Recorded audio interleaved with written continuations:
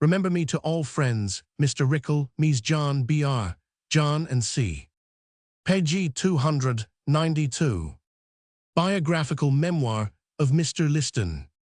The subject of our memoir is lineally descended from Johann de Eleston, see Domesday Book, where he is so written, who came in with the Conqueror, and had lands awarded him at Lupton Magna in Kent. His particular merits or services, Fabian, whose authority I chiefly follow, has forgotten or perhaps thought it immaterial to specify. Fuller thinks that he was standard-bearer to Hugo de Agmundesham, a powerful Norman baron, who was slain by the hand of Harold himself at the fatal Battle of Hastings. Be this as it may, we find a family of that name flourishing some centuries later in that county. John Deliston, Knight, was High Sheriff for Kent, according to Fabian Quinto Henrici Sexti, and we trace the lineal branch flourishing downwards, the orthography varying, according to the unsettled usage of the times, from Deleston to Leston or Liston, between which it seems to have alternated, till in the latter end of the reign of James I, it finally settled into the determinate and pleasing dissyllabic arrangement which it still retains. Aminadab Liston, the eldest male representative of the family of that day, was of the strictest order of Puritans. Mr. Foss, of Pall Mall, has obligingly communicated to me an undoubted tract of his, which bears the initials only A.L., and is entitled The Grinning Glass, or Actor's Mirror, wherein the vituperative visnomy of vicious players for the scene is as virtuously reflected back upon their mimetic monstrosities as it has viciously, hitherto, vitiated with its vile vanities her votarists. A strange title, but bearing the impress of those absurdities with which the title pages of that pamphlet-spawning age abounded. The work bears date 1617. It preceded the Histriomastix by 15 years, and as it went before it in time, so it comes not far short of it in virulence. It is amusing to find an ancestor of Liston's thus bespattering the players at the commencement of the 17th century. Thinketh he, the actor, with his costive countenances, to wry a sorrowing soul out of her anguish, or by defacing the divine denotement of destinate dignity, daintily described in the PG 293 face humane, and no other, to reinstamp the paradise-plotted similitude with a novel and naughty approximation, not in the first intention to those abhorred, and ugly God-forbidden correspondences, with flouting apes jeering gibberings, and babian babbling like, to hoot out of countenance all modest measure, as if our sins were not sufficing to stoop our backs without he resting and crooking his members to mistimed mirth, rather malice, in deformed fashion, leering when he should learn, prating for praying, goggling his eyes, better upturned for grace, whereas in paradise, if we can go thus high for his profession, that devilish serpent appeareth his undoubted predecessor, first in doing a mask like some roguish roistering Roscius, I spit at them all, to beguile with stage shows the gaping woman, whose sex hath still chiefly upheld these mysteries, and are voiced to be the chief stage haunters, where, as I am told, the custom is commonly to mumble, between acts apples, not ambiguously derived from that pernicious pippin, worse in effect than the apples of discord, whereas sometimes the hissing sounds of displeasure, as I hear, do lively reintonate that snake-taking leave, and diabolical goings-off in paradise. The puritanic effervescence of the early Presbyterians appears to have abated with time, and the opinions of the more immediate ancestors of our subject to have subsided at length into a strain of moderate Calvinism. Still, a tincture of the old leaven was to be expected among the posterity of A.L. Our hero was an only son of Habakkuk Liston, settled as an Anabaptist minister upon the patrimonial soil of his ancestors. A regular certificate appears, thus entered in the church book at Lupton Magna. Johannes Filius Habakkuk et Rebek Liston, Descentientium, natus quinto Decembri, 1780, baptizatus sexto Februarii sequentis, sponsoribus J. et W. Wollaston, unicum Maria Merriweather. The singularity of an Anabaptist minister conforming to the child rights of the Church would have tempted me to doubt the authenticity of this entry, had I not been obliged with the actual sight of it, by the favor of Mr. Minns, the intelligent and worthy parish clerk of Lupton.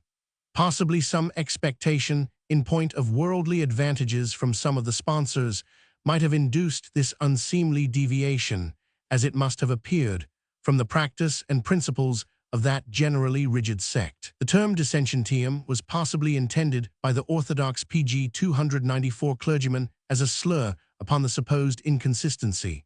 What, or of what nature, the expectations we have hinted at may have been, we have now no means of ascertaining. Of the Wollaston's no trace is now discoverable in the village. The name of Merryweather occurs over the front of a grocer's shop at the western extremity of Lupton.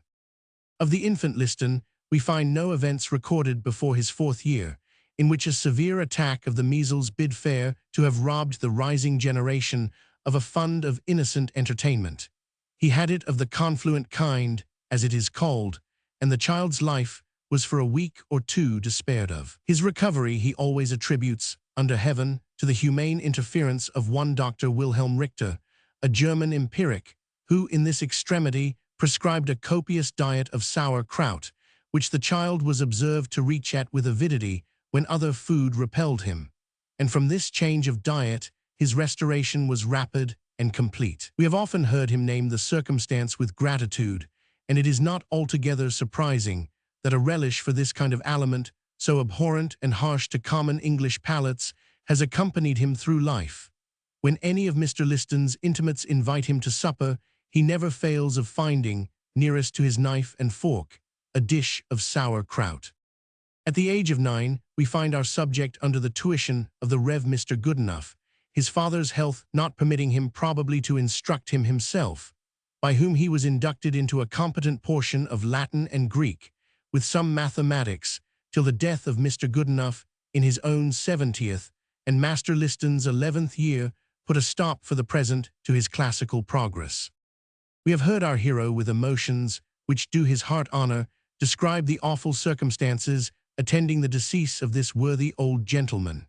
It seems they had been walking out together, master and pupil, in a fine sunset, to the distance of 3/4 of a mile west of Lupton, when a sudden curiosity took Mr. Goodenough to look down upon a chasm, where a shaft had been lately sunk in a mining speculation, then projecting, but abandoned soon after, as not answering the promised success, by Sir Ralph Shepperton, knight, and member for the county. The old clergyman leaning over, either with incaution or sudden giddiness, probably a mixture of both, suddenly lost his footing, and to PG 295 use Mr. Liston's phrase, disappeared, and was doubtless broken into 1,000 pieces. The sound of his head and sea dashing successively upon the projecting masses of the chasm had such an effect upon the child, that a serious sickness ensued, and even for many years after his recovery he was not once seen so much as to smile. The joint deaths of both his parents, which happened not many months after this disastrous accident, and were probably one or both of them accelerated by it, threw our youth upon the protection of his maternal great-aunt, Mrs. Sittingbourne. Of this aunt we have never heard him speak, but with expressions amounting almost to reverence. To the influence of her early counsels and manners, he has always attributed the firmness with which, in maturer years, thrown upon a way of life, commonly not the best adapted to gravity and self-retirement, he has been able to maintain a serious character, untinctured with the levities incident to his profession. And Sittingbourne, we have seen her portrait by Hudson, was stately, stiff, tall, with a cast of features strikingly resembling the subject of this memoir. Her estate in Kent was spacious and well-wooded. The house, one of those venerable old mansions which are so impressive in childhood and so hardly forgotten in succeeding years. In the venerable solitudes of Charnwood, among thick shades of the oak and beech, this last his favorite tree, the young Liston cultivated those contemplative habits which have never entirely deserted him in after years. Here he was commonly in the summer months to be met with a book in his hand, not a playbook, meditating. Boyle's Reflections was at one time the darling volume, which in its turn was superseded by Young's Night Thoughts, which has continued its hold upon him through life.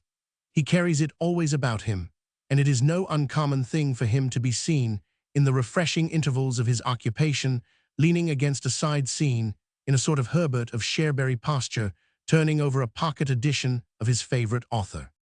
But the solitudes of Charnwood were not destined always to obscure the path of our young hero.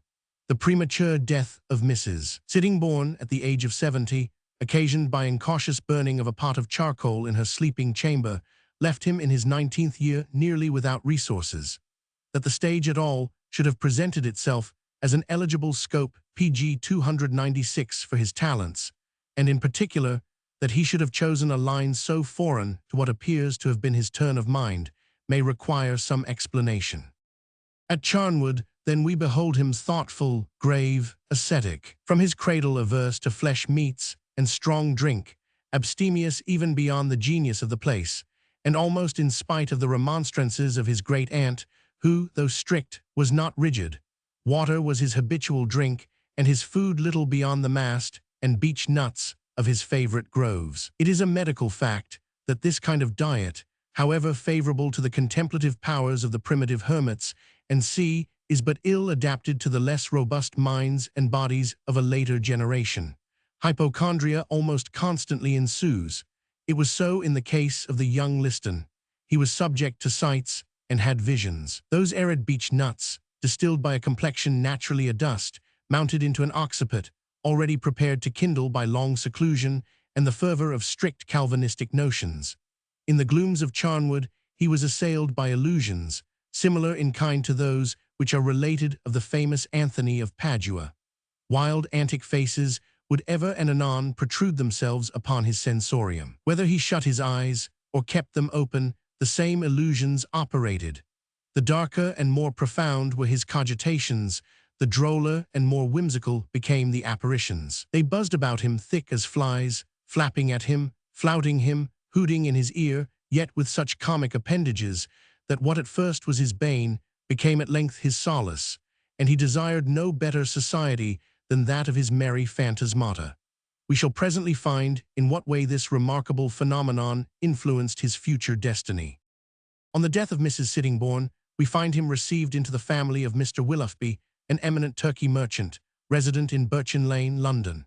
We lose a little while here the chain of his history, by what inducements this gentleman was determined to make him an inmate of his house.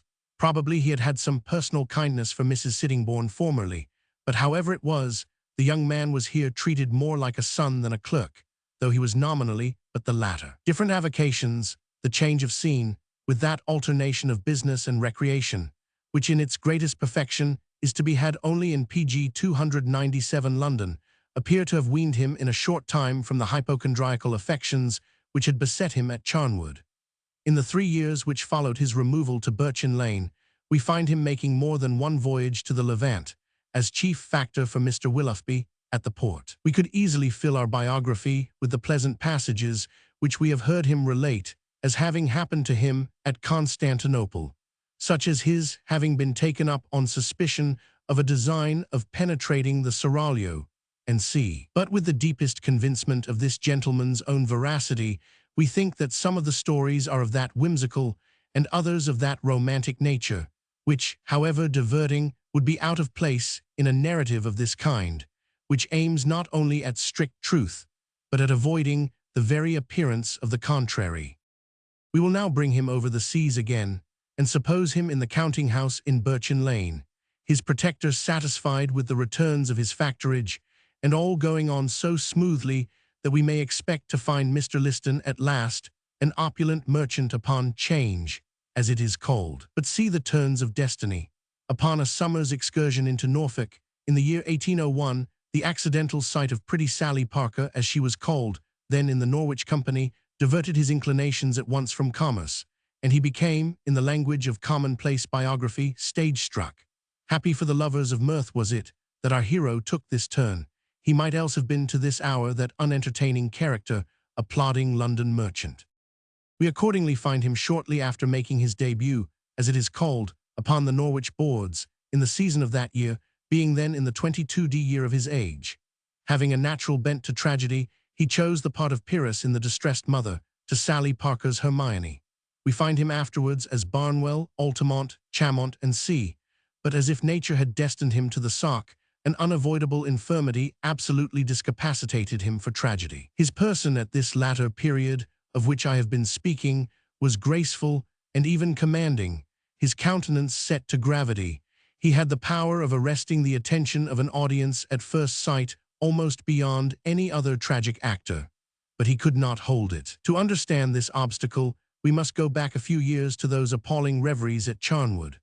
Those illusions, PG 298, which had vanished before the dissipation of a less recluse life and more free society, now in his solitary tragic studies, and amid the intense calls upon feeling incident to tragic acting, came back upon him with tenfold vividness. In the midst of some most pathetic passage, the parting of Jaffir with his dying friend, for instance, he would suddenly be surprised with a fit of violent hoarse laughter. While the spectators were all sobbing before him with emotion, suddenly one of those grotesque faces would peep out upon him, and he could not resist the impulse.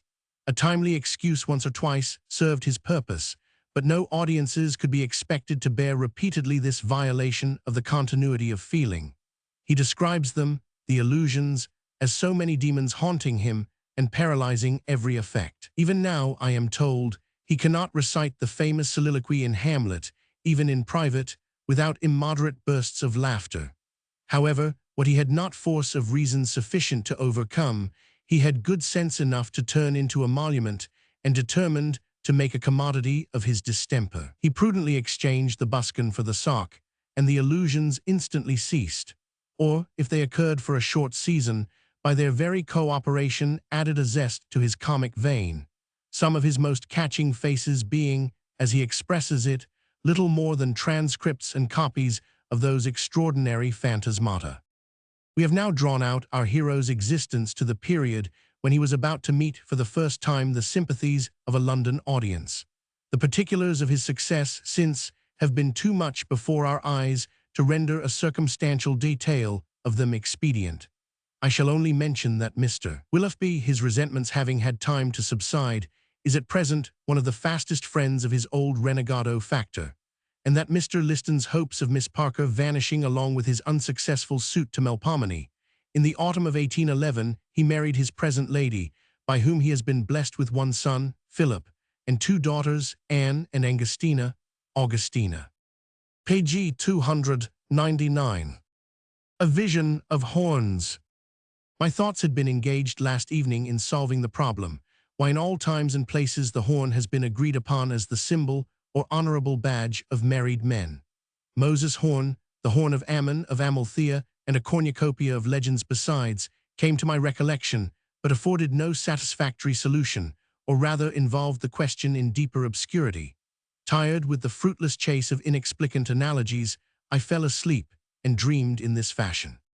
Methought certain scales or films fell from my eyes, which had hitherto hindered these little tokens from being visible. I was somewhere in the Cornhill, as it might be termed, of some utopia.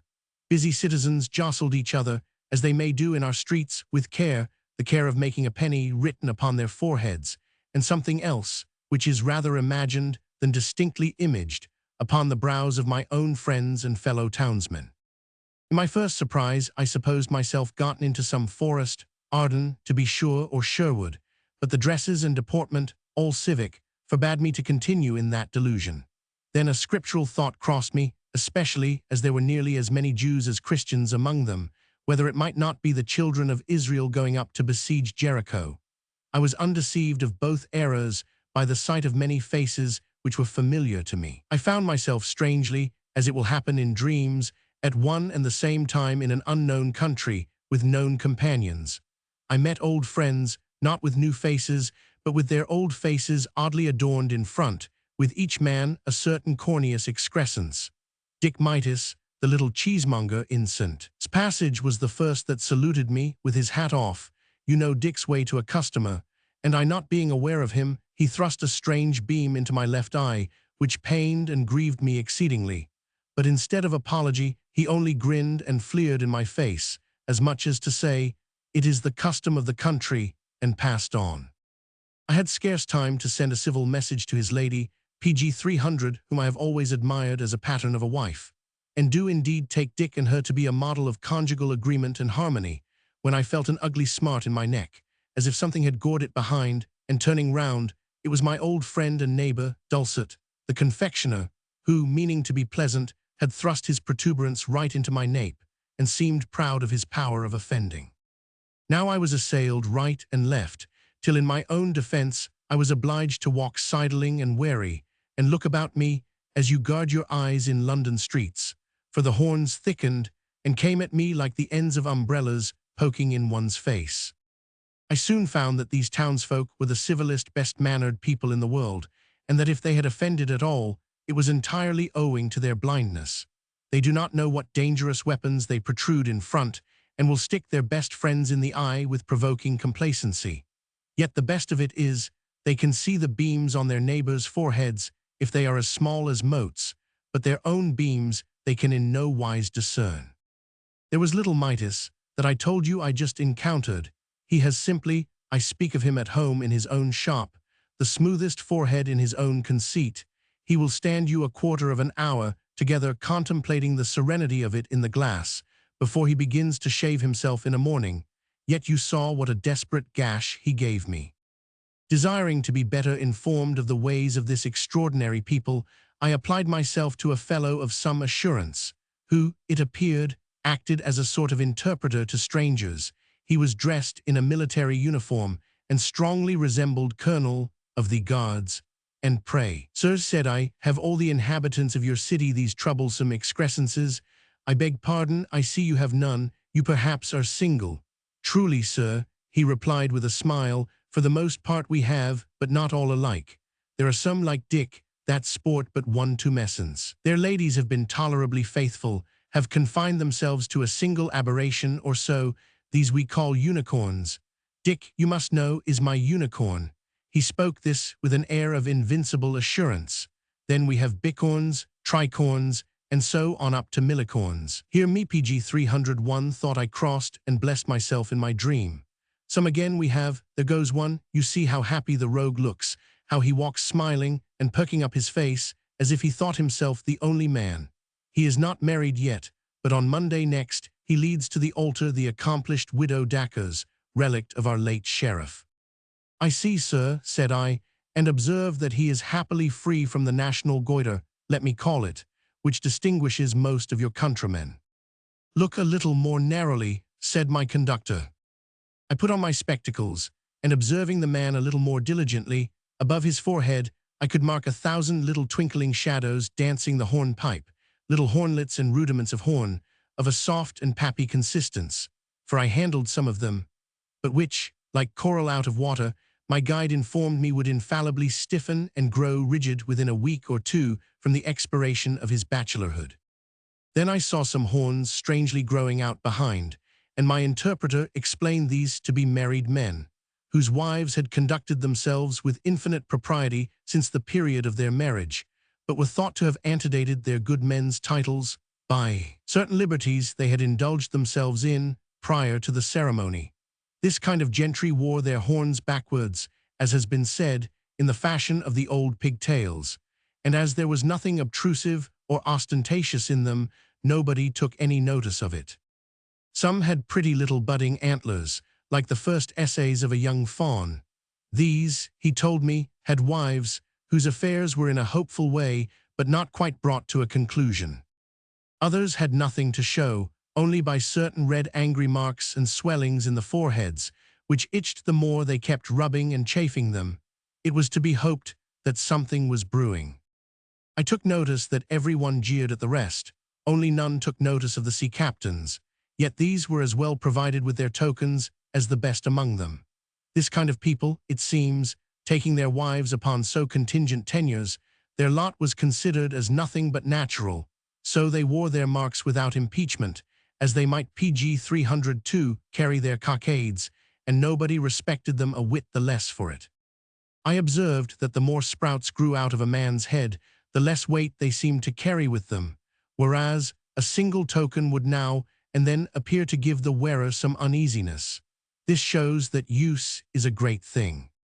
Some had their adornings gilt, which needs no explanation, while others, like musicians, went sounding theirs before them, a sort of music which I thought might very well have been spared. It was pleasant to see some of the citizens encounter between themselves, how they smiled in their sleeves at the shock they received from their neighbor, and none seemed conscious of the shock which their neighbor experienced in return. Some had great corneous stumps, seemingly torn off and bleeding. These, the interpreter warned me, were husbands who had retaliated upon their wives, and the badge was in equity divided between them.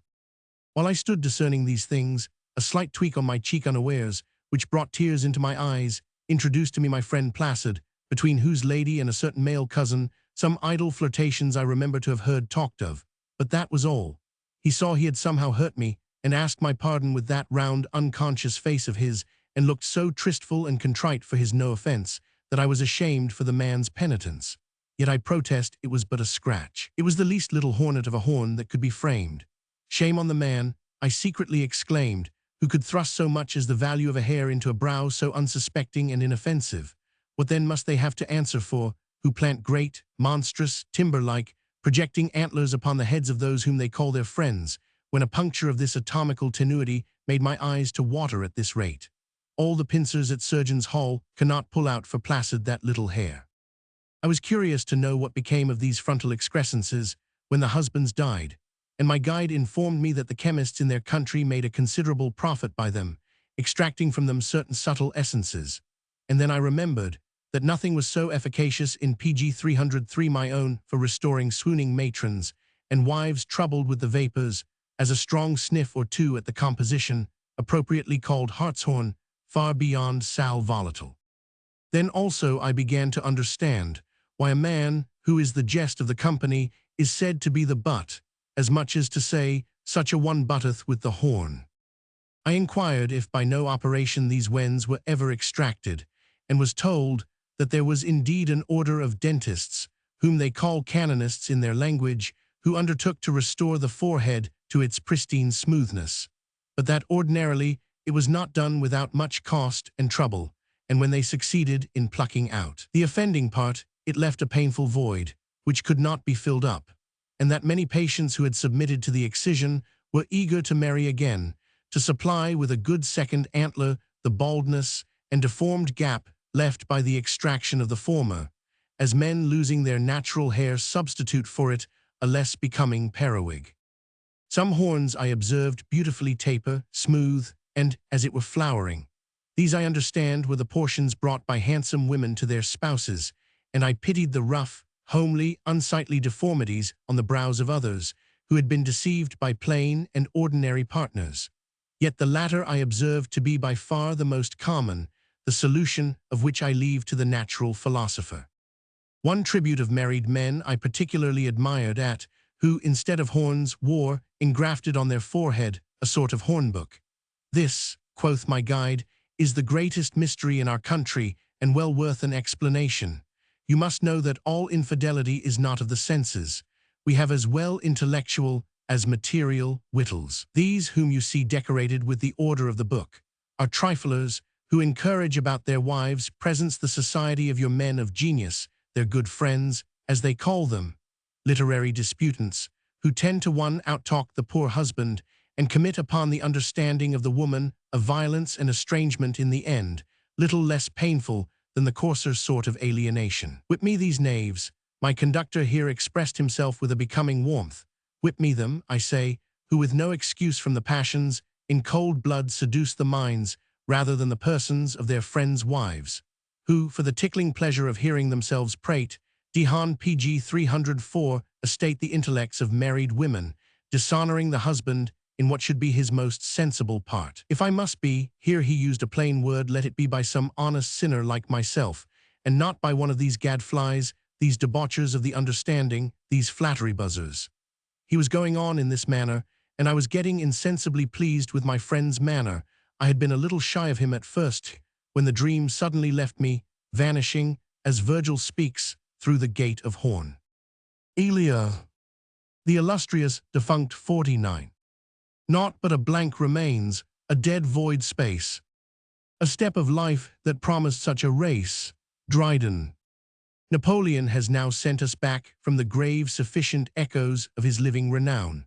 The twilight of posthumous fame has lingered long enough over the spot where the sun of his glory set, and his name must at length repose in the silence, if not in the darkness of night. In this busy and evanescent scene, other spirits of the age are rapidly snatched away, claiming our undivided sympathies and regrets, until in turn they yield to some newer and more absorbing grief. Another name is now added to the list of the mighty departed, a name whose influence upon the hopes and fears, the fates and fortunes of our countrymen has rivaled and perhaps eclipsed that of the defunct child and champion of Jacobinism. While it is associated with all the sanctions of legitimate government, all the sacred authorities of social order, and our most holy religion. We speak of one, PG 305 indeed, under whose warrant heavy and incessant contributions were imposed upon our fellow citizens, but who exacted nothing without the signet and the sign manual of most devout chancellors of the exchequer. Not to dally longer with the sympathies of our readers, we think it right to premonish them that we are composing an epicedium upon no less distinguished a personage than the lottery, whose last breath, after many penultimate puffs, has been sobbed forth by sorrowing contractors, as if the world itself were about to be converted into a blank. There is a fashion of eulogy as well as of vituperation, and though the lottery stood for some time in the latter predicament, we hesitate not to assert that multis ille bonus flebilis occidit. Never have we joined in the senseless clamor which condemned the only tax whereto we became voluntary contributors, the only resource which gave the stimulus without the danger or infatuation of gambling, the only alembic which in these plodding days sublimized our imaginations and filled them with more delicious dreams than ever flitted athwart the sensorium of Ulnasha. Never can the writer forget when, as a child, he was hoisted upon a servant's shoulder in Guildhall and looked down upon the installed and solemn pomp of the then drawing lottery. The two awful cabinets of iron, upon whose massy and mysterious portals the royal initials were gorgeously emblazoned, as if after having deposited the unfulfilled prophecies within, the king himself had turned the lock and still retained the key in his pocket.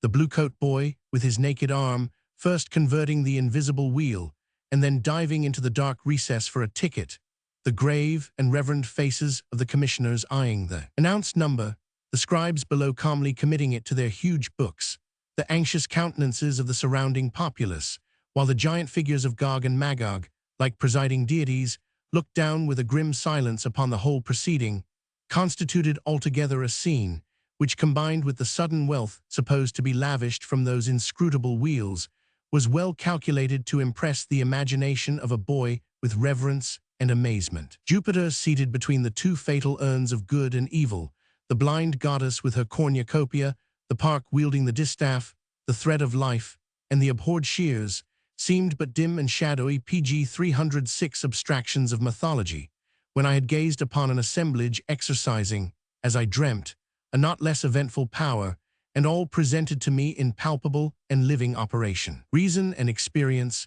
ever at their old spiteful work of catching and destroying the bubbles which youth delighted to follow, have indeed dissipated much of this illusion, but my mind so far retained the influence of that early impression, that I have ever since continued to deposit my humble offerings at its shrine. Whenever the ministers of the lottery went forth with type and trumpet to announce its periodical dispensations, and though nothing has been doled out to me from its undiscerning coffers but blanks, or those more vexatious tantalizers of the spirit denominated small prizes, yet do I hold myself largely indebted to this most generous diffuser of universal happiness. Ingrates that we are we to be thankful for no benefits that are not palpable to sense, to recognize no favors that are not of marketable value, to acknowledge no wealth unless it can be counted with the 5 fingers. If we admit the mind to be the sole depositary of genuine joy, where is the bosom that has not been elevated into a temporary Elysium by the magic of the lottery? Which of us has not converted his ticket, or even his 16th share of one, into a nest egg of hope, upon which he has sate brooding in the secret roosting places of his heart, and hatched it into 1,000 fantastical apparitions? What a startling revelation of the passions, if all the aspirations engendered by the lottery could be made manifest! Many an impecuniary epicure has gloated over his locked-up warrant for future wealth, as a means of realizing the dream of his namesake in The Alchemist. My mate shall all come in Indian shells, dishes of agate set in gold and studded with emeralds, sapphires, hyacinths, and rubies, the tongues of carps, dormice, and camels' heels, boiled I the spirit of Sol, and dissolved in pearl. Apicious diet gainst the epilepsy. And I will eat these broths with spoons of amber, headed with diamond and carbuncle. My footboy shall eat pheasants, calvered salmons, knots, godwits, lampreys, I myself will have. The beards of barbels served instead of salads, oiled mushrooms, and the swelling unctuous paps of a fat pregnant sow newly cut off, dressed with an exquisite and poignant sauce, for which I'll say unto my cook, there's gold. Go forth and be a knight. Page 307. Many a doting lover has kissed the scrap of paper whose promissory shower of gold was to give up to him his otherwise unattainable Danae. Nimrods have transformed the same narrow symbol into a saddle by which they have been enabled to bestride the backs of peerless hunters, while nymphs have metamorphosed its protean form into rings, gauds, conceits, knacks, trifles, nosegays, sweetmeats, and all the braveries of dress, to say nothing of the obsequious husband, the two-footman carriage, and the opera box. By the simple charm of this numbered and printed rag, gamesters have, for a time at least, recovered their losses, spendthrifts have cleared off mortgages from their estates, the imprisoned debtor has leapt over his lofty boundary of circumscription and restraint, and revelled in all the joys of liberty and fortune. The cottage walls have swelled out into more goodly proportion than those of Baucis and Philemon. Poverty has tasted the luxuries of competence, labor has lolled at ease in a perpetual armchair of idleness, sickness has been bribed into banishment, life has been invested with new charms, and death deprived of its former terrors. Nor have the affections been less gratified than the wants, appetites, and ambitions of mankind. By the conjurations of the same potent spell, kindred have lavished anticipated benefits upon one another, and charity upon all. Let it be termed a delusion. A fool's paradise is better than the wise man's Tartarus. Be it branded as an ignis fatuus, it was at least a benevolent one, which instead of beguiling its followers into swamps, caverns, and pitfalls, allured them on with all the blandishments of enchantment to a Garden of Eden, an ever-blooming Elysium of delight. True, the pleasures it bestowed were evanescent, but which of our joys are permanent? And who so inexperienced as not to know that anticipation is always of higher relish than reality, which strikes a balance both in our sufferings and enjoyments? The fear of ill exceeds the ill we fear, and fruition, in the same proportion, invariably falls short of hope. Men are but children of a larger growth, who may amuse themselves for a long time in gazing at the reflection of the moon in the water, but if they jump in to grasp it, they may grope forever and only get the farther from their object.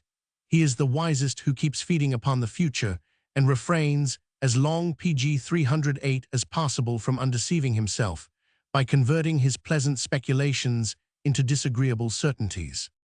The true mental epicure always purchased his ticket early and postponed inquiry into its fate to the last possible moment, during the whole of which intervening period he had an imaginary 20,000 locked up in his desk.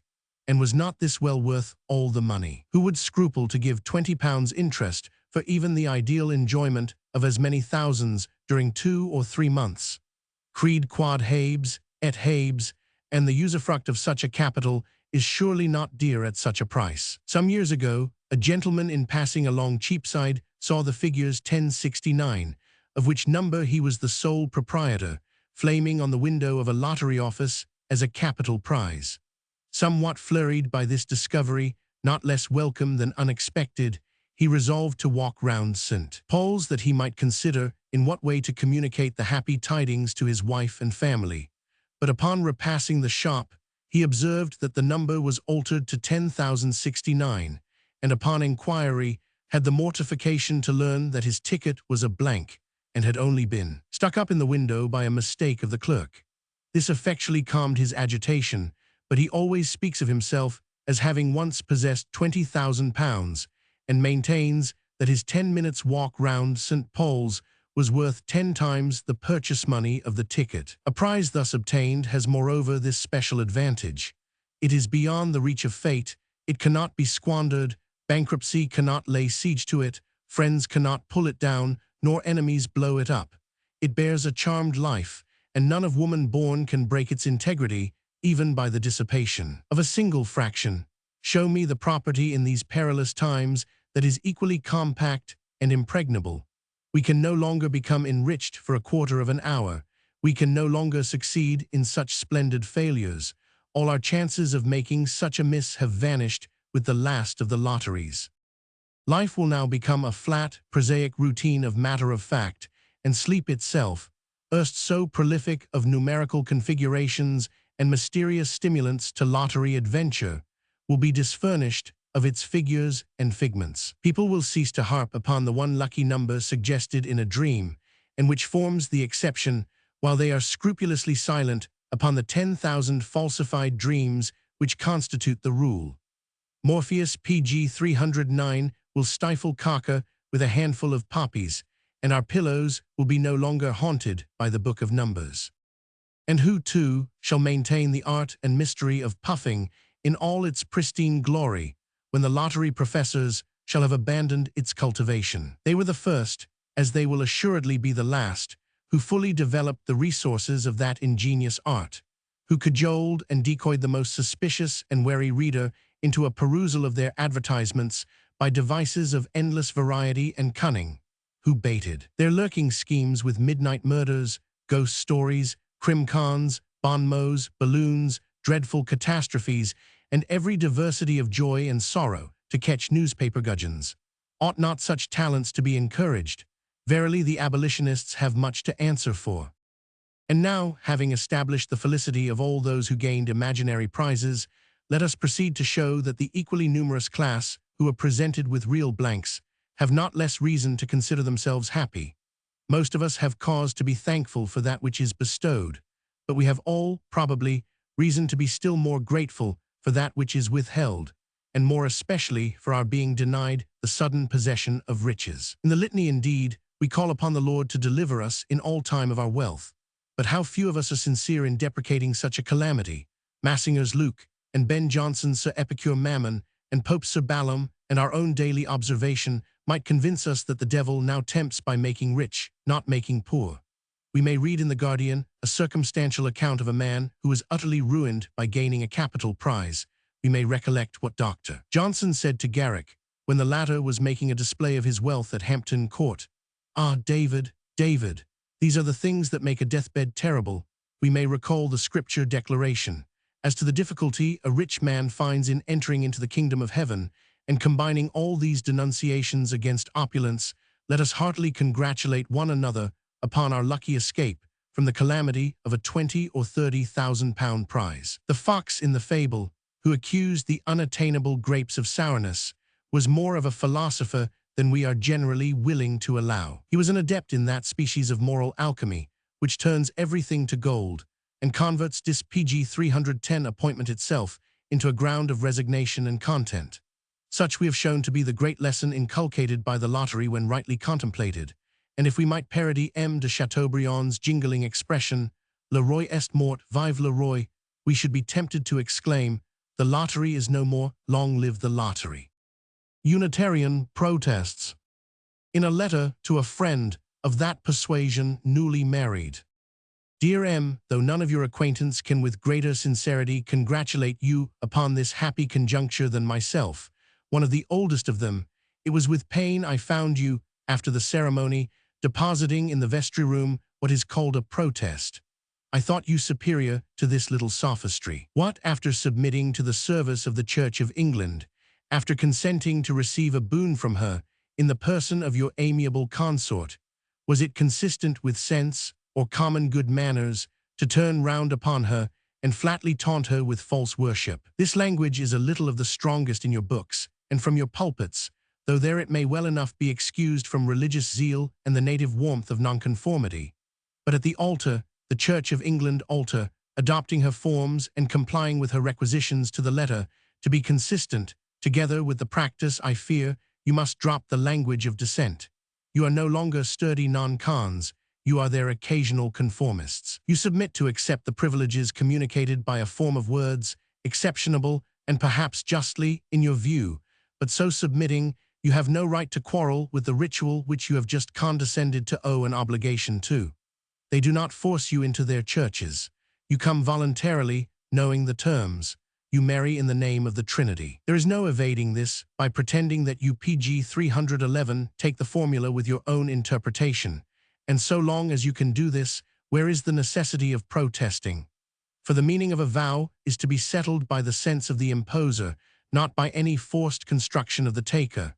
Else might all vows, and oaths too, be eluded with impunity. You marry then essentially as Trinitarians, and the altar no sooner satisfied than, hey presto, with the celerity of a juggler, you shift habits and proceed pure Unitarians again in the vestry. You cheat the church out of a wife, and go home smiling in your sleeves that you have so cunningly despoiled the Egyptians.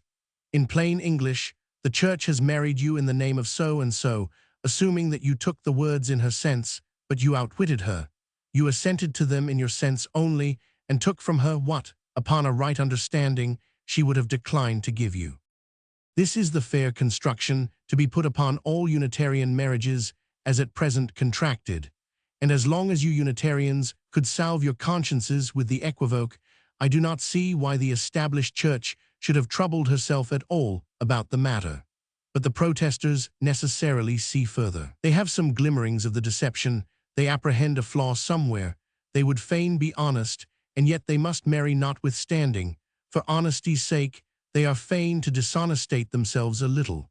Let me try the very words of your own protest to see what confessions we can pick out of them.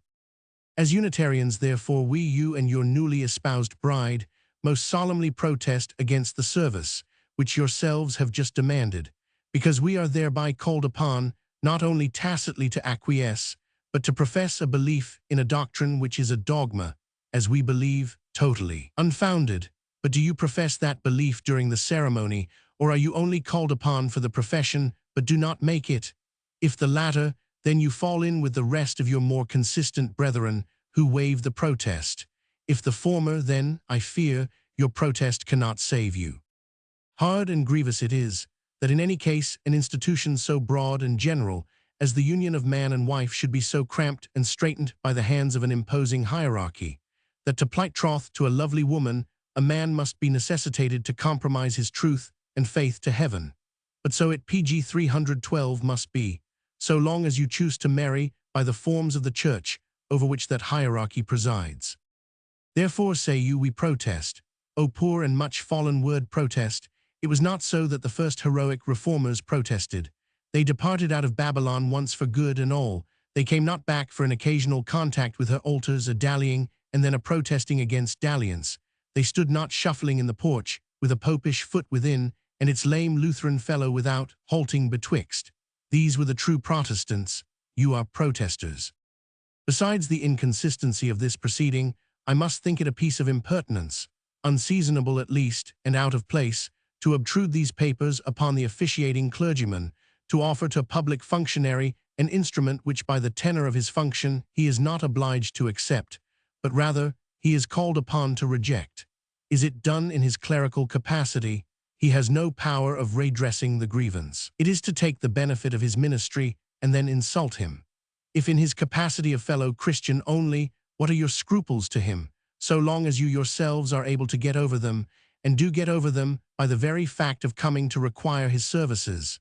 The thing you call a protest might with just as good a reason be presented to the churchwarden for the time being, to the parish clerk, or the pew opener. The Parliament alone can redress your grievance, if any.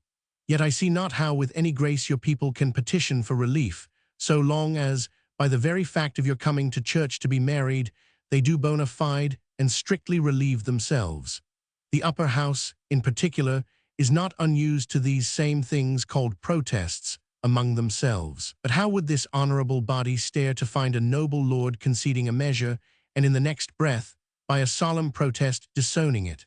A protest, there is a reason given for non-compliance, not a subterfuge for an equivocal occasional compliance. It was reasonable in the primitive Christians to avert from their persons, by whatever lawful means, the compulsory eating of meats which had been offered unto idols. I dare say the Roman prefects and exarchats had plenty of petitioning in their days. But what would a Festus or Agrippa have replied to a petition to that effect, presented to him by some evasive Laodicean, with the very meat between his teeth, which he had been chewing voluntarily rather than abide the PG 313 penalty. Relief for tender consciences means nothing, where the conscience has previously relieved itself, that is, has complied with the injunctions which it seeks preposterously to be rid of. Relief for conscience there is properly none, but what by better information makes an act appear innocent and lawful, with which the previous conscience was not satisfied to comply. All else is but relief from penalties, from scandal incurred by a complying practice, where the conscience itself is not fully satisfied. But say you we have hard measure, the Quakers are indulged with the liberty denied to us. They have, are, and dearly they have earned it. You have come in, as a sect at least, in the cool of the evening, at the 11th hour. The Quaker character was hardened in the fires of persecution in the 17th century, not quite to the stake and faggot, but little short of that. They grew up and thrived against noisome prisons, cruel beatings, whippings, stockings. They have since endured a century or two of scoffs, contempts. They have been a byword and a nay-word. They have stood unmoved, and the consequence of long conscientious resistance on one part is invariably, in the end, remission on the other. The legislature that denied you the tolerance, which I do not know that at that time you even asked, gave them the liberty which, without granting, they would have assumed. No penalties could have driven them into the churches. This is the consequence of entire measures. Had the early Quakers consented to take oaths, leaving a protest with the clerk of the court against them in the same breath with which they had taken them, do you, in your conscience, think that they would have been indulged at this day in their exclusive privilege of affirming, "Let your people go on for a century or so, marrying in your own fashion, and I will warrant them before the end of it, the legislature will be willing to concede to them more than they at present demand." Either the institution of marriage depends not for its validity upon hypocritical compliances with the ritual of an alien church, and then I do not see why you cannot marry among yourselves, as the Quakers, without their indulgence, would have been doing to this day, or it does depend upon such ritual compliance, and then in your protests you offend against a divine ordinance. I have read in the Essex Street Liturgy a form for the celebration of marriage. Why is this PG 314 become a dead letter? Oh, it has never been legalized, that is to say, in the laws, it is no marriage. But do you take upon you to say, in the view of the gospel it would be none? Would your own people at least look upon a couple so paired to be none? But the case of dowries, alimonies, inheritances, and which depend for their validity upon the ceremonial of the church by law established, are these nothing? That our children are not legally filii nullius, is this nothing? I answer, nothing. To the preservation of a good conscience, nothing. To a consistent Christianity, less than nothing. Sad worldly thorns they are indeed, and stumbling blocks, well worthy to be set out of the way by a legislature calling itself Christian, but not likely to be removed in a hurry by any shrewd legislators, who perceive that the petitioning complainants have not so much as bruised a shin in the resistance, but prudently declining the briars and the prickles, nestle quietly down in the smooth two-sided velvet of a protesting occasional conformity. I am, dear sir, with much respect, yours and C. Elia. Autobiography of Mr. Munden. In a letter to the editor. Harkee, Mr. Editor, a word in your ear. They tell me you are going to put me in print, sir, to publish my life. What is my life to you, sir? What is it to you whether I ever lived at all? My life is a very good life, sir. I am insured at the Pelican, sir. I am 60 years and six, mark me, sir. But I can play Polonius, which I believe few of your correspondents can do, sir. I suspect tricks, sir. I smell a rat, I do. You would cog the die upon us, you would, sir. But I will forestall you, sir. You would be deriving me from William the Conqueror with a murrain to you. It is no PG 315 such thing, sir. The town shall know better, sir. They begin to smoke your flams, sir. Mr. Liston may be born where he pleases, sir, but I will not be born at Lupton Magna, for anybody's pleasure, sir. My son and I have looked over the great map of Kent together, and we can find no such place as you would palm upon us, sir. Palm upon us, I say. Neither Magna nor Parva, as my son says, and he knows Latin, sir. Latin. If you write my life true, sir, you must set down that I, Joseph Munden, comedian, came into the world upon All Hallows Day, Anno Domini, 1759, no sooner nor later, sir. And I saw the first light, remember, sir, at Stoke Poges, Comitatu Bucks, and not at Lupton Magna, which I believe to be no better than moonshine. Moonshine, do you mark me, sir? I wonder you can put such flim-flams upon us, sir. I do. It does not become you, sir. I say it. And my father was an honest tradesman, sir. He dealt in malt and hops, sir, and was a corporation man, sir, and of the Church of England, sir, and no Presbyterian, nor Anabaptist, sir, however you may be disposed to make honest people believe to the contrary, sir. Your bams are found out, sir. The town will be your stale puts no longer, sir, and you must not send us jolly fellows, sir, we that are comedians, sir.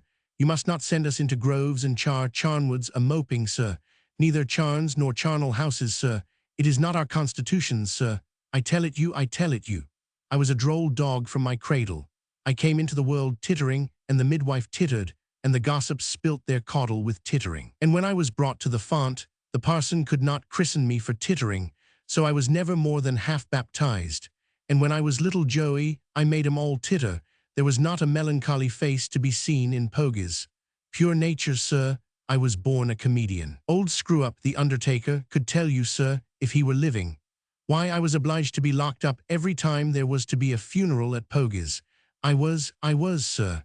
I used to grimace at the mutes, as he called it, and put 'em out with my mops and my mows, till they couldn't stand at a door for me. And when I was locked up, with nothing but a cat in my company, I followed my bent with trying to make her laugh, and sometimes she would, and sometimes she would PG 316 not. And my schoolmaster could make nothing of me.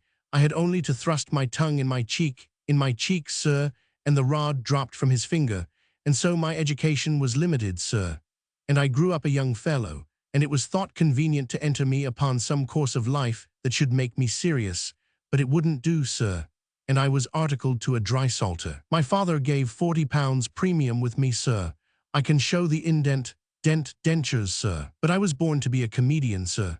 So I ran away and listed with the players, sir, and I topped my parts at Amersham and Gerrard's Cross, and played my own father to his face, in his own town of Pogies, in the part of Gripe, when I was not full 17 years of age. And he did not know me again, but he knew me afterwards. And then he laughed, and I laughed, and what is better, the drysalter laughed, and gave me up my articles for the joke's sake, so that I came into court afterwards with clean hands, do you see, sir?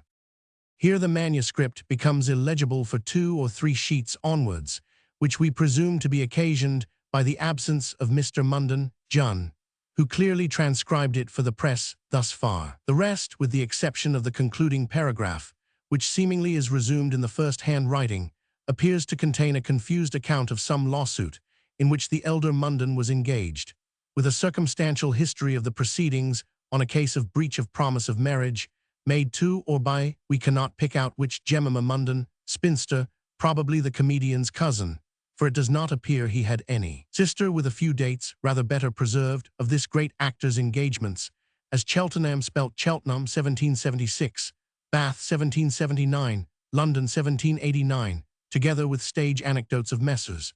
Edwin, Wilson, Lee Lewis, and C., over which we have strained our eyes to no purpose, in the hope of presenting something amusing to the public. Towards the end the manuscript brightens up a little, as we have said, and concludes in the following manner. Stood before them for 36 years, we suspect that Mr. Munden is here speaking of his final leave-taking of the stage, and to be dismissed at last. But I was heart-whole to the last, sir. What though a few drops did course themselves down the old veteran's cheeks, who could PG 317 help it, sir? I was a giant that night, sir, and could have played 50 parts, each as arduous as dozy. My faculties were never better, sir, but I was to be laid upon the shelf. It did not suit the public to laugh with their old servant any longer, sir. Here some moisture has blotted a sentence or two, but I can play Polonius still, sir. I can. Your servant, sir. Joseph Munden. The Lepus Papers. I many friends. Unfortunate is the lot of that man who can look round about the wide world and exclaim with truth, I have no friend. Do you know any such lonely sufferer? For mercy's sake send him to me. I can afford him plenty. He shall have them good, cheap. I have enough and to spare. Truly society is the balm of human life. But you may take a surfeit from sweetest odors administered to satiety. Hear my case, dear Variorum, and pity me. I am an elderly gentleman, not old, a sort of middle-aged gentleman and a half, with a tolerable larder, cellar, and sea, and a most unfortunately easy temper for the callous front of impertinence to try conclusions on. My daytimes are entirely engrossed by the business of a public office, where I am anything but alone from 9 till 5. I have 40 fellow clerks about me during those hours, and though the human face be divine, I protest that so many human faces seen every day do very much diminish the homage I am willing to pay to that divinity. It fares with these divine resemblances as with a polytheism. Multiply the object, and you infallibly enfeeble the adoration. What a piece of work is man! How excellent in faculty, and see. But a great many men together, a hot huddle of rational creatures, Hamlet himself would have lowered his contemplation a peg or two in my situation. Tidet me harum, quotidionarum formarum. I go home every day to PG 318 my late dinner, absolutely famished and face-sick. I am sometimes fortunate enough to go off unaccompanied. The relief is restorative like sleep, but far oftener, alas, some one of my fellows, who lives my way, as they call it, does me the sociality of walking with me. He sees me to the door, and now I figure to myself a snug fireside, comfortable meal, a respiration from the burthen of society, and the blessedness of a single knife and fork. I sit down to my solitary mutton, happy as Adam when a bachelor.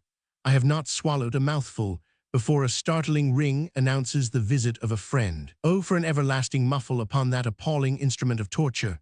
A knock makes me nervous, but a ring is a positive fillip to all the sour passions of my nature, and yet such is my effeminacy of temperament, I neither tie up the one nor dumbfound the other.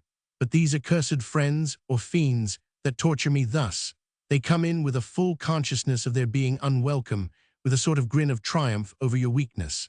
My soul sickens within when they enter. I can scarcely articulate a how d'ye. My digestive powers fail. I have enough to do to maintain them in any healthiness when alone. Eating is a solitary function. You may drink in company. Accordingly, the bottle soon succeeds, and such is my infirmity that the reluctance soon subsides before it. The visitor becomes agreeable. I find a great deal that is good in him. Wonder I should have felt such aversion on his first entrance. We get chatty, conversable, insensibly comes midnight, and I am dismissed to the cold bed of celibacy, the only place, alas, where I am suffered to be alone, with the reflection that another day has gone over my head without the possibility of enjoying my own free thoughts in solitude even for a solitary moment. Oh, for a lodge in some vast wilderness, the den of those 7 sleepers, conditionally the other 6 were away, a Crusoe solitude. What most disturbs me is that my chief annoyers are mostly young men. Young men, let them think as they please, are no company singly for a gentleman of my years. They do mighty well in a mixed society and where there are females to take them off, as it were. But to have the load of one of them to one's own self for successive hours' conversation is unendurable. There was my old friend Captain Beecham. He died some PG 319 6 years since, bequeathing to my friendship 3 stout young men, his sons, and 7 girls, the tallest in the land. Pleasant, excellent young women they were, and for their sakes I did and could endure much. But they were too tall. I am superstitious in that respect, and think that to a just friendship, something like proportion in stature as well as mind is desirable. Now I am 5 feet and a trifle more. Each of these young women rose to 6, and one exceeded by 2 inches. The brothers are proportionably taller. I have sometimes taken the altitude of this friendship, and on a modest computation I may be said to have known at one time a whole furlong of Beechams, but the young women are married off and dispersed among the provinces. The brothers are left. Nothing is more distasteful than these relics and pairings of past friendships, unmeaning records of agreeable hours flown. There are 3 of them. If they hunted in triples, or even couples, it were something, but by a refinement of persecution, they contrived to come singly, and so spread themselves out into 3 evenings' molestation in a week. Nothing is so distasteful as the sight of their long legs, couched for continuance upon my fender. They have been mates of Indiamen, and one of them in particular has a story of a shark swallowing a boy in the Bay of Calcutta. I wish the shark had swallowed him. Nothing can be more useless than their conversation to me unless it is mine to them. We have no ideas save of eating and drinking in common. The shark story has been told till it cannot elicit a spark of attention, but it goes on just as usual. When I try to introduce a point of literature or common life, the mates gape at me. When I fill a glass, they fill one too. Here is sympathy, and for this poor correspondency of having a gift of swallowing and retaining liquor in common with my fellow creatures, I am to be tied up to an ungenial intimacy, abhorrent from every sentiment and every sympathy besides. But I cannot break the bond. They are sons of my old friend. Lepers. Roman 2, readers against the grain.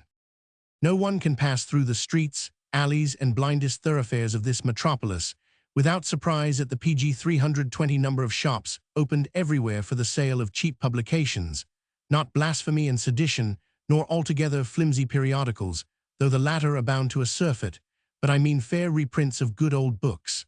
Fielding, Smollett, the poets, historians, are daily becoming accessible to the purses of poor people. I cannot behold this result from the enlargement of the reading public without congratulations to my country, but as every blessing has its wrong side, it is with aversion I behold springing up with this phenomenon a race of readers against the grain.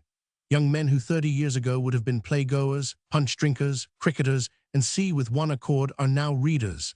A change in some respects perhaps salutary, but I liked the old way best. Then people read because they liked reading. He must have been indigent indeed, and, as times went then, probably unable to enjoy a book, who from one little circulating library or another, those slandered benefactions to the public, could not pick out an odd volume to satisfy the intervals of the workshop and the desk. Then if a man told you that he loved reading mightily, but had no books, you might be sure that in the first assertion at least he was mistaken. Neither had he, perhaps, the materials that should enliven a punch-bowl in his own cellar, but if the rogue loved his liquor, he would quickly find out where the arrack, the lemons, and the sugar dwelt. He would speedily find out the circulating shop for them. I will illustrate this from my own observation. It may detract a little from the gentility of your columns when I tell your readers that I am, what I hinted at in my last, a bank clerk. 33 years ago, when I took my first station at the desk, out of as many fellows in office 1 or 2 there were that had read a little. One could give a pretty good account of the Spectator. A second knew Tom Jones. A third recommended Telemachus. One went so far as to quote Hudibras and was looked on as a phenomenon, but the far greater number neither cared for books nor affected to care. They were, as I said, in their leisure hours, cricketers, punch-drinkers, playgoers, and the rest. Times are altered now. We are all readers. Our young men are split up into so many book clubs, knots of literati. We criticize. We read the Quarterly and Edinburgh, I assure you, and instead of the old, honest, unpretending illiterature, so be PG 321, coming to our profession, we read and judge of everything. I have something to do in these book clubs and know the trick and mystery of it. Every new publication that is likely to make a noise must be had at any rate. By some, they are devoured with avidity. These would have been readers in the old time I speak of. The only loss is that for the good old reading of Addison or Fielding's days is substituted that never-ending flow of thin novelties which are kept up like a ball, leaving no possible time for better things, and threatening in the issue to bury or sweep away from the earth the memory of their nobler predecessors. We read to say that we have read. No reading can keep pace with the writing of this age, but we pant and toil after it as fast as we can. I smile to see an honest lad, who ought to be at trap-bowl, laboring uphill against this giant load, taking his toil for a pleasure, and with that utter incapacity for reading which betrays itself by a certain silent movement of the lips when the reader reads to himself, undertaking the infinite contents of fugitive poetry or travels, what not, to see them with their snail pace undertaking so vast a journey as might make faint a giant's speed, keeping a volume which a real reader would get through in an hour, 3, 4, 5, 6 days, and returning it with the last leaf but one folded down. These are your readers against the grain, who yet must read or be thought nothing of, who, crawling through a book with tortoise pace, go creeping to the next review to learn what they shall say of it. Upon my soul, I pity the honest fellows mightily. The self-denials of virtue are nothing to the patience of these self-tormentors. If I hate one day before another, it is the accursed first day of the month, when a load of periodicals is ushered in and distributed to feed the reluctant monster. How it gapes and takes in its prescribed diet, as little savory as that which Daniel ministered to that apocryphal dragon, and not more wholesome. Is there no stopping the eternal wheels of the press for a half-century or two, till the nation recover its senses? Must we magazine it and review it at this sickening rate forever? Shall we never again read to be amused, but to judge, to criticize, to talk about it and about it? Farewell, old honest delight taken in books not quite contemporary, before this plague token of modern endless novelties broke out upon us. Farewell to reading for its own sake. Page 322. Rather than follow in the train of this insatiable monster of modern reading, I would forswear my spectacles, play at put, mend pens, kill fleas, stand on one leg, shell peas, or do whatsoever ignoble diversion you shall put me to. Alas, I am hurried on in the vortex. I die of new books, or the everlasting talk about them. I faint of Longmans, I sicken of the constables. Blackwood and Cadle have me by the throat. I will go and relieve myself with a page of honest John Bunyan or Tom Brown. Tom anybody will do, so long as they are not of this whiffling century. Your old-fashioned correspondent. Lepers. Roman 3. Mortifications of an author. If you have a son or daughter inclinable to the folly of authorship, pray warn them by my example of the mortifications which are the constant attendants upon it. I do not advert to the trite instances of unfair and malignant reviewing, though that is not nothing, but to the mortifications they may expect from their friends and common acquaintance. I have been a dabbler this way, and cannot resist flinging out my thoughts occasionally in periodical publications. I was the chief support of the magazine while it lasted, under the signature of Arlindo. All my friends guessed, or rather knew, who Arlindo was, but I never knew one who did not take a pleasure in affecting to be ignorant of it. One would ask me whether I had read that clever article in the magazine of this month, and here I began to prick up my ears, signed Zekiel Homespun. Then my ears would flap down again. Another would praise the verses of XYZ. A third stood up for the Gypsy Stranger, a long rambling tale in prose, with all the lengthiness and none of the fine-heartedness and gush of soul of A.N.C.M. to recommend it. But never in a single instance was Arlindo ever hinted at. I have sifted, I have pumped them, as the vulgar phrase is, till my heart ached, to extort a pittance of acknowledgment. I have descended to arts below any animal but an author, who is veritably the meanest of heaven's creatures, and my vanity has returned upon myself ungratified to choke me. When IPC 323 could bear their silence no longer, and have ventured to ask them how they liked such a paper, a cold, "Oh, was that yours?"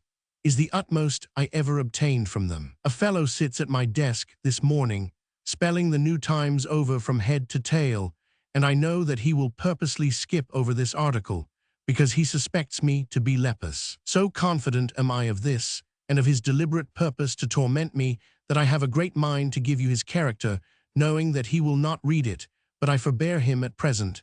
They have two ways of doing it. The magazine is very sprightly this month, Anticlericus has some good hits, The Old Baker is capital, and so forth. Or the same magazine is unusually dull this month, especially when Arlindo happens to have an article better or longer than usual. I publish a book now and then, in the very nick of its novelty, the honeymoon as it were, when with pride I have placed my bantling on my own shelves in company with its betters. A friend will drop in and ask me if I have anything new, then carefully eluding mine, he will take down The Angel of the World or Barry Cornwall and beg me to lend it him. He is particularly careful of new books, but he never borrows me. To one lady I lent a little novel of mine, a thing of about 2 hours reading at most, and she returned it after 5 weeks keeping, with an apology that she had so small time for reading. I found it doubled down at the last leaf, but one, just at the crisis of what I conceived to be a very affecting catastrophe. Oh, if you write, dear reader, keep the secret inviolable from your most familiar friends. Do not let your own father, brother, or your uncle know it, not even your wife. I know a lady who prides herself upon not reading any of her husband's publications, though she swallows all the trash she can pick up besides, and yet her husband in the world's eye is a very respectable author, and has written some novels in particular that are in high estimation. Write and all your friends will hate you, all will suspect you. Are you happy in drawing a character? Show it not for yours, not one of your acquaintance, but will surmise that you meant him or her, no matter how discordant from their own. Let it be diametrically different, their fancy will extract from it some lines of a likeness. I lost a friend, a most valuable one, by showing him a whimsical draft of a miser. He himself is remarkable for generosity, even to carelessness in PG 324 Money Matters, but there was an expression in it, out of Juvenal, about an attic, a place where pigeons are fed, and my friend kept pigeons. All the waters in the Danube cannot wash it out of his pate to this day, but that in my miser I was making reflections upon him. To conclude, no creature is so craving after applause, and so starved and famished for it, as an author, none so pitiful and so little pitied. He sets himself up prima facie as something different from his brethren, and they never forgive him. Tease the fable of the little birds hooting at the bird of Pallas. Lepers. Roman 4, Tom Pry. My friend Tom Pry is a kind, warm-hearted fellow, with no one failing in the world but an excess of the passion of curiosity. He knows everybody's name, face, and domestic affairs. He sends out a match 3 months before the parties themselves are quite agreed about it. Like the man in the play, homo est, and no human interest escapes him. I have sometime wondered how he gets all his information. Mere inquisitiveness would not do his business. Certainly the bodily make has much to do with the character. The auricular organs in my friend, Tom, do not lie flapping against his head, as with common mortals, but they perk up like those of a hare at form. The lowest sound cannot elude him. Every parlor and drawing-room is to him a whispering gallery. His own name, pronounced in the utmost compression of susurration, they say, he catches at a quarter-furlong interval. I suspect sometimes that the faculty of hearing with him is analogous to the scent in some animals. He seems hung round with ears, like the pagan emblem of fame, and to imbibe sounds at every pore. You cannot take a walk of business or pleasure, but you are taxed with it by him next morning, with some shrewd guess at the purpose of it. You dread him as you would an inquisitor or the ubiquitarian power of the old secret tribunal. He is the bird of the air who sees the matter. He has lodgings at a corner house, which looks out 4 ways, and though you go a roundabout way to evade his investigation, you are somehow seen notwithstanding. He sees at multiplied angles. He is a sort of second memory to all his friends, an excellent refresher to a PG 325 dull or obvious conscience, for he can repeat to you at any given time all that ever you have done in your life. He should have been a deathbed confessor. His appetite for information is omnivorous. To get at the name only of a stranger whom he passes in the street, he counts a godsend. What further he can pick up is a luxury. His friends joke with him about his innocent propensity, but the bent of nature is too deeply burned in to be removed with such forks. Usque recurrit. I myself in particular had been rallying him pretty sharply one day upon the foible, and it seemed to impress him a little. He asked no more questions that morning, but walking with him in St. James's Park in the evening, we met an old gentleman unknown to him, who bowed to me. I could see that Tom kept his passion within with great struggles. Silence was observed for 10 minutes, and I was congratulating myself on my friend's mastery over this inordinate appetite of knowing everything, when we had not passed the Queen's Gate a pace or 2, but the fire burnt within him, and he said, as if with indifference, "By the way, who was that friend of yours who bowed to you just now? He has a place in the post office, which I think he chose for the pleasure of reading superscriptions. He is too honorable a man, I am sure, to get clandestinely at the contents of a letter not addressed to him, but the outside he cannot resist. It tickles him. He plays about the flame, as it were, contents himself with a superficial caress, when he can get at nothing more substantial. He has a handsome seal, which he keeps to proffer to such of his friends as have not one in readiness, when they would fold up an epistle. Nay, he will seal it for you, and pays himself by discovering the direction. As I have no directionary secrets, I generally humor him with pretending to have left my seal at home, though I carry a rich gold one, which was my grandfather's, always about me, to gratify his harmless inclination. He is the cleverest of sealing a letter of any man I ever knew, and turns out the cleanest impressions. It is a neat but slow operation with him. He has so much more time to drink in the direction. With all this curiosity, he is the finest tempered fellow in the world. You may banter him from morning to night, but never ruffle his temper. We sometimes raise reports to mislead him, as that such a one is going to be married next month, and see, but he has an instinct, as I called it before, which prevents his yielding to the imposition. He PG 326 distinguishes adhering between giddy rumor and steady report. He listens with dignity, and his prying is without credulity. Lepers. V. Tom Pry's wife. You say you were diverted with my description of the curious man. Tom is in some respects an amusing character enough, but then it is by no means uncommon. But what power of words can paint Tom's wife? My pencil falters while I attempt it, but I am ambitious that the portraits should hang side by side. They may set off one another. Tom's passion for knowledge in the pursuit is intense and restless, but when satisfied it sits down and seeks no further. He must know all about everything, but his desires terminate in mere science. Now, as far as the pure mathematics, as they are called, transcend the practical, so far does Tom's curiosity, to my mind, in elegance and disinterestedness, soar above the craving, gnawing, mercenary, if I may so call it, inquisitiveness of his wife. Mrs. Priscilla Pry must not only know all about your private concerns, but be as deeply concerned herself for them. She will pluck at the very heart of your mystery. She must anatomize and skin you, absolutely lay your feelings bare. Her passions are reducible to two, but those are stronger in her than in any human creature, pity and envy. I will try to illustrate it. She has intimacy with two families, the Grimstones and the Gubbinses. The former are sadly pinched to live. The latter are in splendid circumstances. The former tenant an obscure third floor in Devereux Court. The latter occupy a stately mansion in Mayfair. I have accompanied her to both these domiciles. She will burst into the incommodious lodging of poor Grimstone and his wife at some unseasonable hour, when they are at their meagre dinner, with a "Bless me, what a dark passage you have. I could hardly find my way upstairs. Isn't there a drain somewhere? Well, I like to see you at your little bit of mutton." But her treat is to catch them at a meal of solitary potatoes. Then does her sympathy burgeon and bud out into 1,000 flowers of rhetorical pity and wonder, and it is trumpeted out afterwards to all her acquaintance that the poor Grimstones were making PG 327 a dinner without flesh yesterday. The word poor is her favorite.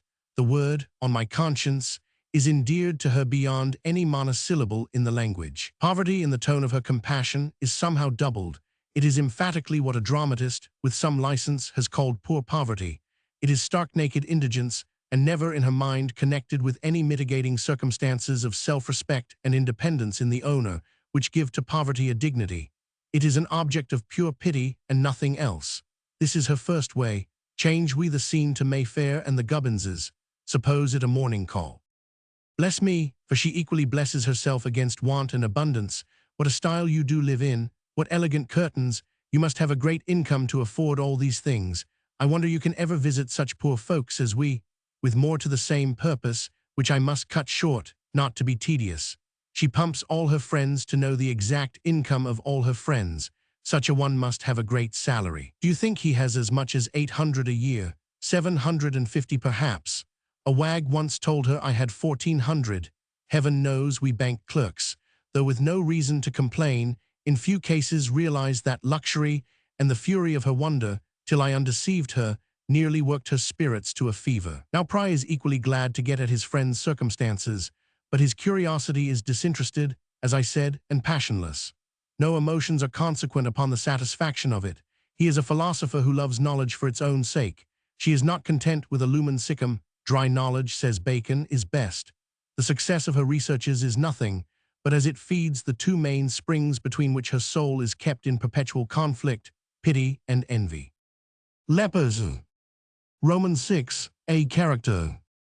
A desk at the Bank of England is prima facie not the point in the world that seems best adapted for an insight into the characters of men, yet something may be gleaned from the barrenest soil. There is egomit, for instance. By the way, how pleasant it is to string up one's acquaintance thus, in the grumbler's corner of some newspaper, and for them to page 328 know nothing at all about it, nay, for them to read their own characters and suspect nothing of the matter. Blessings on the writer who first made use of Roman names. It is only calling Tomkins, Caius, and Jenkins Titus, or whipping Hopkins upon the back of a Scaevola, and you have the pleasure of executing sentence with no pain to the offender. This hanging in effigy is delightful. It evaporates the spleen without souring the blood, and is altogether the most gentlemanly piece of jack-catchery imaginable. Egomit, then, has been my desk fellow for 30 years. He is a remarkable species of selfishness. I do not mean that he is attentive to his own gain. I acquit him of that commonplace manifestation of the foible. I shoot no such small deer. But his sin is a total absorption of mind in things relating to himself, his house, his horse, his stable, his gardener, and see nothing that concerns himself can he imagine to be indifferent to you. He does my sympathy too much honor. The worst is, he takes no sort of interest whatever in your horse, house, stable, gardener, and see, if you begin a discourse about your own household economy and small matters, he treats it with the most mortifying indifference. He has discarded all pronouns for the first personal. His inattention, or rather aversion to hear, is no more than what is a proper return to a self-important babbler of his own little concerns. But then, if he will not give, why should he expect to receive a hearing? There is no reciprocity in this.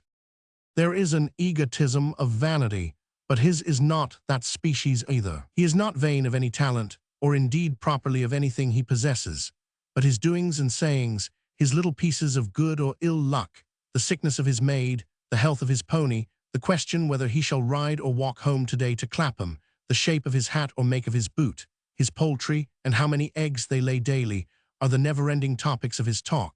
Your goose might lay golden eggs without exciting in him a single curiosity to hear about it. He is alike throughout.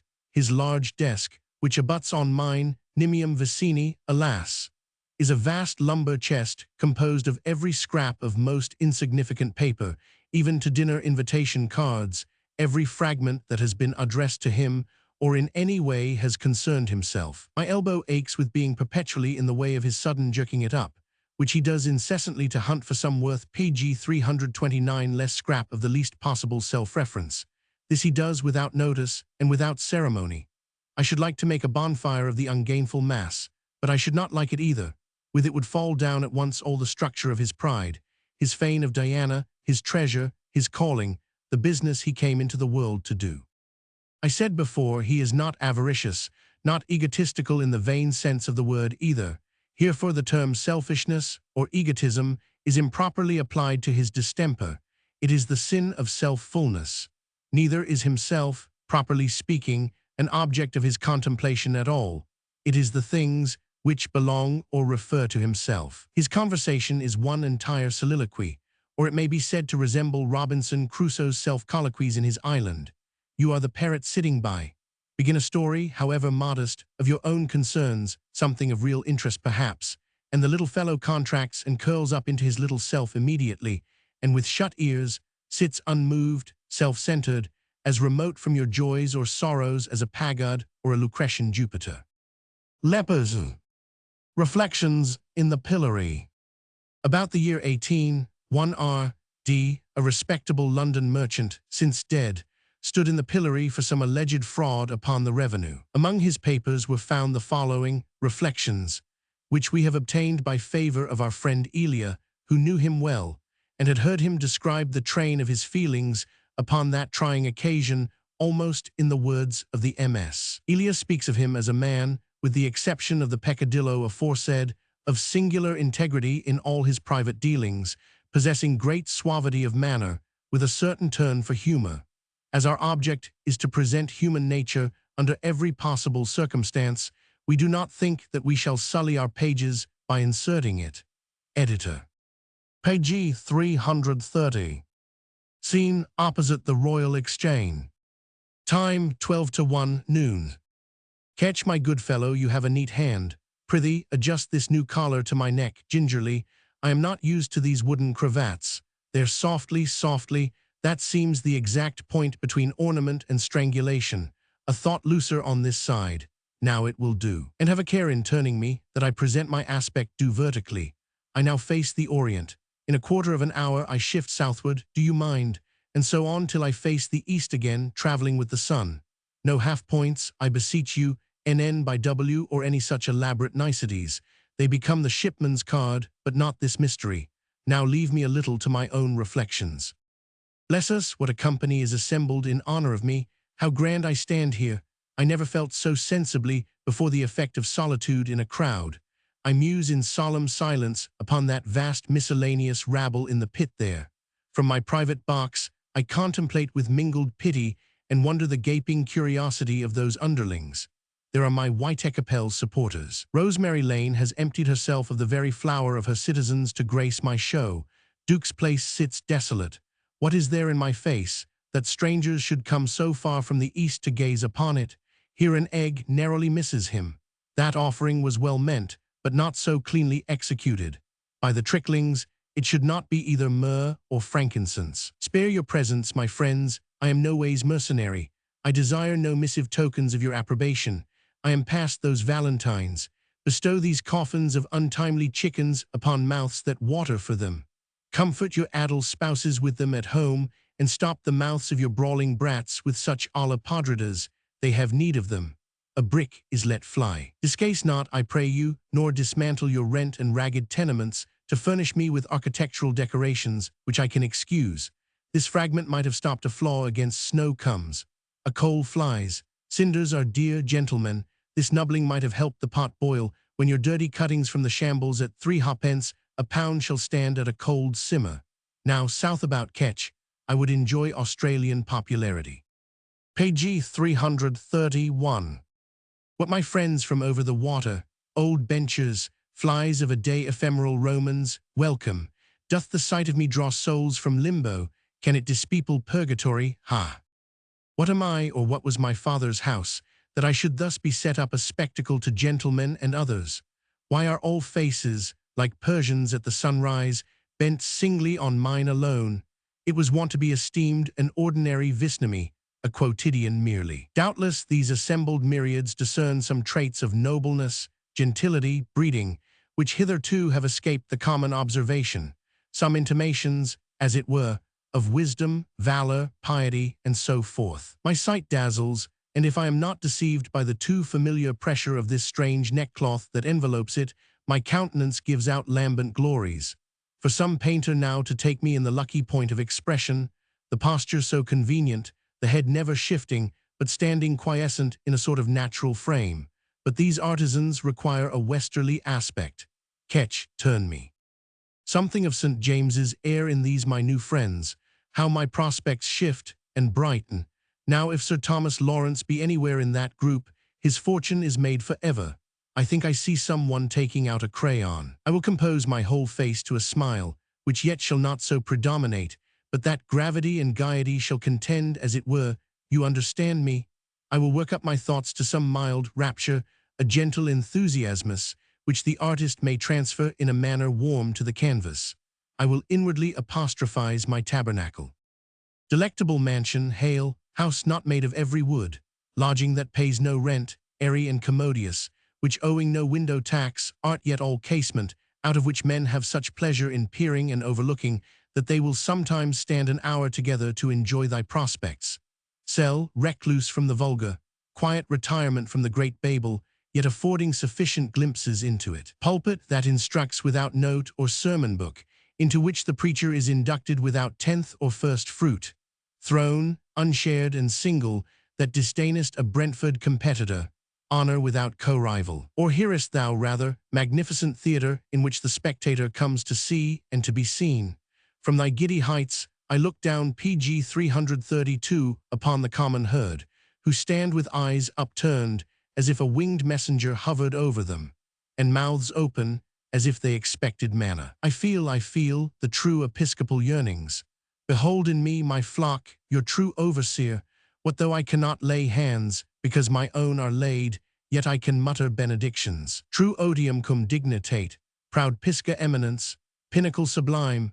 O pillory, tease thee I sing, thou younger brother to the gallows, without his ruff and Esau palms, that with ineffable contempt surveyst beneath thee the groveling stocks, which claims presumptuously to be of thy great race. Let that low wood know that thou art far higher born. Let that domicile for groundling rogues and base earth-kissing varlets envy thy preferment, not seldom fated to be the wanton baiting house, the temporary retreat of poet and of patriot. Shades of Bastwick and of Prynne hover over thee, Defoe is there, and more greatly daring Chabert. From their little more elevated stations they look down with recognitions. Ketch, turn me. I now veer to the north. open your widest gates, thou proud exchange of London, that I may look in as proudly.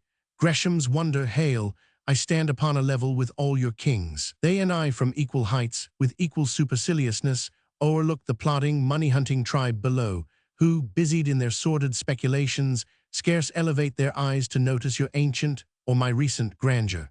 The second Charles smiles on me from 3 pedestals. 50 he closed the exchequer, I cheated the excise. Equal our darings, equal be our lot.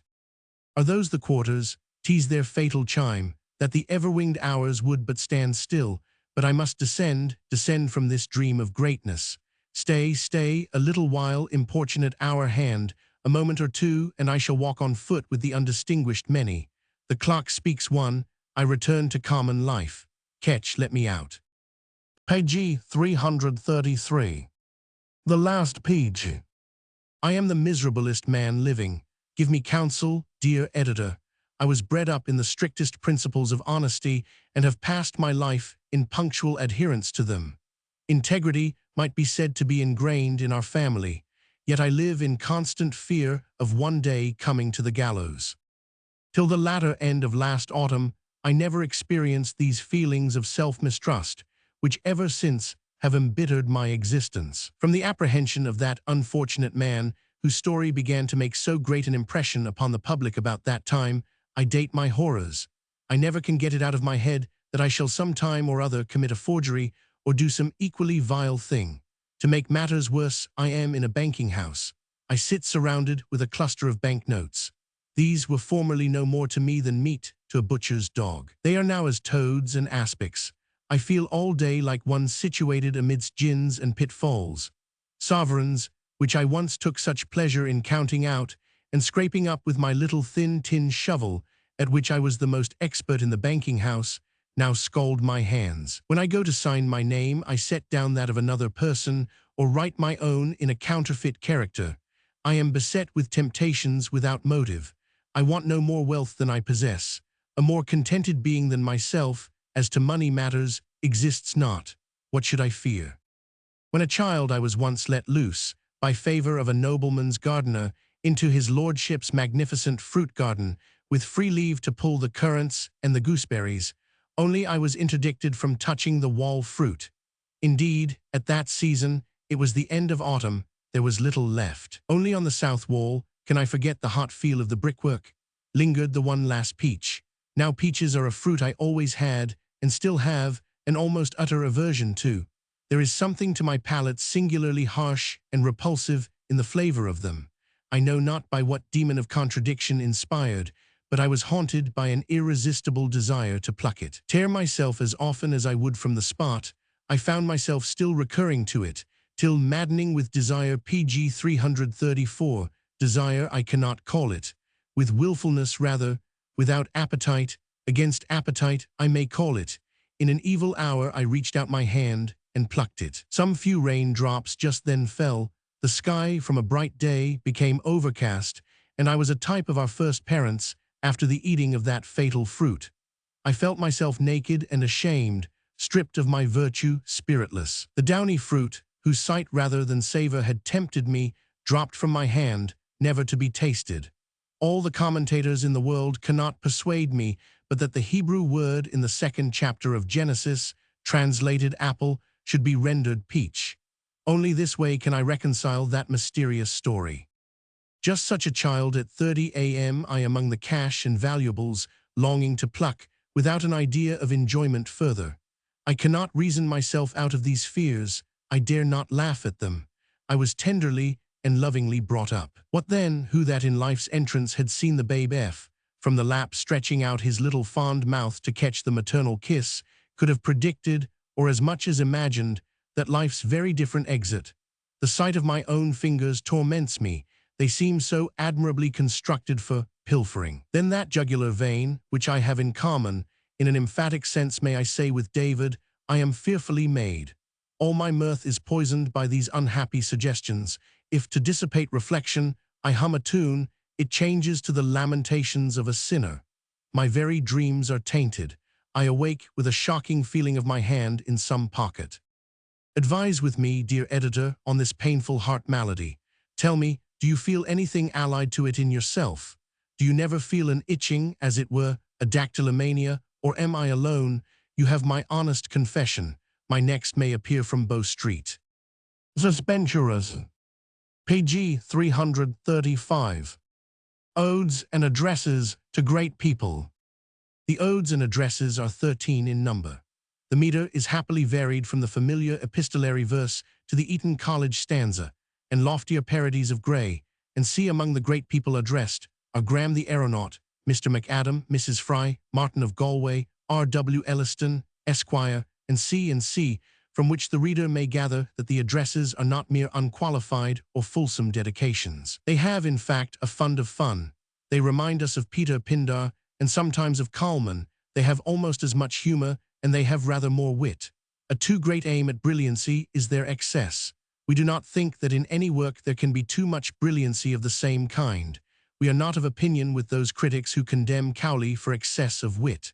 We could have borne with a double portion of it, and have never cried, hold. What we allude to is a mixture of incompatible kinds, the perpetual recurrence of puns in these little effusions of humor, puns uncalled for and perfectly gratuitous, a sort of make-weight, puns which, if missed, leave the sense and the drollery full and perfect without them. You may read any one of the addresses and not catch a quibble in it, and it shall be just as good, nay better, for the addition of said quibble only serves to puzzle with an unnecessary double meaning. A pun is good when it can rely on its single self, but called in as an accessory, it weakens. Unless it makes the humor, it enfeebles it. All this critical prosing is not quite a fair introduction to the pleasant specimen we subjoin, from the pleasantest morceau in the volume, which we throw upon the taste of our pantomime-going readers with a hearty confidence in their sympathies. The subject is no less a one than their, and our Joe, the immortal Grimaldi. Joseph, they say thou'st left the stage, to toddle down the hill of life, and taste the flannelled ease of age, apart from pantomimic strife. pg 336. Ah, where is now thy rolling head, thy winking, reeling, drunken eyes, as old Catullus would have said, thy oven mouth that swallowed pies, enormous hunger, monstrous drouth, thy pockets greedy as thy mouth. Ah, where thy ears, so often cuffed, thy funny, flapping, filching hands, thy partridge body, always stuffed with waifs and strays and contrabands, thy foot like Berkeley's foot, for why 'twas often made to wipe an eye, X. Ah, where thy legs, that witty pair, for great wits jump, and so did they. Lord, how they leaped in lamplight air, capered and bounced and strode away, that years should tame the legs, alack. I've seen spring throw an almanac, but bounds will have their bound X, the shocks of time will cramp the nimblest toes, and those that frisked in silken clocks may look to limp in fleecy hose, and gout that owns no odds between the toe of czar and toe of clown will visit, but I did not mean to moralize, though I am grown. Thus sad, thy going seemed to beat a muffled drum for fun's retreat. Oh, how will thy departure cloud the lamplight of the little breast? The Christmas child will grieve aloud to miss his broadest friend and best. For who like thee could ever stride some dozen paces to the mile, the motley medley coach provide, or like Joe Frankenstein compile the vegetable man complete, a proper Covent Garden feat? Or who like thee could ever drink, or eat, swill, swallow, bolt, and choke, nod, weep, and hiccup, sneeze, and wink? Thy very yawn was quite a joke, though Joseph, Jr., acts not ill. There's no fool like the old fool still. pg 337. All that is descriptive here is excellent. It seems to us next in merit to some of Cibber's dramatic comic portraitures. Joe, the absolute Joe, lives again in every line. We have just set our mark X against two puns to exemplify our foregoing remarks. The first of them is a positive stop to the current of our joyous feelings. What possible analogy, or contrast even, can there be between a comic gesture of Grimaldi and the serious misfortunes of the lady, except in verbal sound purely? The sound is good, because the humor lies in the pun, and moreover has reference to Milton's "At one bound, high overleaps all bounds." A pun is a humble companion to wit, but disdains to be a train-bearer merely. But these poems are rich in fancies, which, in truth, needed not such aid. The religion of actors. The world has hitherto so little troubled its head with the points of doctrine held by a community, which contributes in other ways so largely to its amusement, that, before the late mischance of a celebrated tragic actor, it scarce condescended to look into the practice of any individual player, much less to inquire into the hidden and abscondite springs of his actions. Indeed, it is with some violence to the imagination that we conceive of an actor as belonging to the relations of private life. So closely do we identify these persons in our mind with the characters which they assume upon the stage. How oddly does it sound when we are told that the late Miss Pope, for instance, that is to say, in our notion of her Mrs. Candor, was a good daughter, an affectionate sister, and exemplary in all the parts of domestic life. With still greater difficulty can we carry our notions to church, and conceive of Liston kneeling upon a hassock, or Munden uttering a pious ejaculation, making mouths at the invisible event. But the times are fast improving, and if the process of sanctity begun under PG 338, the happy auspices of the present licenser, go on to its completion, it will be as necessary for a comedian to give an account of his faith as of his conduct. Fawcett must study the 5 points, and Dickey Suit, if he were alive, would have to rub up his catechism. Already the effects of it begin to appear. A celebrated performer has thought fit to oblige the world with a confession of his faith, or B.R. Religio Dramatici. This gentleman, in his laudable attempt to shift from his person the obloquy of Judaism, with the forwardness of a new convert, in trying to prove too much, has, in the opinion of many, proved too little. A simple declaration of his Christianity was sufficient, but strange to say, his apology has not a word about it. We are left to gather it from some expressions which imply that he is a Protestant, but we did not wish to inquire into the niceties of his orthodoxy. To his friends of the old persuasion, the distinction was impertinent. For what cares Rabbi Ben Kimchi for the differences which have split our novelty? To the great body of Christians that hold the Pope's supremacy, that is to say, to the major part of the Christian world, his religion will appear as much to seek as ever. But perhaps he conceived that all Christians are Protestants, as children and the common people call all that are not animals Christians. The mistake was not very considerable in so young a proselyte, or he might think the general, as logicians speak, involved in the particular. All Protestants are Christians, but I am a Protestant, ergo and see. As if a marmoset, contending to be a man, overleaping that term as too generic and vulgar, should at once roundly proclaim himself to be a gentleman. The argument would be, as we say, ex abundanti. From whichever cause this excessus in terminis proceeded, we can do no less than congratulate the general state of Christendom upon the accession of so extraordinary a convert. Who was the happy instrument of the conversion, we are yet to learn. It comes nearest to the attempt of the late pious Dr. Watts to Christianize the Psalms of the Old Testament.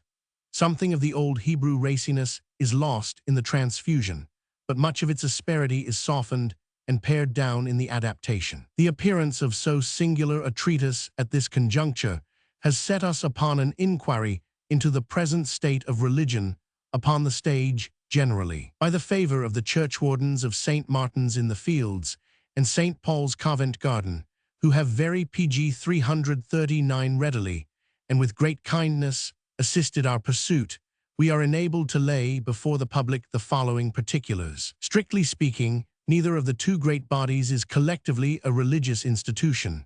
We had expected to have found a chaplain among them, as at St. Stephen's and other court establishments, and were the more surprised at the omission, as the last, late Mr. Bengo at the one house, and Mr. Powell at the other, from a gravity of speech and demeanor, and the habit of wearing black at their first appearances in the beginning of fifth, or the conclusion of fourth acts so eminently pointed out their qualifications for such office. These corporations then being not properly congregational, we must seek the solution of our question in the tastes, attainments, accidental breeding, and education of the individual members of them. As we were prepared to expect, a majority at both houses adhere to the religion of the church established, only that at one of them a pretty strong leaven of Catholicism is suspected, which, considering the notorious education of the manager at a foreign seminary, is not so much to be wondered at. Some have gone so far as to report that Mr. T. Y. in particular belongs to an order lately restored on the continent. We can contradict this. That gentleman is a member of the Kirk of Scotland, and his name is to be found, much to his honor, in the list of seceders from the congregation of Mr. Fletcher. While the generality, as we have said, are content to jog on in the safe trammels of national orthodoxy, symptoms of a sectarian spirit have broken out in quarters where we should least have looked for it. Some of the ladies at both houses are deep in controverted points. Miss F. E., we are credibly informed, is a sub, and Madame V. a supralapsarian. Mr. Pope is the last of the exploded sect of the ranters. Mr. Sinclair has joined the Shakers. Mr. Grimaldi, Sr., after being long a jumper, has lately fallen into some whimsical theories respecting the fall of man, which he understands not of an allegorical but a real tumble, by which the whole body of humanity became, as it were, lame to the performance of good works. Pride he will have to be nothing but a stiff neck, irresolution, the nerves shaken, an inclination to sinister paths, crookedness of the joints, spiritual deadness, a paralysis, want of charity, a contraction in the fingers, despising of government, a broken head, PG 340 the plaister, a sermon, the lint to bind it up, the text, the probers, the preachers, a pair of crutches, old and new law, a bandage, religious obligation, a fanciful mode of illustration derived from the accidents and habits of his past calling spiritualized, rather than from any accurate acquaintance with the Hebrew text, in which report speaks him but a raw scholar. Mr. Elliston, from all that we can learn, has his religion yet to choose, though some think him a Muggletonian. A popular fallacy that a deformed person is a lord. After a careful perusal of the most approved works that treat of nobility, and of its origin in these realms in particular, we are left very much in the dark as to the original patent in which this branch of it is recognized. Neither Camden in his Etymology and Original of Barons, nor Dugdale in his Baronage of England, nor Selden, a more exact and laborious enquirer than either in his Titles of Honor, affords a glimpse of satisfaction upon the subject. There is an heraldic term, indeed, which seems to imply gentility and the right to coat armor, but nothing further in persons thus qualified. But the sinister bend is more probably interpreted by the best writers on this science of some irregularity of birth than of bodily conformation. Nobility is either hereditary or by creation, commonly called patent. Of the former kind, the title in question cannot be, seeing that the notion of it is limited to a personal distinction, which does not necessarily follow in the blood. Honors of this nature, as Mr. Anstey very well observes, descend moreover in a right line. It must be by patent then, if anything, but who can show it? How comes it to be dormant? Under what king's reign is it pretended? Among the grounds of nobility cited by the learned Mr. Ashmole after services in the field or in the council chamber, he judiciously sets down honors conferred by the sovereign out of mere benevolence, or as PG 341, favoring one subject rather than another, for some likeness or conformity observed, or but supposed, in him to the royal nature. And instances, the graces, showered upon Charles Brandon, who, in his goodly person being thought not a little to favor the port and bearing of the king's own majesty, was by that sovereign, King Henry VIII, for some or one of these respects, highly promoted and preferred. Here, if anywhere, we thought we had discovered a clue to our researches. But after a painful investigation of the rolls and records under the reign of Richard III, or Richard Crouchback, as he is more usually designated in the chronicles, from a traditionary stoop or gabosity in that part, we do not find that that monarch conferred any such lordships as are here pretended upon any subject or subjects on a simple plea of conformity in that respect to the royal nature. The posture of affairs in those tumultuous times preceding the Battle of Bosworth possibly left him at no leisure to attend to such niceties. Further than his reign we have not extended our inquiries, the kings of England who preceded or followed him being generally described by historians to have been of straight and clean limbs, the natural derivative, says Daniel 51, of high blood, if not its primitive recommendation to such ennoblement, as denoting strength and martial prowess, the qualities set most by in that fighting age. Another motive, which inclines us to scruple the validity of this claim, is the remarkable fact that none of the persons in whom the right is supposed to be vested do ever insist upon it themselves. There is no instance of any of them suing his patent, as the law books call it, much less of his having actually stepped up into his proper seat. As so qualified, we might expect that some of them would have had the spirit to do in the House of Lords. On the contrary, it seems to be a distinction thrust upon them. Their title of Lord, says one of their own body, speaking of the common people, I never much valued, and now I entirely despise, and yet they will force it upon me as an honor which they have a right to bestow, and which I have none to refuse. 52. Upon a dispassionate review of the subject, we are disposed to believe that there is no right to the peerage incident pg 342 to mere bodily configuration, that the title in dispute is merely honorary, and depending upon the breath of the common people, which in these realms is so far from the power of conferring nobility, that the ablest constitutionalists have agreed in nothing more unanimously than in the maxim that the king is the sole fountain of honor. Reminiscences of Duke Judkins, Esquire, of Birmingham. I am the only son of a considerable brazier in Birmingham, who dying in 1803 left me successor to the business, with no other encumbrance than a sort of rent charge, which I am enjoined to pay out of it, £93 sterling per annum to his widow, my mother, and which the improving state of the concern, I bless God, has hitherto enabled me to discharge with punctuality. I say I am enjoined to pay the said sum, but not strictly obligated. That is to say, as the will is worded, I believe the law would relieve me from the payment of it, but the wishes of a dying parent should in some sort have the effect of law. So that though the annual profits of my business, on an average of the last 3 or 4 years, would appear to an indifferent observer, who should inspect my shop books, to amount to the sum of £1,303 odd shillings, the real proceeds in that time have fallen short of that sum to the amount of the aforesaid payment of £93 sterling annually. I was always my father's favourite.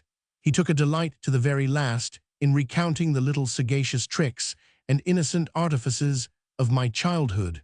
One manifestation thereof I never heard him repeat without tears of joy trickling down his cheeks. It seems that when I quitted the parental roof, August 27, 1788, being then 6 years and not quite a month old, to proceed to the free school at Warwick, where my father was a sort of trustee, my mother, as mothers are usually pg 343 provident on these occasions, had stuffed the pockets of the coach, which was to convey me, and 6 more children of my own growth, that were going to be entered along with me at the same seminary, with a prodigious quantity of gingerbread, which I remember my father said was more than was needed.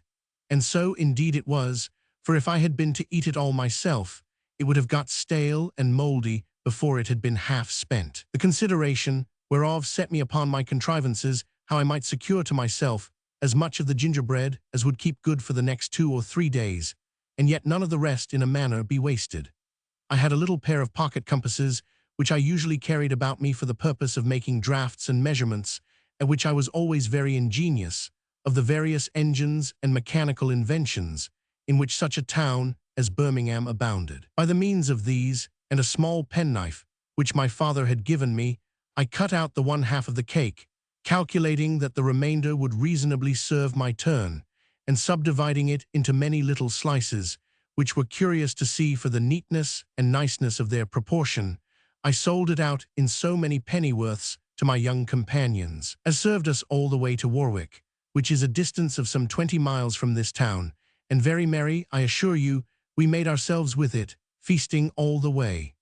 By this honest stratagem, I put double the prime cost of the gingerbread into my purse, and secured as much as I thought would keep good and moist for my next 2 or 3 days' eating. When I told this to my parents on their first visit to me at Warwick, My father, good man, patted me on the cheek and stroked my head, and seemed as if he could never make enough of me.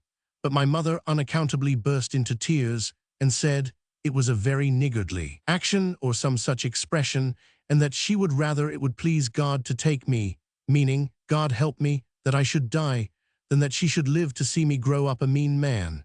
Which shows the difference of parent from parent, and how some mothers are more harsh and intolerant to their children than some fathers, when we might expect quite the contrary. My father, however, loaded me with presents from that time, which made me the envy of my schoolfellows. As I felt this growing disposition in them, I naturally sought to avert it by all the means in my power, and from that time I used to eat my PG 344 little packages of fruit and other nice things in a corner so privately that I was never found out. Once, I remember, I had a huge apple sent me, of that sort which they call cat's heads. I concealed this all day under my pillow, and at night, but not before I had ascertained that my bedfellow was sound asleep, which I did by pinching him rather smartly 2 or 3 times, which he seemed to perceive no more than a dead person, though once or twice he made a motion as if he would turn, which frightened me. I say, when I had made all sure, I fell to work upon my apple, and though it was as big as an ordinary man's 2 fists, I made shift to get through it before it was time to get up, and a more delicious feast I never made, thinking all night what a good parent I had, I mean my father, to send me so many nice things, when the poor lad that lay by me had no parent or friend in the world to send him anything nice, and thinking of his desolate condition, I munched and munched as silently as I could, that I might not set him a-longing if he overheard me. And yet for all this considerateness and attention to other people's feelings, I was never much a favorite with my schoolfellows, which I have often wondered at, seeing that I never defrauded any one of them of the value of a halfpenny, or told stories of them to their master, as some little lying boys would do, but was ready to do any of them all the services in my power that were consistent with my own well-doing. I think nobody can be expected to go further than that, but I am detaining my reader too long in the recording of my juvenile days. It is time that I should go forward to a season when it became natural that I should have some thoughts of marrying, and, as they say, settling in the world.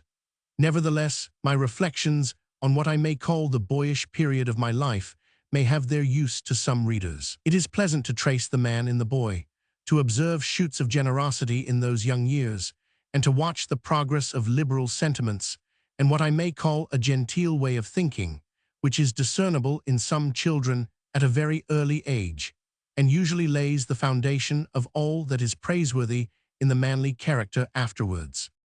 With the warmest inclinations towards that way of life, and a serious conviction of its superior advantages over a single one, it has been the strange infelicity of my lot never to have entered into the respectable estate of matrimony.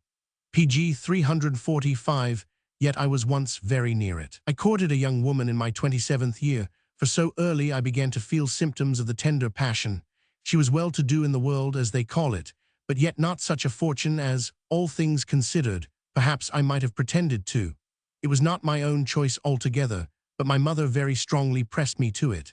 She was always putting it to me that I had comings insufficient, that I need not stand upon a portion. Though the young woman, to do her justice, had considerable expectations, which yet did not quite come up to my mark, as I told you before.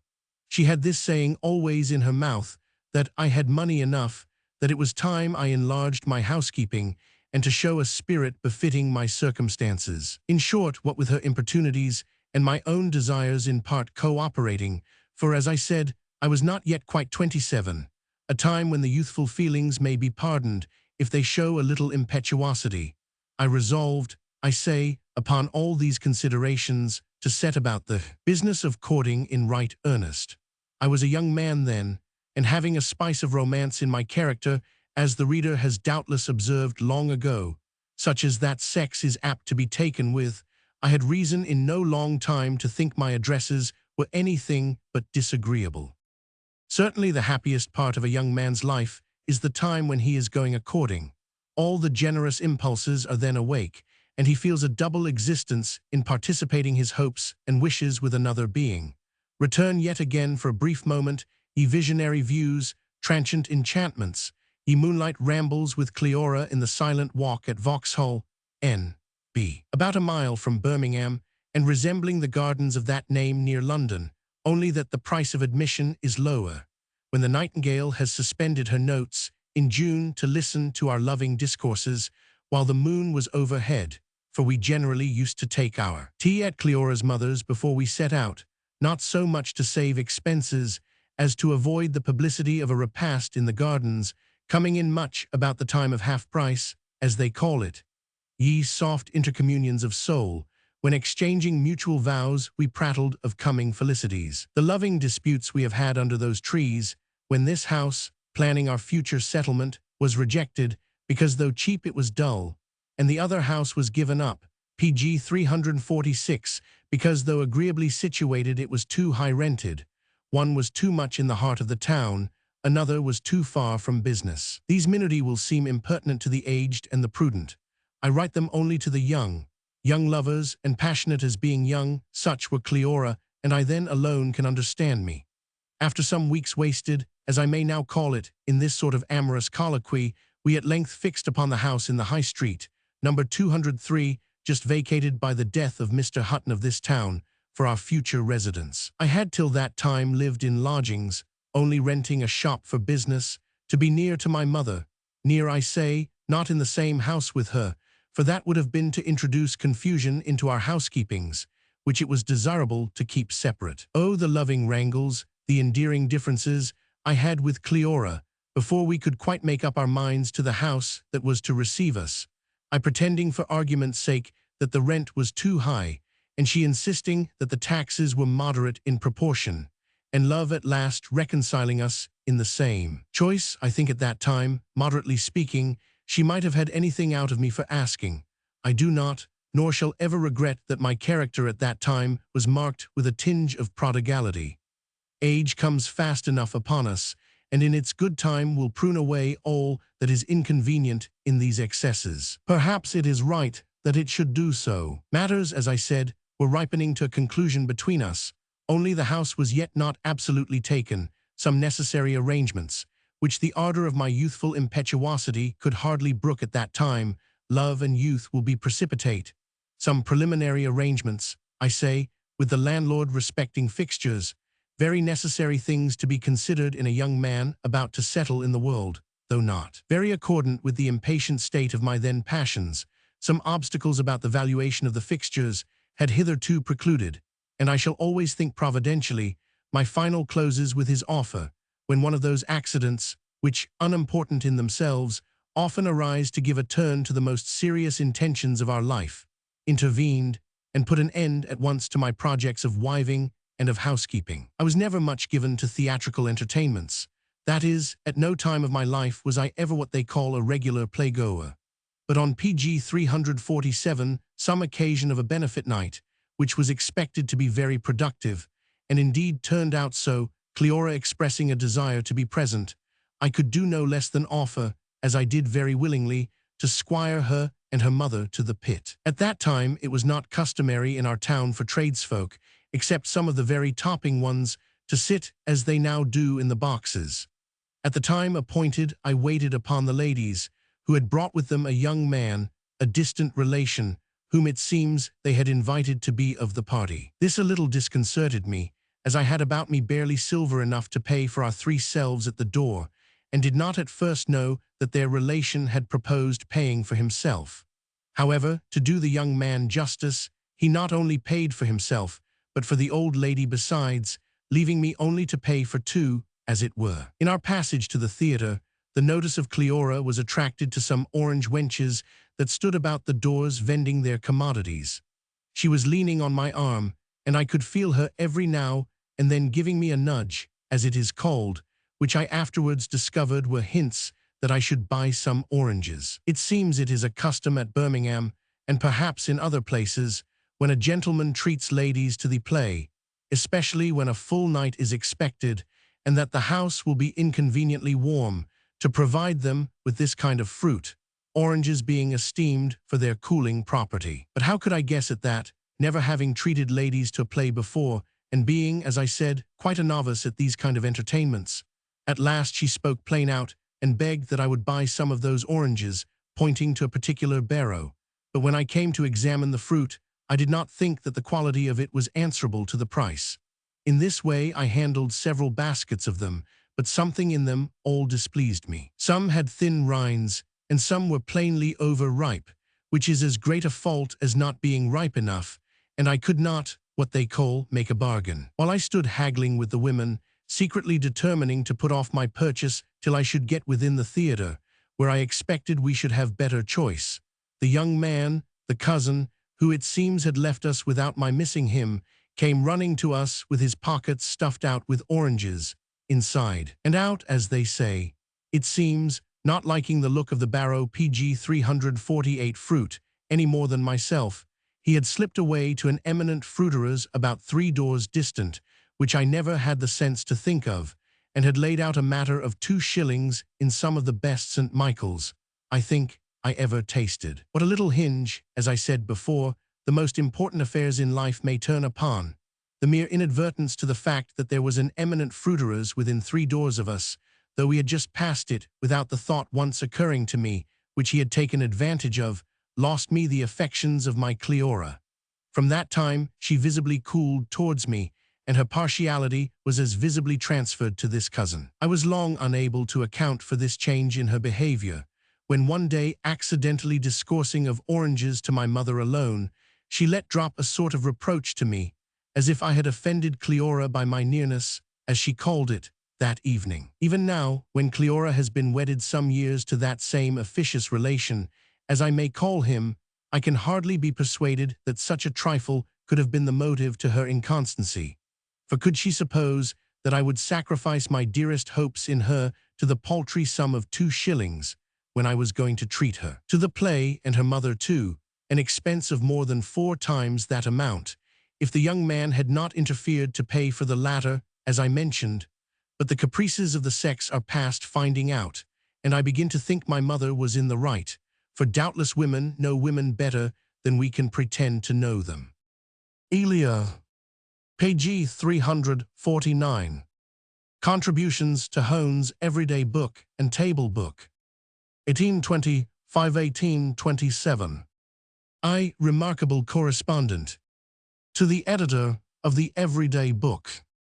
Sir, I am the youngest of 366 brethren. There are no fewer of us who have the honor, in the words of the good old song, to call the sun our dad. You have done the rest of our family the favor of bestowing an especial compliment upon each member of it individually. I mean, as far as you have gone, for it will take you some time before you can make your bow all round, and I have no reason to think that it is your intention to neglect any of us but poor me. Some you have hung round with flowers, others you have made fine with martyrs' palms and saintly garlands. The most insignificant of us you have sent away pleased with some fitting apologue or pertinent story. What have I done that you dismiss me without mark or attribute? What though I make my public appearance seldomer than the rest of my brethren? I thought that angels' visits had been accounted the more precious for their very rarity. Reserve was always looked upon as dignified. I am seen but once, for 4 times that my brethren obtrude themselves, making their presence cheap and contemptible in comparison with the state which I keep. Am I not a day when I do come to all purposes as much as any of them? Decompose me, anatomize me, you will find that I am constituted like the rest. Divide me into 24, and you shall find that I cut up into as many goodly hours or main limbs as the rest. I too have my arteries and pulses, which are the minutes and the seconds. It is hard to be disfamilied thus, like Cinderella in her rags and ashes, while her sisters flaunted it about in cherry-colored ribbons and favors.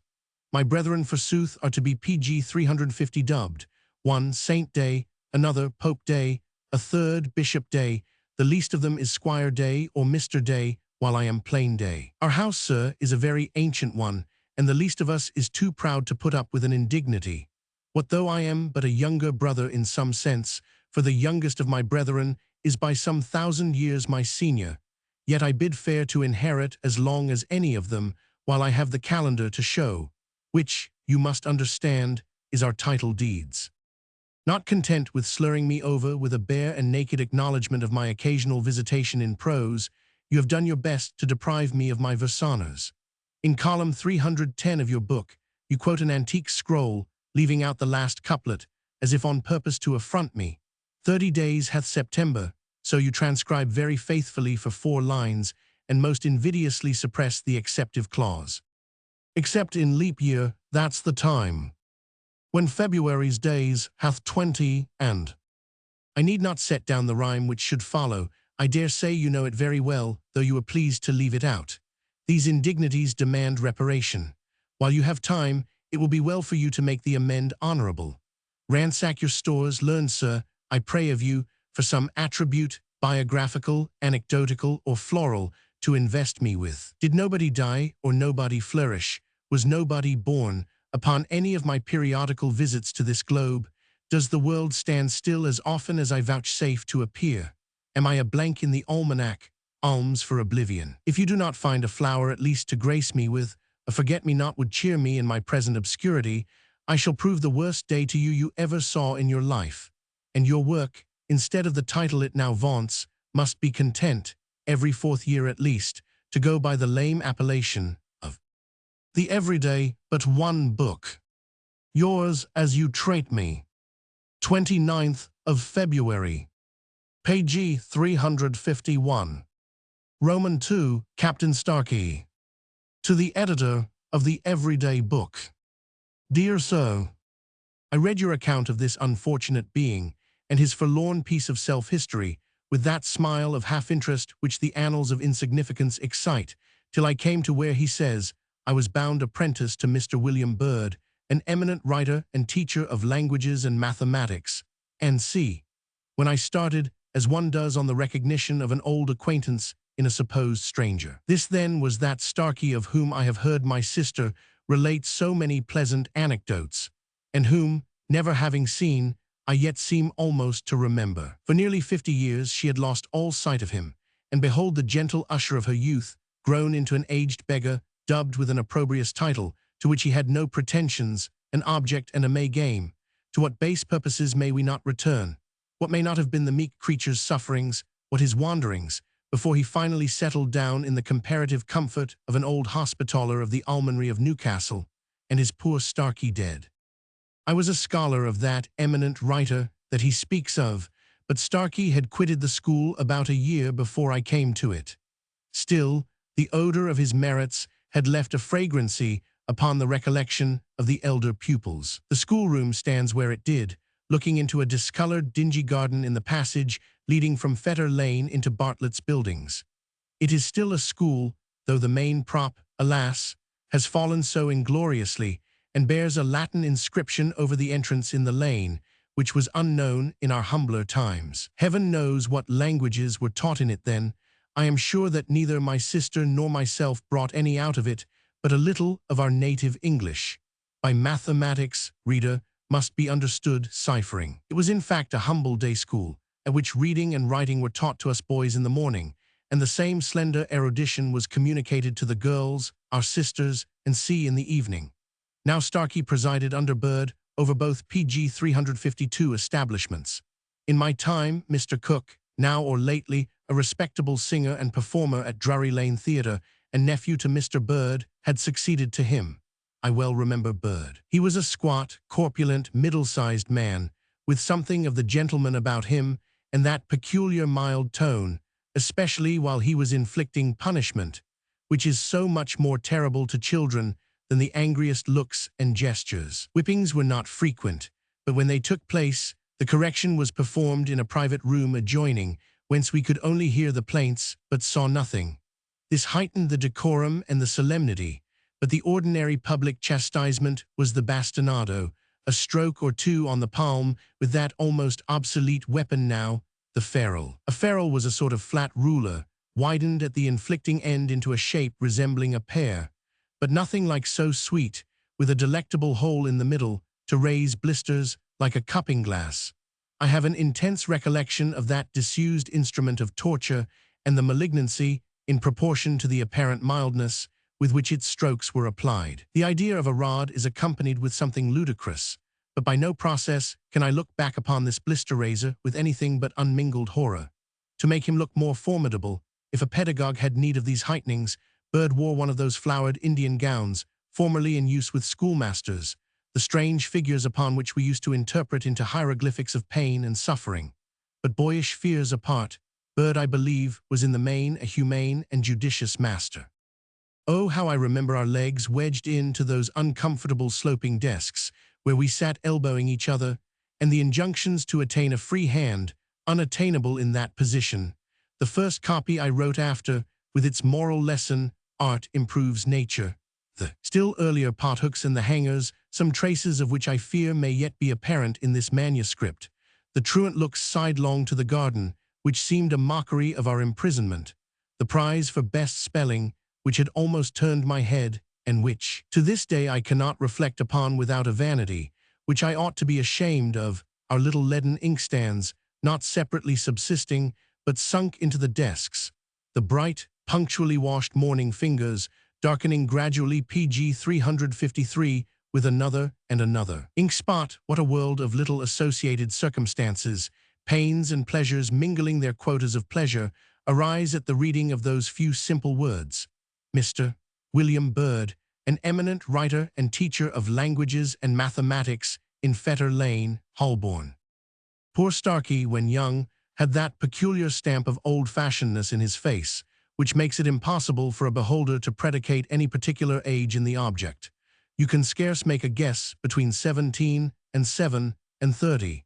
This antique cast always seems to promise ill luck and penury, yet it seems he was not always the abject thing he came to. My sister, who well remembers him, can hardly forgive Mr. Thomas Ranson for making an etching so unlike her idea of him when he was a youthful teacher at Mr. Bird's school. Old age and poverty, a lifelong poverty, she thinks, could at no time have so effaced the marks of native gentility, which were once so visible in a face, otherwise strikingly ugly, thin, and careworn. From her recollections of him, she thinks that he would have wanted bread before he would have begged or borrowed a halfpenny. If any of the girls, she says, who were my schoolfellows should be reading, through their aged spectacles, tidings from the dead of their youthful friend Starkey, they will feel a pang, as I do, at ever having teased his gentle spirit. They were big girls, it seems, too old to attend his instructions with the silence necessary, and however old age and a long state of beggary seemed to have reduced his writing faculties to a state of imbecility, in those days his language occasionally rose to the bold and figurative, for when he was in despair to stop their chattering, his ordinary phrase was, "Ladies, if you will not hold your peace, not all the powers in heaven can make you." Once he was missing for a day or two. He had run away. A little old unhappy-looking man brought him back. It was his father, and he did no business in the school that day, but sate moping in a corner with his hands before his face. And the girls, his tormentors, in pity for his case, for the rest of that day forbore to annoy him. I had been there but a few months, adds she, when Starkey, who was the chief instructor of us girls, communicated to us as a profound secret that the tragedy of Cato was shortly to be acted by the elder boys, and that we were to be invited to the representation. That pg 354 Starkey lent a helping hand in fashioning the actors, she remembers, and but for his unfortunate person, he might have had some distinguished part in the scene to enact. As it was, he had the arduous task of prompter assigned to him, and his feeble voice was heard clear and distinct, repeating the text during the whole performance. She describes her recollection of the cast of characters even now with a relish. Marcia by the handsome Edgar Hickman, who afterwards went to Africa, and of whom she never afterwards heard tidings. Lucia by Master Walker, whose sister was her particular friend. Cato by John Hunter, a masterly declaimer, but a plain boy, and shorter by the head than his two sons in the scene and sea. In conclusion, Starkey appears to have been one of those mild spirits, which, not originally deficient in understanding, are crushed by penury into dejection and feebleness. He might have proved a useful adjunct, if not an ornament to society, if fortune had taken him into a very little fostering, but wanting that, he became a captain, a byword, and lived, and died, a broken bulrush. C.L. Roman 3, 12th of August. To the editor of the Everyday Book.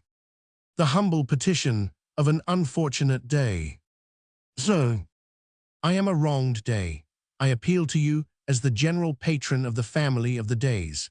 The candor with which you attended to the expostulations of a poor relative of ours, a sort of cousin thrice removed 53, encourages me to hope that you will listen to the complaint of a day of rather more consequence. I am the day, sir, upon which it pleased the course of nature that your gracious sovereign should be born. As such, before his accession, I was always observed and honored. But since that happy event, in which naturally none had a greater interest than myself, a flaw has been PG 355 covered in my title. My luster has been eclipsed, and to use the words of one of your own poets, I fade into the light of common day. It seems that about that time, an impostor crept into court, who has the effrontery to usurp my honors, and to style herself the king's birthday, upon some shallow pretense that, being St. George's Day, she must needs be King George's Day also. All Saints' Day we have heard of, and All Souls' Day we are willing to admit. But does it follow that this foolish 23rd of April must be All George's Day, and enjoy a monopoly of the whole name from George of Cappadocia to George of Leyden, and from Georgia Green down to George Dyer? It looks a little oddly that I was discarded not long after the dismission of a set of men and measures with whom I have nothing in common.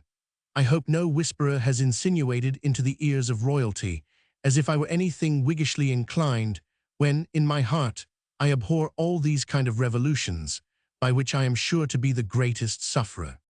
I wonder my shameless rival can have the face to let the Tower and Park guns proclaim so many big thundering fibs as they do, upon her anniversary, making your sovereign too to be older than he is, by 100 and odd days, which is no great compliment one would think. Consider if this precedent for antedating of births should become general, what confusion it must make in parish registers, what crowds of young heirs we should have coming of age before they are 21, with numberless similar grievances. If these chops and changes are suffered, we shall have Lord Mayor's Day eating her custard unauthentically in May, and Guy Faux preposterously blazing twice over in the dog days. I humbly submit that it is not within the prerogatives of royalty itself to be born twice over. We have read of the supposititious births of princes, but where are the evidences of this first birth? Why are not the nurses in attendance, the midwife, and produced? The silly story has not so much as a warming pan to support it. My legal advisers, to comfort me, tell me that I have the right on my side, that I am the true birthday, and the other day is only kept. But what consolation is this to me, as long PG 356, as this naughty-kept creature keeps me out of my dues and privileges? Pray take my unfortunate case into your consideration, and see that I am restored to my lawful rejoicings, firings, bonfirings, illuminations, and see. And your petitioner shall ever pray. 12th day of August. Roman 4, the Ass. For Hone's Everyday Book.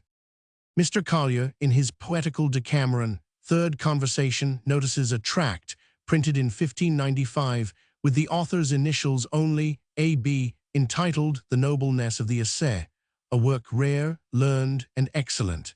He has selected the following pretty passage from it. He the ass refuseth no burthen, he goes whither he is sent without any contradiction. He lifts not his foot against anyone, he bites not. He is no fugitive, nor malicious affected.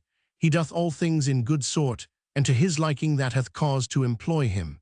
If strokes be given him, he cares not for them, and, as our modern poet singeth, thou wouldst, perhaps, he should become thy foe, and to that end dost beat him many times. He cares not for himself, much less thy blow.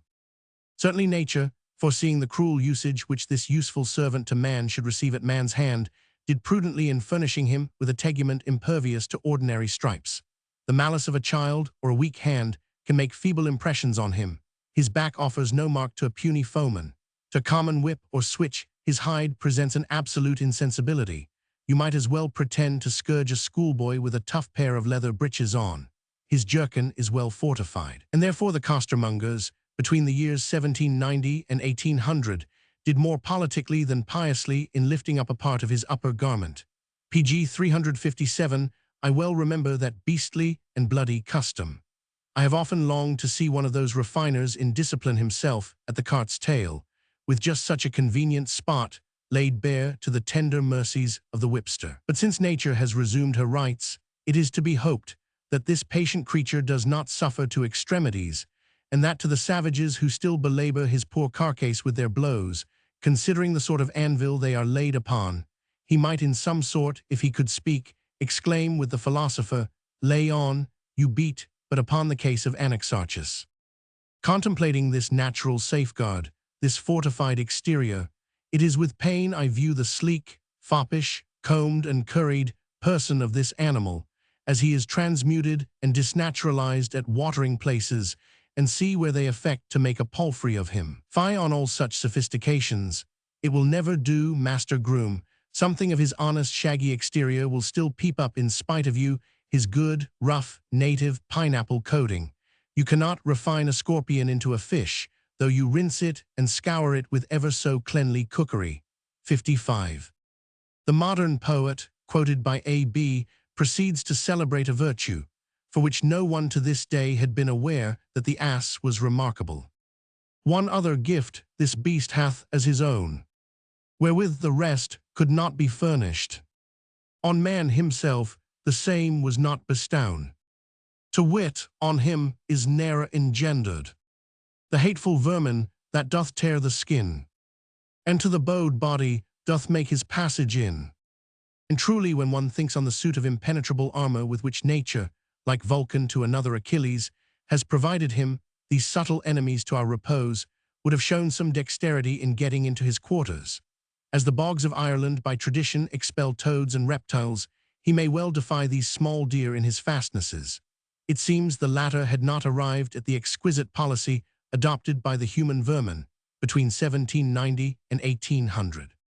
But the most singular and delightful gift of the ass, according to the writer of this pamphlet, is his voice, the goodly, sweet, and continual brayings of which, whereof they form a melodious and proportionable kind of music, seem to have affected him with no ordinary pleasure. Nor pg 358 think I, he adds, that any of our modern musicians can deny, but that their song is full of exceeding pleasure to be heard, because therein is to be discerned both concord, discord, singing in the mean, the beginning to sing in large compass, then following on to rise and fall, the half note, whole note, music of 5 voices, firm singing by 4 voices, 3 together or 1 voice and a half, then their variable contrarieties amongst them, when one delivers forth a long tenor or a short, the pausing for time, breathing in measure, breaking the minim or very least moment of time. Last of all, to hear the music of 5 or 6 voices changed to so many of asses is amongst them to hear a song of world without end. There is no accounting for ears, or for that laudable enthusiasm with which an author is tempted to invest a favorite subject with the most incompatible perfections. I should otherwise, for my own taste, have been inclined rather to have given a place to these extraordinary musicians at that banquet of nothing less than sweet sounds, imagined by old Jeremy Collier, Essays, 1698, Part 2, on Music, where, after describing the inspiriting effects of martial music in a battle, he hazards an ingenious conjecture, whether a sort of anti-music might not be invented, which should have quite the contrary effect of sinking the spirits, shaking the nerves, curdling the blood, and inspiring despair, and cowardice, and consternation. 'Tis probable, he says, the roaring of lions, the warbling of cats and screech owls, together with a mixture of the howling of dogs, judiciously imitated and compounded, might go a great way in this invention. The dose, we confess, is pretty potent, and skillfully enough prepared. But what shall we say to the ass of Silenus, quoted by Timms, who, if we may trust to classic lore, by his own proper sounds, without thanks to cat or screech owl, dismayed and put to rout a whole army of giants? Here was anti-music with a vengeance, a whole pandisharmonicon in a single lungs of leather. But I keep you trifling too long on this asinine subject. I have already passed the pons asinorum, and will desist, remembering the old pedantic pun of Jem Boyer, my schoolmaster. Ass in PR senti seldom makes a wise man in futuro. ZL. Pg 359. V. In Ray Squirrels. For the everyday book. What is gone with the cages, with the climbing squirrel and bells to them, which were formerly the indispensable appendage to the outside of a tinman's shop, and were in fact the only live signs? One, we believe, still hangs out on Holborn, but they are fast vanishing with the good old modes of our ancestors. They seem to have been superseded by that still more ingenious refinement of modern humanity, the treadmill, in which human squirrels still perform a similar round of ceaseless, improgressive clambering, which must be nuts to them. ZL. Grapes whose lusty blood is the learned poet's good.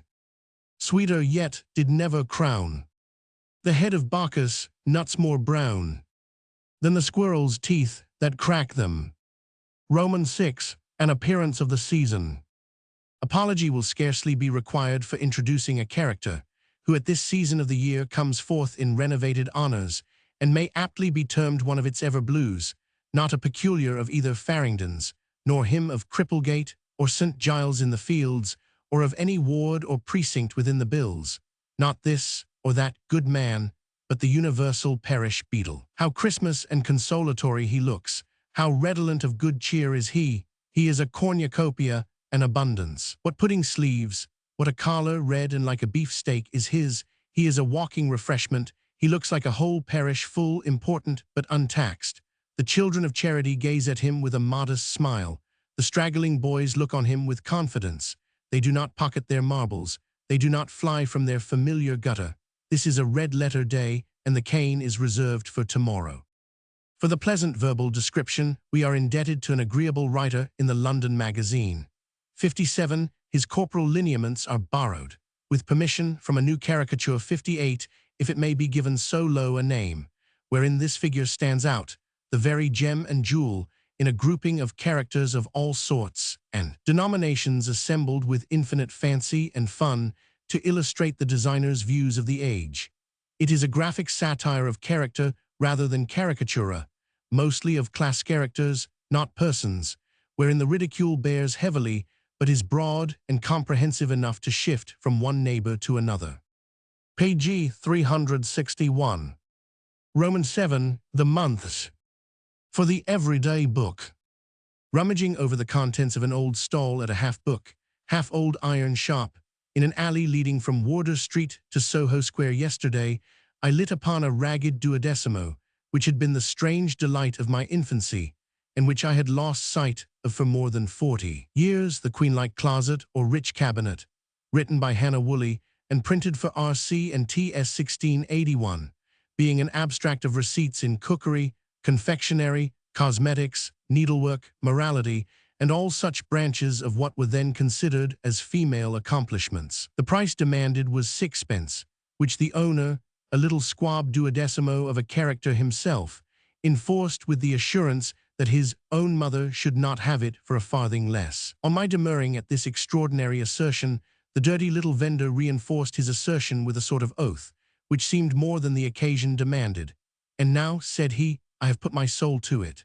Pressed by so solemn an asseveration, I could no longer resist a demand which seemed to set me, however unworthy, upon a level with his dearest relations, and depositing a tester, I bore away the tattered prize in triumph. I remembered a gorgeous description of the 12 months of the year, which I thought would be a fine substitute for those poetical descriptions of them which your everyday book had nearly exhausted out of Spenser. This will be a treat, thought I, for friend Hone. To memory, they seemed no less fantastic and splendid than the other. But what are the mistakes of childhood? On reviewing them, they turned out to be only a set of commonplace receipts for working the seasons, months, heathen gods and goddesses, and sea. In samplers, yet as an instance of the homely occupations of our great-grandmothers, they may be amusing to some readers.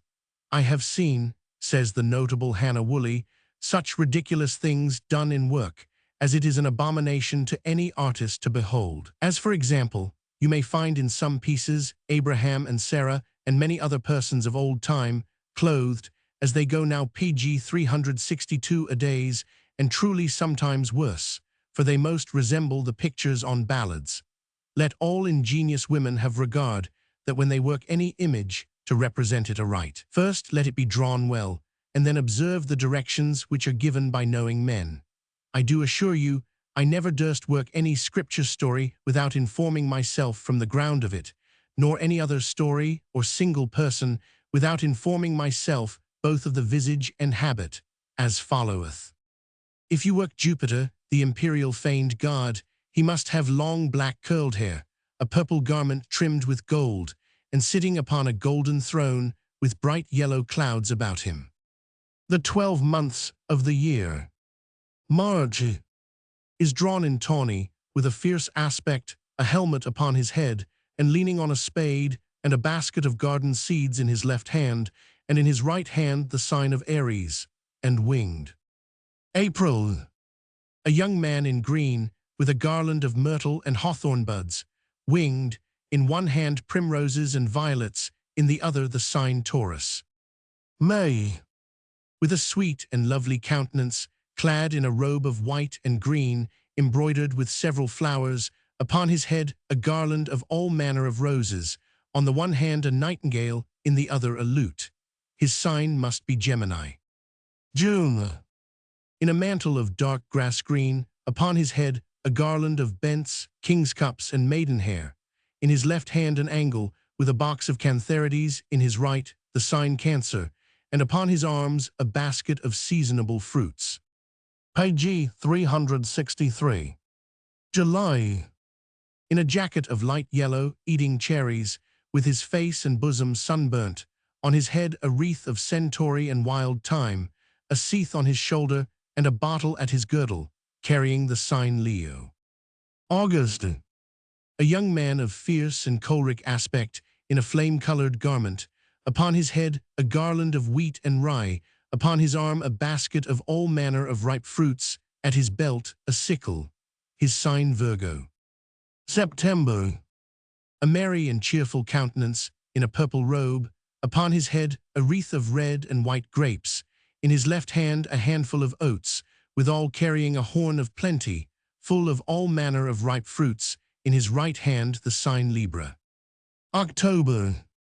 In a garment of yellow and carnation, upon his head a garland of oak leaves with acorns, in his right hand the sign Scorpio, in his left hand a basket of medlars, services, and chestnuts, and any other fruits then in season.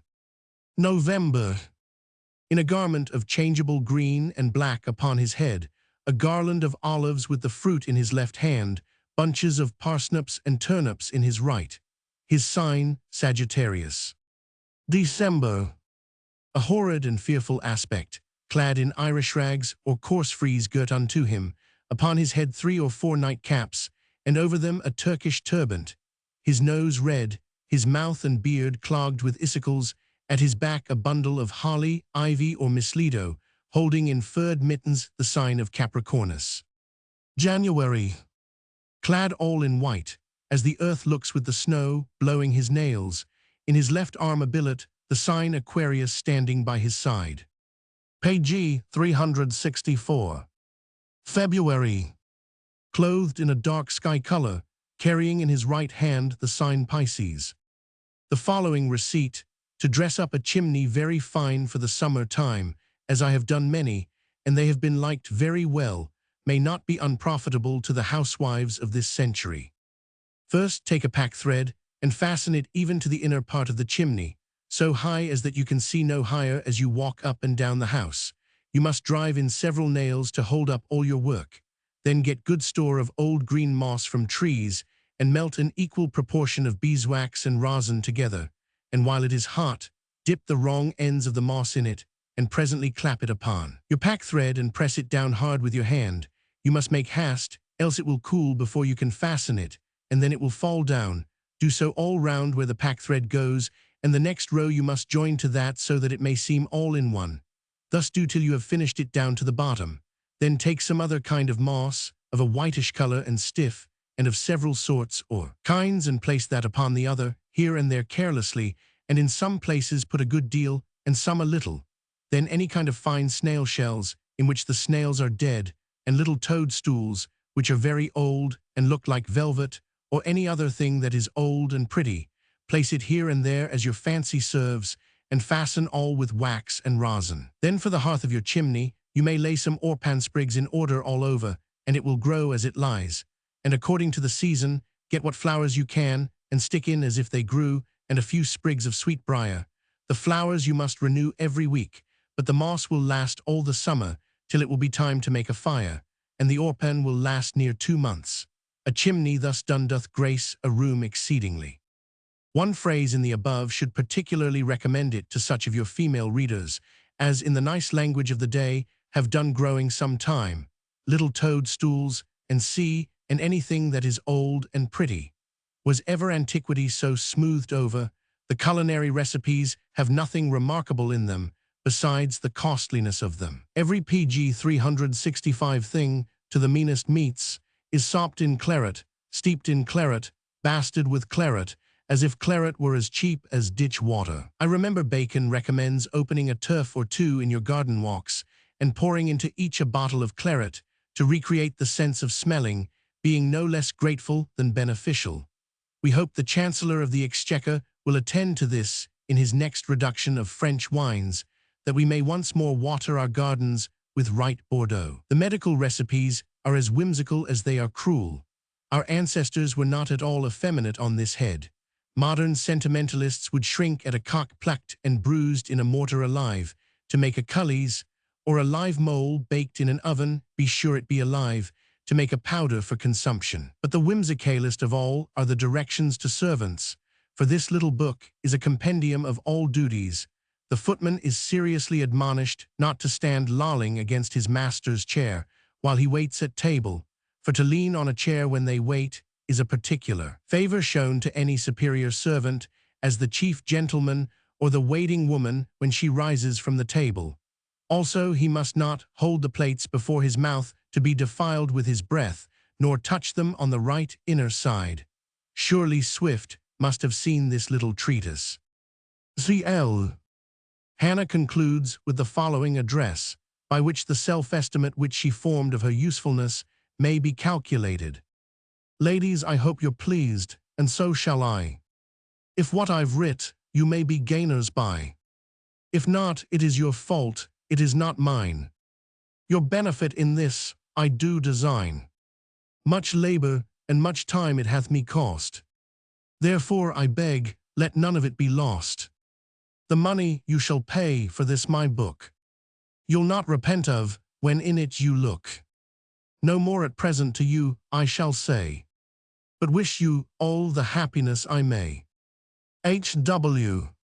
Page 366. Roman 8, Reminiscence of Sir Geoffrey Dunstan. To the editor of the Everyday Book.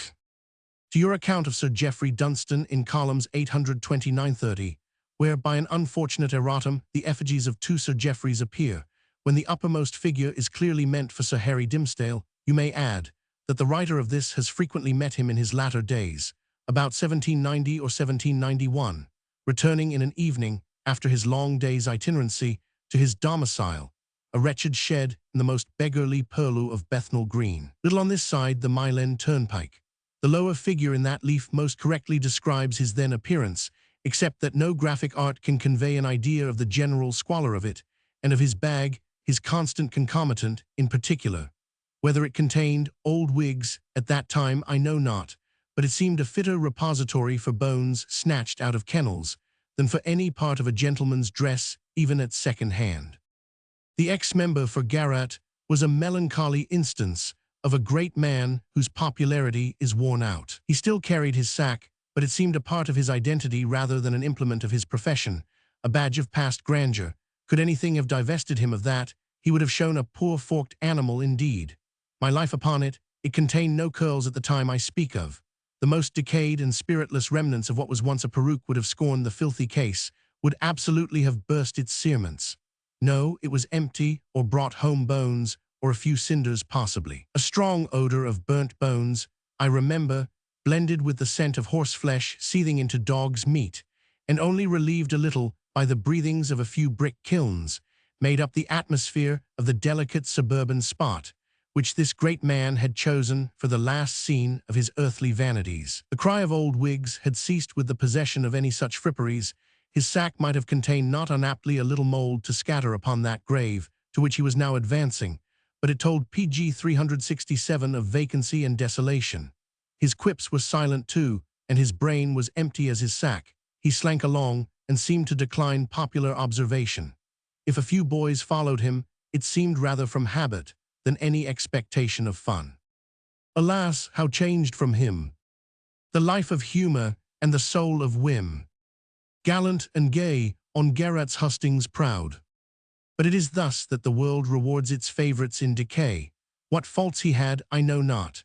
I have heard something of a peccadillo or so, but some little deviation from the precise line of rectitude might have been winked at in so tortuous and stigmatic a frame. Poor Sir Geoffrey, it were well if some M.P.s in earnest had passed their parliamentary existence with no more offences against integrity than could be laid to thy charge. A fair dismissal was thy due, not so unkind a degradation, some little snug retreat, with a bit of green before thine eyes, and not a burial alive in the fetid beggary of Bethnal. Thou wouldst have ended thy days in a manner more appropriate to thy pristine dignity, installed in munificent mockery, as in mock honours you had lived, a poor knight of Windsor. Every distinct place of public speaking demands an oratory peculiar to itself. The forensic fails within the walls of St. Stephen. Sir Geoffrey was a living instance of this, for in the flower of his popularity, an attempt was made to bring him out upon the stage, at which of the winter theatres I forget, but I well remember the anecdote in the part of Dr. Last. The announcement drew a crowded house, but notwithstanding infinite tutoring, by foot or Garrick, I forget which, when the curtain drew up, the heart of Sir Geoffrey failed, and he faltered on, and made nothing of his part, till the hisses of the house at last in very kindness dismissed him from the boards. Great as his parliamentary eloquence had shown itself, brilliantly as his offhand sallies had sparkled on a hustings, they here totally failed him. Perhaps he had an aversion to borrowed wit, and like my Lord Foppington, disdained to entertain himself or others with the forced products of another man's brain. Your man of quality is more diverted with the natural sprouts of his own. C.L. Page 368. Roman 9. Mrs. Gilpin writing to Edmonton. Then Mrs. Gilpin sweetly said unto her children three, I'll clamber o'er this stile so high, and you climb after me. But having climbed unto the top, she could no further go, but sate to every passer-by, a spectacle and show, who said your spouse and you this day both show your horsemanship, and if you stay till he comes back, your horse will need no whip. The sketch here engraved, probably from the poet's friend Romney, was found with the above 3 stanzas in the handwriting of Cowper, among the papers of the late Mrs. Unwin. It is to be regretted that no more was found of this little page 369 episode, as it evidently was intended to be, to the diverting history of Johnny Gilpin. It is to be supposed that Mrs. Gilpin, in the interval between dinner and tea, finding the time to hang upon her hands, during her husband's involuntary excursion, rambled out with the children into the fields at the back of the Bell, as what could be more natural, and at one of those high awkward styles for which Edmonton is so proverbially famed, the embarrassment represented, so mortifying to a substantial city madam, might have happened, a predicament which leaves her in a state which is the very antipodes to that of her too locomotive husband. In fact, she rides a restive horse. Now I talk of Edmonton styles, I must speak a little about those of Enfield, its next neighbour, which are so ingeniously contrived, every rising bar to the top becoming more protuberant than the one under it, that it is impossible for any Christian climber to get over without bruising his or her shins as many times as there are bars. These inhospitable invitations to a flayed skin are planted so thickly too, and are so troublesomely importunate at every little paddock here, that this, with more propriety than Thebes of old, might be entitled Hecatompolis, the town of the 100 gates, or stiles. A sojourner at Enfield. July 16, 1827. X. The Defeat of Time, or A Tale of the Fairies. Titania and her moonlight elves were assembled under the canopy of a huge oak that served to shelter them from the moon's radiance, which, being now at her full noon, shot forth intolerable rays, intolerable, I mean, to the subtle texture of their little shadowy bodies, but dispensing an agreeable coolness to us grosser mortals. An air of discomfort sate upon the queen and upon her courtiers. Their tiny friskings and gambols were forgot, and even Robin Goodfellow, for the first time in his little airy life, looked grave. For the queen had had melancholy forebodings of late, founded upon an ancient prophecy laid up in the records of fairyland, that the date PG 370 of fairy existence should be then extinct, when men should cease to believe in them. And she knew how that the race of the nymphs, which were her predecessors, and had been the guardians of the sacred floods, and of the silver fountains, and of the consecrated hills and woods, had utterly disappeared before the chilling touch of man's incredulity, and she sighed bitterly at the approaching fate of herself and of her subjects, which was dependent upon so fickle a lease as the capricious and ever-mutable faith of man. When, as if to realize her fears, a melancholy shape came gliding in, and that was Time, who with his intolerable scythe mows down kings and kingdoms, at whose dread approach the fays huddled together as a flock of timorous sheep, and the most courageous among them crept into acorn cups, not enduring. The sight of that ancientest of monarchs, Titania's first impulse was to wish the presence of her false lord, King Oberon, who was far away, in the pursuit of a strange beauty, a fay of Indian land, that with his good lance and sword, like a faithful knight and husband, he might defend her against Time. But she soon checked that thought as vain, for what could the prowess of the mighty Oberon himself, albeit the stoutest champion in fairyland, have availed against so huge a giant, whose bald top touched the skies? So in the mildest tone she besought the spectre, that in his mercy he would overlook and pass by her small subjects, as too diminutive and powerless to add any worthy trophy to his renown. As she besought him to employ his resistless strength against the ambitious children of men, and to lay waste their aspiring works, to tumble down their towers and turrets, and the Babels of their pride, fit objects of his devouring scythe, but to spare her and her harmless race, who had no existence beyond a dream, frail objects of a creed that lived but in the faith of the believer. And with her little arms, as well as she could, she grasped the stern knees of Time, and waxing speechless with fear, she beckoned to her chief attendants and maids of honor to come forth from their hiding places and to plead the plea of the fairies. And one of those small, delicate creatures came forth at her bidding, clad all in white like a chorister, and in a low melodious tone, not louder than the hum of a pretty bee, when it seems to be demurring whether it shall settle upon this sweet flower or that, before it settles, set forth her humble petition. We fairies, she said, are the most inoffensive race that PG 371 live, and least deserving to perish.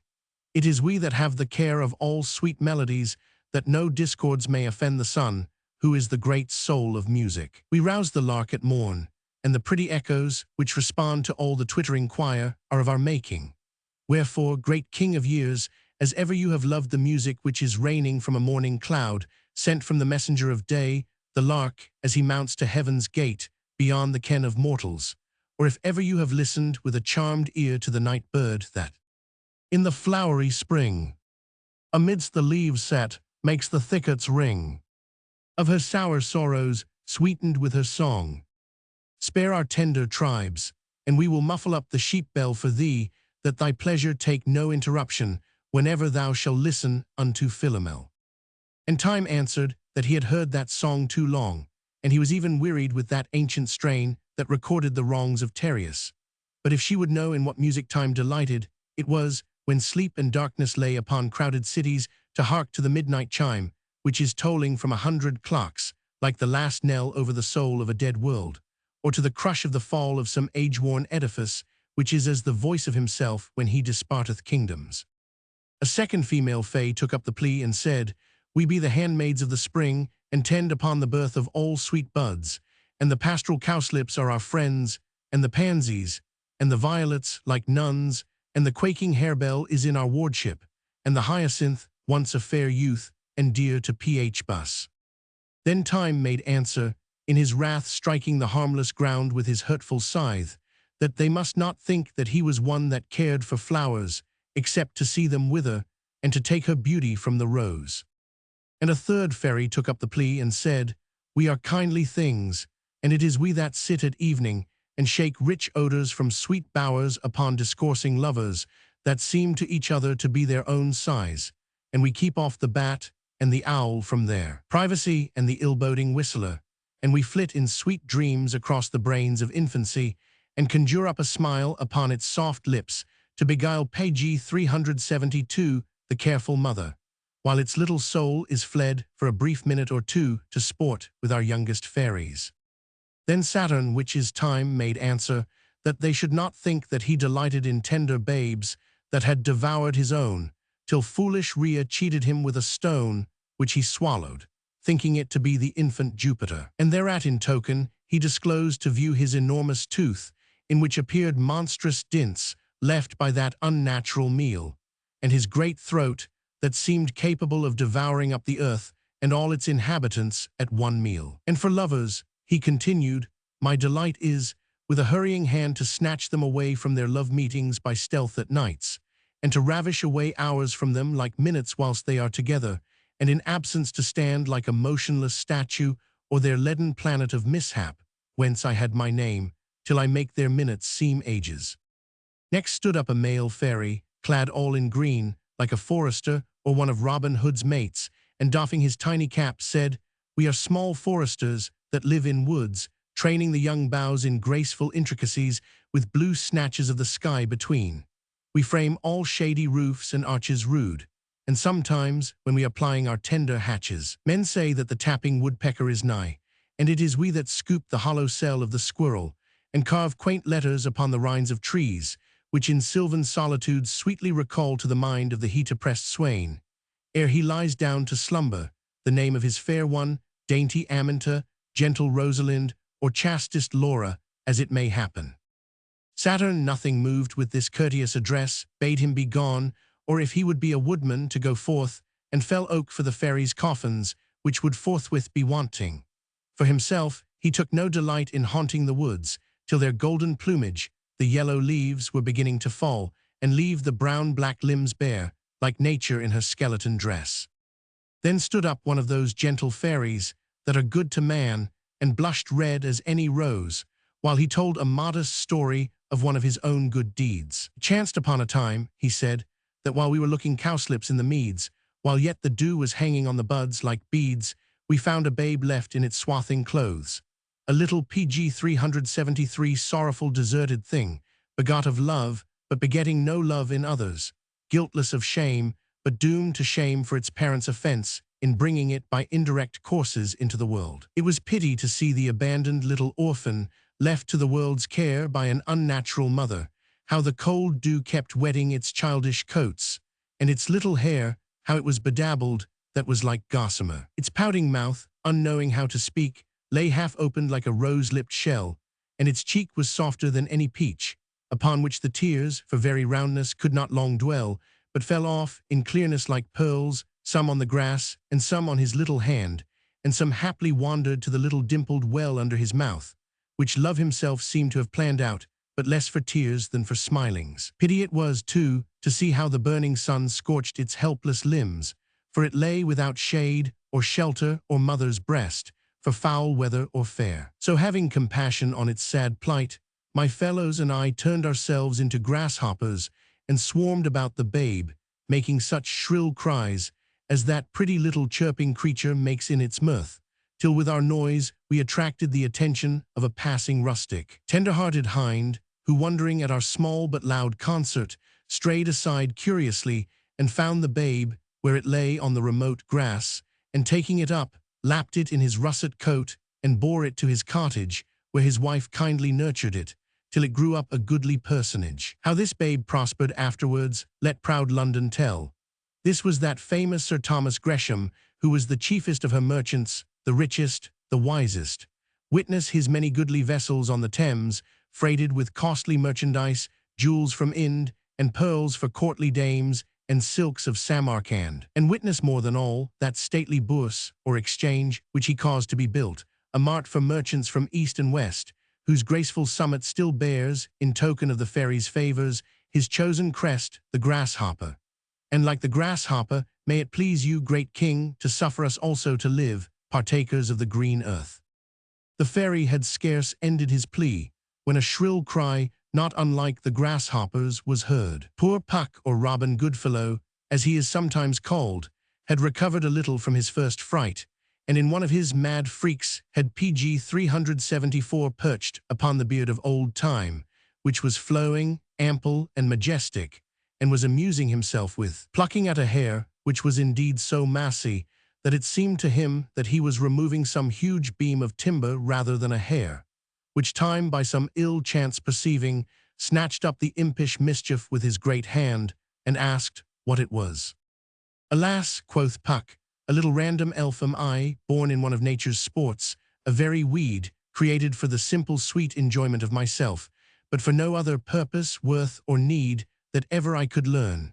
'Tis I that bob the angler's idle cork, till the patient man is ready to breathe a curse. I steal the morsel from the gossip's fork, or stop the sneezing chanter in mid-psalm, and when an infant has been born with hard or homely features, mothers say that I changed the child at nurse. But to fulfill any graver purpose I have not wit enough, and hardly the will. I am a pinch of lively dust to frisk upon the wind, a tear would make a puddle of me, and so I tickle myself with the lightest straw, and shun all griefs that might make me stagnant. This is my small philosophy. Then Time, dropping him on the ground, as a thing too inconsiderable for his vengeance, grasped fast his mighty scythe, and now not Puck alone, but the whole state of fairies had gone to inevitable wreck and destruction, had not a timely apparition interposed, at whose boldness Time was astounded, for he came not with the habit or the forces of a deity who alone might cope with time, but as a simple mortal, clad as you might see a forester that hunts after wild conies by the cold moonshine, or a stalker of stray deer, stealthy and bold, but by the golden luster in his eye, and the passionate wanness in his cheek, and by the fair and ample space of his forehead, which seemed a palace framed for the habitation of all glorious thoughts. He knew that this was his great rival, who had power given him to rescue whatsoever victims time should clutch, and to cause them to live forever in his immortal verse. And muttering the name of Shakespeare, Time spread his rock-like wings and fled the controlling presence. And the liberated court of the fairies, with Titania at their head, flocked around the gentle ghost, giving him thanks, nodding to him, and doing him courtesies, who had crowned them PG 375 henceforth with a permanent existence, to live in the minds of men, while verse shall have power to charm, or midsummer moons shall bright.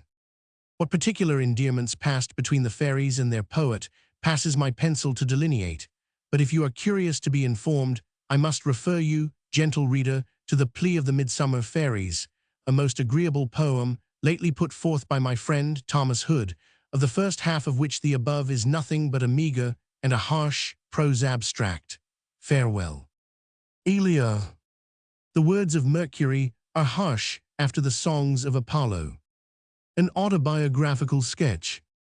Charles Lamb, born in the Inner Temple 10 Feb. 1775, educated in Christ's Hospital, afterwards a clerk in the accountant's office, East India House, pensioned off from that service 1825 after 33 years' service, is now a gentleman at large, can remember few specialities in his life worth noting except that he once caught a swallow flying, test sua manu, below the middle stature, cast of face slightly Jewish, with no Judaic tinge in his complexional religion, stammers abominably, and is therefore more apt to discharge his occasional conversation in a quaint aphorism or a poor quibble than in set and edifying speeches, has consequently been libeled as a person always aiming at wit, which, as he told a dull fellow that charged him with it, is at least as good as aiming at dullness.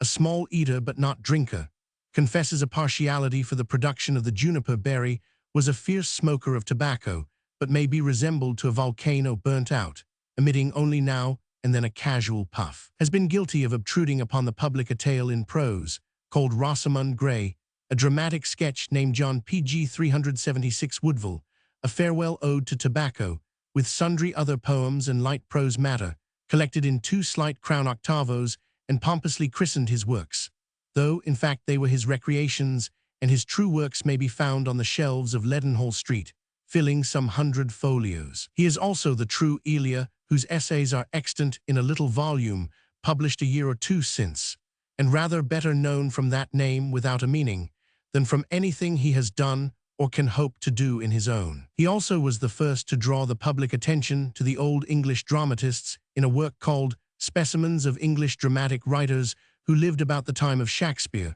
published about 15 years since.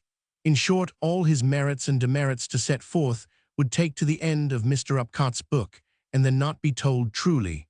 He died 59. 18. Much lamented. Witness his hand, Charles Lamb. 10th April, 1827. Shakespeare's Improvers. To the editor of The Spectator. Sir, partaking in your indignation at the sickly stuff interpolated by Tate in the genuine play of King Lear, I beg to lay before you certain kindred enormities that you may be less aware of, which that codeluder of Sternhold and Hopkins, 60 with his compeers, were suffered, nay, encouraged, by an English public of a century and a half ago, to perpetrate upon the dramas of Shakespeare. I speak from imperfect recollection of one of these new versions which I have seen, namely Coriolanus, by the same hand which touched up King Lear, in which he, the said Nahum, not deeming his author's catastrophe enough striking, makes PG 377 Aufidius, if my memory fail me not, violate the person of the wife, and mangle the body of the little son of his Roman rival. Shadwell, another improver, in his version of Timon of Athens, a copy of which, 167-78, is lying before me, omits the character of Flavius, the kind-hearted steward, that fine exception to the air of general perfidy in the play, which would else be too oppressive to reader or spectator, and substitutes for it a kind female who is supposed to be attached to Timon to the last, thus making the moral of the piece to consist in showing, not the hollowness of friendships conciliated by a mere undistinguishing prodigality, but the superiority of woman's love to the friendships of men. Evandra, too, has a rival in the affections of the noble Athenian. So impossible did these blockheads imagine it to be, to interest the feelings of an audience without an intrigue, that the misanthrope Timon must whine, and the daughterly Cordelia must whimper their love affections, before they could hope to touch the gentle hearts in the boxes. Had one of these gentry taken in hand to improve the fine scriptural story of Joseph and his brethren, we should have had a love passion introduced, to make the mere fraternal interest of the piece go down, an episode of the amours of Reuben or Issachar with the fair Mizraim of Egypt. Thus Evandra closes the eyes of Shadwell's dying Timon, who, it seems, has poisoned himself. Evan, O my dear lord, why do you stoop and bend? Like flowers o'ercharged with dew, whose yielding stalks cannot support them. Timon, so now my weary pilgrimage on earth is almost finished, now my best Evandra. I charge thee by our loves, our mutual loves, live and live happy after me, and if a thought of Timon comes into thy mind, and brings a tear from thee, what then, why then? Let some diversion banish it. And so, after some more drivel of the same stamp, the noble Timon dies. And was not this a dainty dish to set before an audience of the Duke's Theatre in the year 167-78? Yet Betterton then acted Timon and his wife Evandra. I now come to the London acting edition of Macbeth of the same date, 1678, played, if I remember, by the same PG 378 players at the same house, from which I made a few rough extracts when I visited the British Museum for the sake of selecting from the Garrick plays. As I can scarcely expect to be believed upon my own word as to what our ancestors at that time were willing to accept for Shakespeare, I refer the reader to that collection to verify my report. Who the improver was in this instance, we are left to guess, for the title page leaves us to conjecture. Possibly the players, each one separately, contributed his new reading, which was silently adopted. Flesh and blood could not at this time of day submit to a thorough perusal of the thing, but from a glance or two of casual inspection, I am enabled to lay before the reader a few flowers. In one of the lyric parts, Hecate is made to say, "On a corner of the moon, a drop my spectacles have found. I'll catch it." Hecate, the solemn president of classic enchantments, thence adopted into the romantic, the triform Hecate, wearing spectacles to assist old sight. No, for a number 5, as the opticians class them, is not said. One may as well fancy Cerberus in a brand new collar, or the dreaded name of Demogorgon in jack boots. Among the ingredients of the cauldron is enumerated not a tiger's, but what reader? A Dutchman's chagrin. We were about that time engaged in a war with Holland. Again, Macduff being about to journey across the heath, the blasted heath, answers his lady, who courteously demands of him, "Are you afoot?"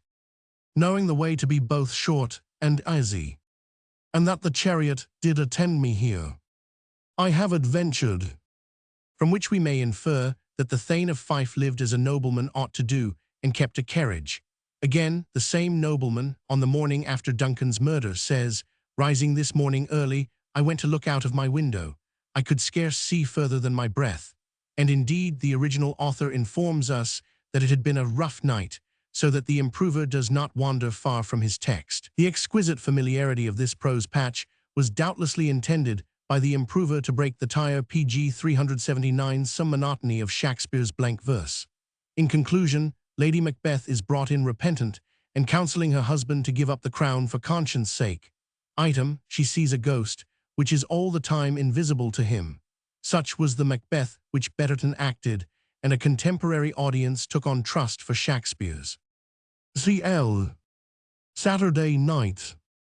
There is a Saturday night. I speak not to the admirers of Burns, erotically or theologically considered. His of the Cottars may be a very charming picture, granting it to be but half true. Nor speak I now of the Saturday night at sea, which Dibdin hath dressed up with a gusto more poignant to the mere nautical palate of uncalvanized South Britons. Nor that it is marketing night, with the pretty tripping servant maids all over London, who, with judicious and economic eye, select the white and well-blown fillet that the blue-aproned contender of the calf can safely recommend as prime veal, and which they are to be sure not to over-brown on the morrow. Nor speak I of the hard-handed artisan, who on this night receives the pittance which is to furnish the neat sabbatical dinner, not always reserved with judaical rigor for that laudable purpose, but broken in upon, perchance, by inviting pot of ale, satisfactory to the present orifice. These are alleviatory, care-consoling, but the hebdomadal finale which I contemplate hath neither comfort nor alleviation in it. I pronounce it, from memory, altogether punitive and to be abhorred. It is Saturday night to the schoolboy. Cleanliness, saith some sage man, is next to godliness. It may be, but how it came to sit so very near is the marvel. Methinks some of the more human virtues might have put in for a place before it. Justice, humanity, temperance are positive qualities. The courtesies and little civil offices of life, had I been master of the ceremonies to that court, pg 380 should have sate above the salt in preference to a mere negation. I confess there is something wonderfully refreshing in warm countries in the act of ablution. Those Mahometan washings, how cool to the imagination!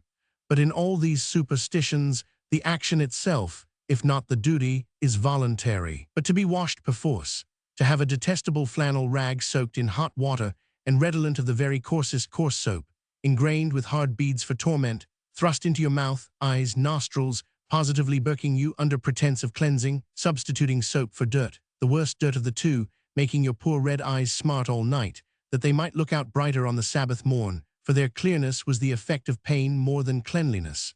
Could this be true religion? The tender mercies of the wicked are cruel. I am always disposed to add, so are those of grandmothers. Mine, the print has made her look rather too young, had never-failing pretexts of tormenting children for their good. I was a chit then, and I well remember when a fly had got into a corner of my eye, and I was complaining of it to her, the old lady deliberately pounded 2 ounces or more of the finest loaf sugar that could be got, and making me hold open the eye as wide as I could, all innocent of her purpose, she blew from delicate white paper, with a full breath, the whole saccharine contents into the part afflicted, saying, "There, now the fly is out." 'Twas most true, a legion of bluebottles, with the prince of flies at their head, must have dislodged with the torrent and deluge of tears which followed. I kept my own counsel, and my fly in my eye when I had got one, in future, without troubling her dulcet applications for the remedy. Then her medicine case was a perfect magazine of tortures for infants. She seemed to have no notion of the comparatively tender drenches which young internals require. Her potions were anything but milk for babes. Then her sewing up of a cut finger, pricking a whitlow before it was ripe, because she could not see well, with the aggravation of the pitying tone she did it in. But of all her nostrums, rest her soul, nothing came up to the Saturday night's flannel, that rude fragment of a Whitney blanket, Wales spins none so coarse, thrust into the corners of a weak child's eye with soap that might have upsturged an Ethiop, whitened the hands of Duncan's PG 381 murderer, and scoured away original sin itself. A faint image of my penance you see in the print, but the artist has sunk the flannel.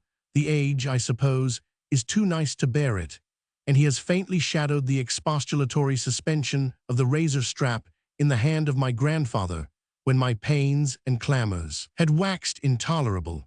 Peace to the shades of them both, and if their well-meaning souls had need of cleansing when they quitted earth, may the process of it have been milder than that of my old purgatorial Saturday night's path to the sabbatical rest of the morrow.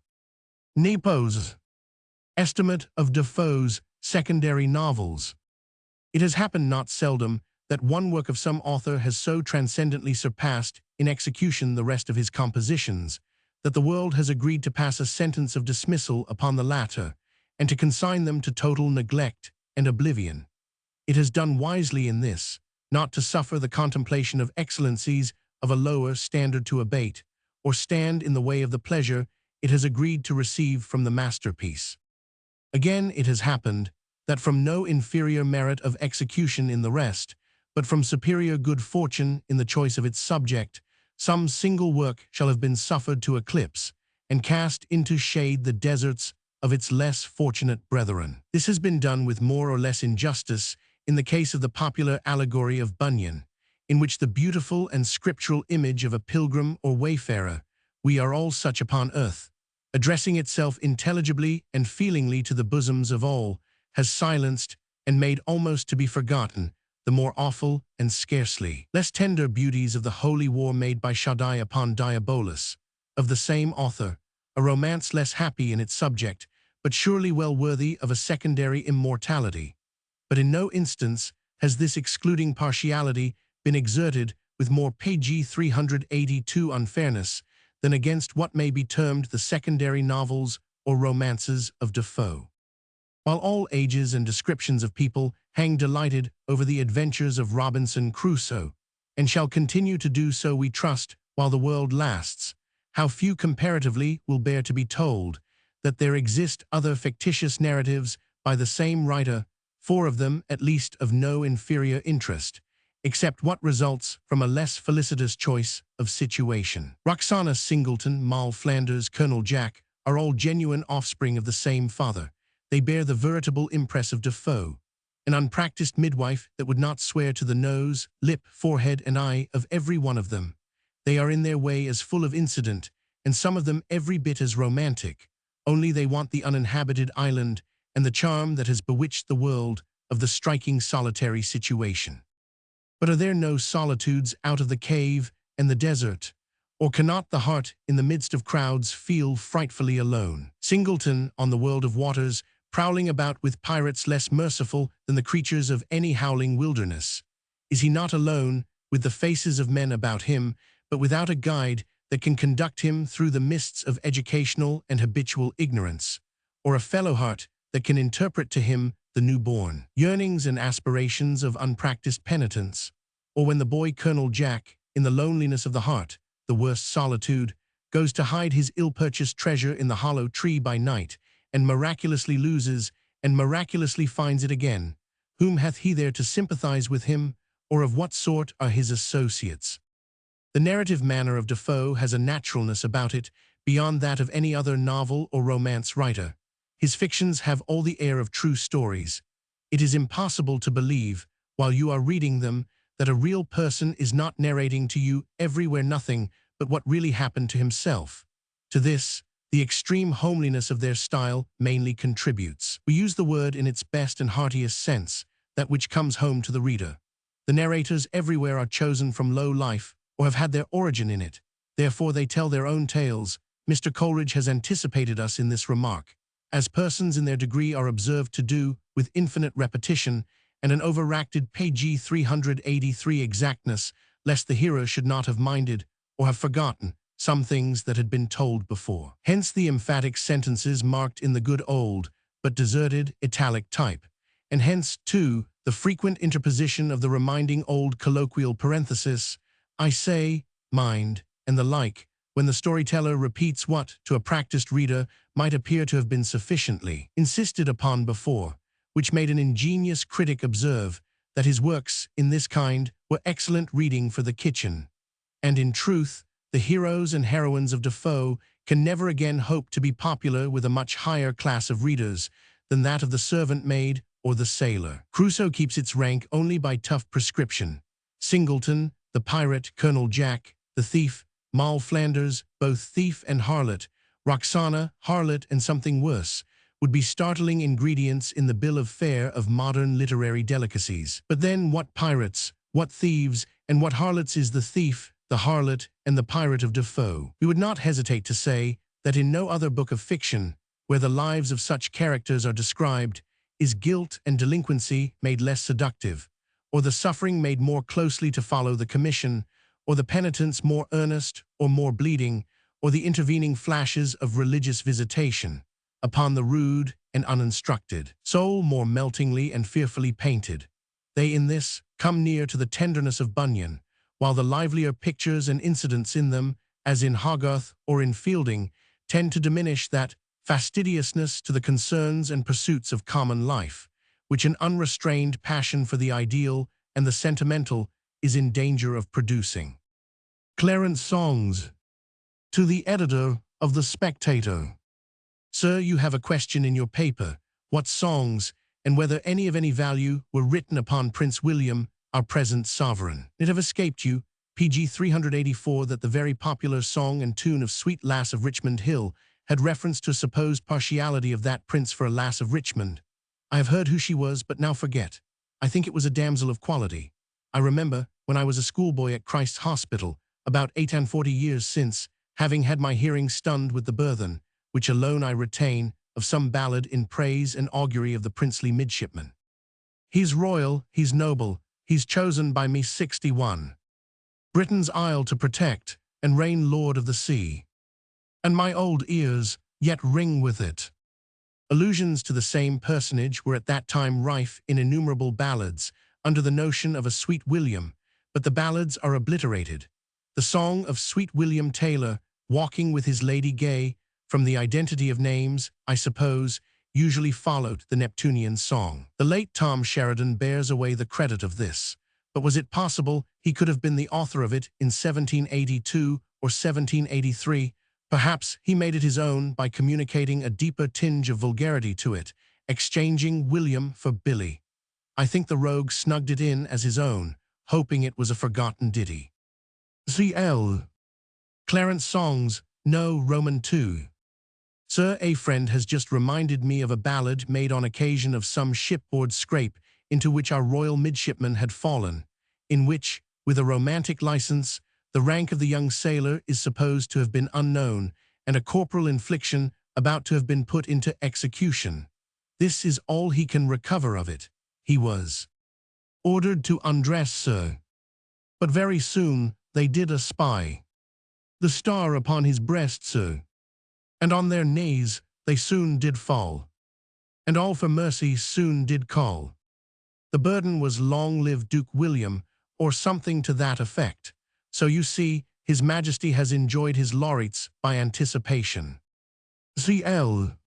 pg 385.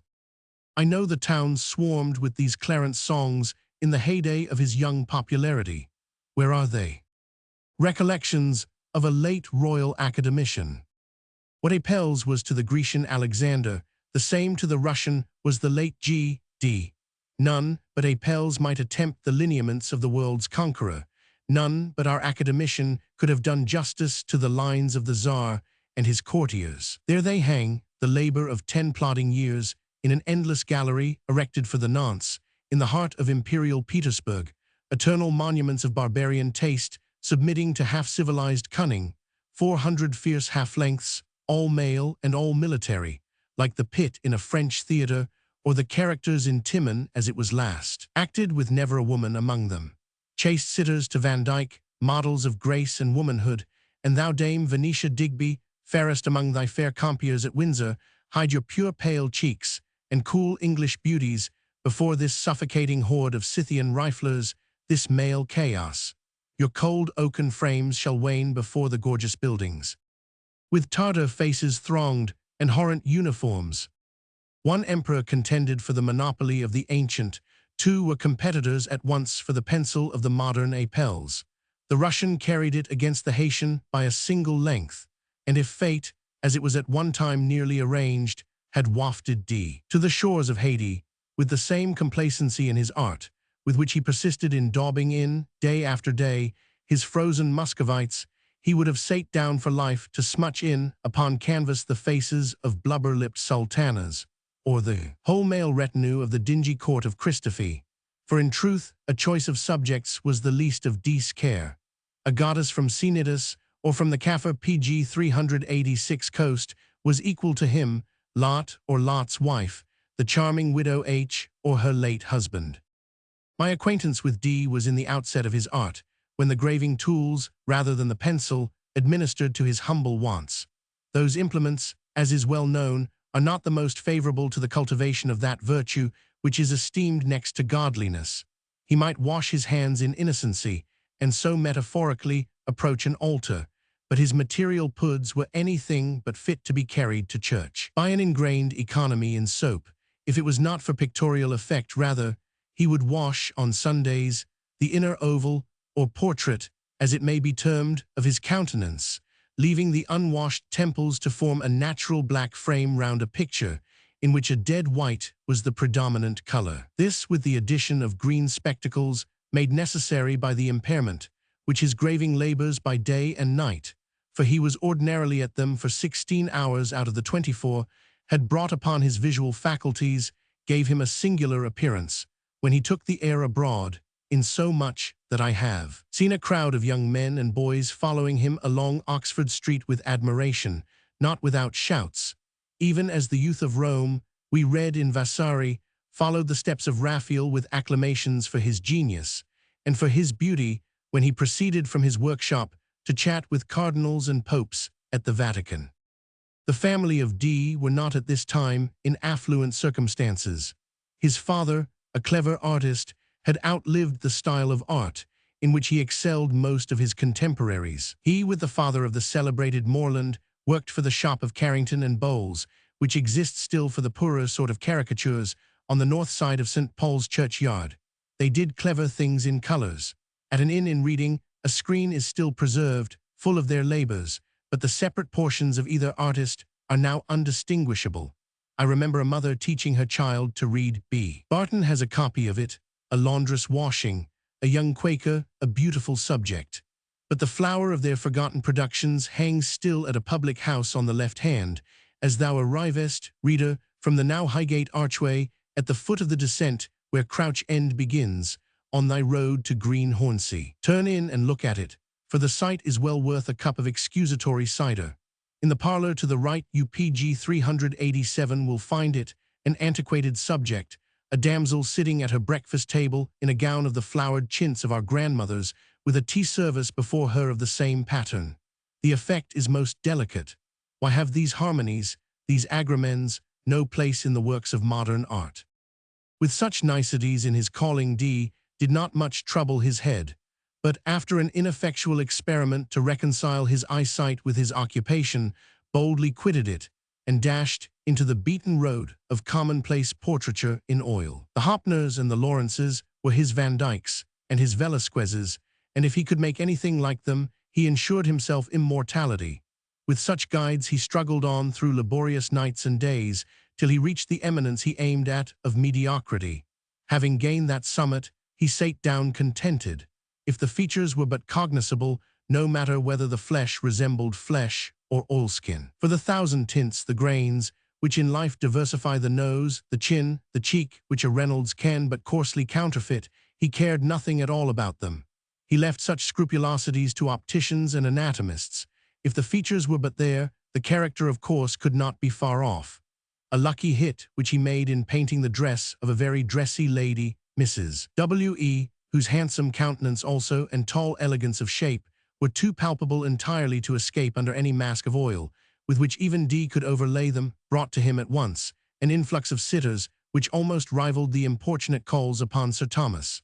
A portrait he did soon after of the Princess Charlotte clenched his fame. He proceeded academician. At that memorable conjuncture of time, it pleased the allied sovereigns to visit England. I called upon D to congratulate him upon a crisis so doubly eventful. His pleasant housekeeper seemed embarrassed, owned that her master was alone, but could he be spoken with? With some importunity, I prevailed upon her to usher me up into his painting room. It was in Newman Street. At his easel stood D, with an immense spread of canvas before him, and by his side a live goose. I inquired into this extraordinary combination. Under the rose he informed me that he had undertaken to paint a transparency for Vauxhall against an expected visit of the allied sovereigns to that place. I smiled at an engagement PG 388 so derogatory to his newborn honors, but a contempt of small gains was never one of D's foibles. My eyes beheld crude forms of warriors, kings, rising under his brush upon this interminable stretch of cloth. The Wolga, the Don, and the Dnieper were there, or their representative river gods, and Father Thames clubbed urns with the Vistula. Glory with her dazzling eagle was not absent, nor fame, nor victory. The shade of Rubens might have evoked the mighty allegories. But what was the goose? He was evidently sitting for a something. D at last informed me that having fixed upon a group of rivers, he could not introduce the royal Thames without his swans, that he had inquired the price of a live swan, and it being more than he was prepared to give for it, he had bargained with the poulterer for the next thing to it, adding significantly that it would do to roast after it had served its turn to paint swans by. Reader, this is a true story. So entirely devoid of imagination or any feeling for his high art was this painter, that for the few historical pictures he attempted, any sitter might sit for any character. He took once for a subject the infant Hercules. Did he choose for a model some robust antique? No, he did not even pilfer from Sir Joshua, who was nearer to his own size. But from a show he hired to sit to him a child in years indeed, though no infant, but in fact a precocious man or human portent that was disgustingly exhibiting at that period, a thing to be strangled. From this he formed his infant Hercules. In a scriptural flight, he next attempted a Samson in the lap of Dalila. A Dalila of some sort was procurable for love or money, but who should stand for the Jewish Hercules? He hired a tolerably stout porter, with a thickish head of hair, curling in yellowish locks, but lithe, much like a wig. And these were the robust strengths of Samson. I once was a witness to a family scene in his painting closet, which I had entered rather abruptly, and but for his encouragement, should as hastily have retreated. He stood with displeased looks eyeing a female relative, whom I had known under happier auspices, that was kneeling at his feet with a baby in her arms, with her eyes uplifted and suppliant. Though I could have previously sworn to the virtue of Miss, yet casual slips have been known. There are such things as families disgraced, where least you would have PG 389 expected it. The child might be, I had heard of no wedding. I was the last person to pry into family secrets, when D relieved my uneasy cogitations by explaining that the innocent, good-humored creature before me, such as she ever was, and is now that she is married, with a baby borrowed from the public house, was acting Andromache to his Ulysses, for the purpose of transferring upon canvas a tender situation from the Troads of Seneca. On a subsequent occasion I knocked at D's door. I had chanced to have been in a dreamy humor previously.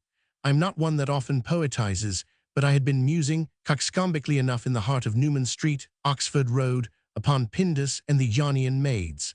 The lover of Daphne was in my mind, when answering to my summons, the door opened, and there stood before me, laurel-crowned, the god himself, unshorn Apollo. I was beginning to mutter apologies to the celestial presence, when on the thumb of the right hand of the Delian, his left held the harp, I spied a palette, such as painters carry, which immediately reconciled me to the whimsical transformation of my old acquaintance, with his own face, certainly any other than Grecianesque, into a temporary image of the oracle giver of Delphos. To have impersonated the Ithacan was little. He had been just sitting for a god.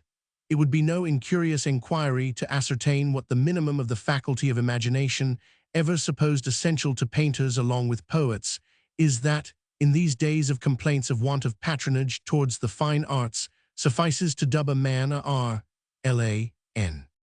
Not only had D no imagination to guide him in the treatment of such subjects, but he had no relish for high art in the productions of the great masters. He turned away from them as from something foreign and irrelative to him and his calling. He knew he had neither part nor portion in them. Cousin him into the Stafford or the Angerstein Gallery, he involuntarily turned away from the Baths of Diana, the Four Ages of Guercino, the Lazarus of Piombo, to some petty piece of modern art that had been inconsistently thrust into the collection through favor. On that he would dwell and pore, blind as the dead to the delicacies that surrounded him. There he might learn something, there he might pilfer a little. There was no grappling with Titian or Angelo. Page 390. The narrowness of his domestic habits to the very last was the consequence of his hard bringing up, an unexpected emergence into opulence. While rolling up to the ears in Russian rubles, a penny was still in his eyes the same important thing, which it had with some reason seemed to be, when a few shillings were his daily earnings. When he visited England a short time before his death, he reminded an artist of a commission which he had executed for him in Russia, the package of which was still unpaid. At this time he was not unreasonably supposed to have realized a sum little short of £500,000 sterling. What became of it was never known. What gulf, or what Arctic virago, sucked it in, his acquaintance in those parts have better means of guessing than his countrymen. It is certain that few of the latter were anything the better for it. It was before he expatriated himself, but subsequently to his acquisition of pictorial honors in this country, that he brought home 2 of his brother academicians to dine with him. He had given no orders extraordinary to his housekeeper. He trusted, as he always did, to her providing. She was a shrewd lass, and knew, as we say, a bit of her master's mind. It had happened that on the day before, D passing near Clare Market by one of those open shambles, where tripe and cowheel are exposed for sale, his eye was arrested by the sight of some tempting flesh rolled up. It is a part of the intestines of some animal, which my olfactory sensibilities never permitted me to stay long enough to inquire the name of. D marked the curious involutions of the unacquainted luxury, the harmony of its colors. A sable vert pleased his eye, and warmed with the prospect of a new flavor. For a few farthings he bore it off in triumph to his housekeeper. It so happened that his day's dinner was provided, so the cooking of the novelty was for that time necessarily suspended. Next day came, the hour of dinner approached. His visitors, with no very romantic anticipations, expected a plain meal at least. They were prepared for no new dainties, when to the astonishment of them, and almost of D himself, the purchase of the preceding day was served up piping hot, the cook declaring that she did not know well what it was, for her master always marketed. His PG 391 guests were not so happy in their ignorance. They kept dogs. I will do D the justice to say that on such occasions he took what happened in the best humor possible. He had no false modesty, though I have generally observed that persons who are quite deficient in that mauvaise honte are seldom overtroubled with the quality itself, of which it is the counterfeit. By what arts, with his pretensions, D contrived to wriggle himself into a seat in the Academy, I am not acquainted enough with the intrigues of that body, more involved than those of an Italian conclave, to pronounce. It is certain that neither for love to him, nor out of any respect to his talents, did they elect him. Individually he was obnoxious to them all. I have heard that, in his passion for attaining this object, he went so far as to go down upon his knees to some of the members, whom he thought least favorable, and begged their suffrage with many tears. But death, which extends the measure of a man's stature to appearance, and wealth, which men worship in life and death, which makes giants of punies and embalms insignificance, called around the exequies of this pygmy painter the rank, the riches, the fashion of the world. By academic hands his pall was borne, by the carriages of nobles of the land and of ambassadors from foreign powers his bier was followed, and St. Paul's, O worthy casket for the shrine of such as Zeuxis, now holds all that was mortal of G.D. The Latin poems of Vincent Bourne. A complete translation of these poems is a desideratum in our literature. Cowper has done one at least, out of the 4 which he has given us, with a felicity almost PG 392 unapproachable. Few of our readers can be ignorant of the delightful lines beginning with, "There is bird, which by its coat." A recent writer has lately added 9 more to the number. We wish he would proceed with the remainder, for of all modern Latinity, that of Vincent Bourne is the most to our taste. He is so Latin, and yet so English all the while. In diction worthy of the Augustan age, he presents us with no images that are not familiar to his countrymen. His topics are even closelier drawn. They are not so properly English as Londonish. From the streets and from the alleys of his beloved metropolis he culled his objects, which he has invested with an Hogarthian richness of coloring. No town picture by that artist can go beyond his ballad singers. Gay's trivia alone, in verse, comes up to the life and humor of it. Septem vicos, conterminat una columna. Consistunt nymph cyanum, ex agmine bin. Straminium capiti tegemen, columc per omni. Ingens electri orbs, utrique pependit. Crustato vestes cno, limoc rigesens. Creer usc, medio calcum defluxit ad imum. Exiguam secum, pendentum ex uber natum. Altera, venals dextra cilit, altera chartas. His vix dispositus, puri in nupt pule. Occurrunt, pseudo primus cui loria vita. Impediat crines, humili, proxima stabat. Prorut isella, chartas, si forte placerant. Empcherus, namc ille etiam si carmine multo. Abulctat, longos solus quo right labors. Diminuit, fallit hibern tidia noctis. Collecti murmur sensum, increbrasir vulgi. Auditi, et excurrit nudis ancilla lacertes. Incudum falesque, et opus fabrile relinquens. Si dens, emissit plebi, niger ora piracmen. It juxta, depressum ingens cui mantica tergum. Incurvat tardo passu, simul ille coronam. Aspectat vulgi, spe carmines a rigid auras. Stat more patiens, humoris nec pondera sentit. Sic ubi tartarum, regem rhodopaeus Orpheus. Thraciis studuit fidibus mulsir, laboris. Imemur, olids stupuit modulamina plectri. Nec sensit funesti onera, incumbentia saxi. SBE interventus red crepitantes, ob illo. Vicorum ant illo, stipantum hinc indicativem. Dividit et rursus coant, ubi transiit illa. Pg 393. Ut coant rursus, pupis quas dividit und. Canticul inter re, narraverat argumentum. Altera cyanum, infidi perjuria not. Deceptanc dolo nympum, tum flebal carmen. Flebalibus movit numeris, quos altera versu. Alterno excepit, pacilis stant rictibus omnes. Dextrum ilea clinat, elvam ilea attentius orum. Promissum carmen, capter peritus hiatu. Longa refera mora est, animum qua vicerit art. Virginium juvenis, jam poscunt undic chartas. Protens imptorum dexter, quas illa vel illa. Distribuit cantac simul, nec ferius ist. Est usquam audita, dulcis cui lean camna. Non adhibit tormentum, et furtivum illicit assem. Stat medios, inter baculoque inititor urus. Nec tamen hic loculo parsit, sed prodigus ris. Emptora dest, solvit pretium carmenc requirit. Fors juxta ad stabat vetula, iracundia quo. Colloculo ex imo invitum, longumc latentum. Depromens vix tandem obolum, sido, effmina chartam. Inquit ut turnum monumentum, in pareat figam. Cum laribus manserum ipsis, quam credula nymphies. Pectora sint, fraudis quam plena, et perfida naughties. Where 7 fair streets, to 1 tall column 62 draw.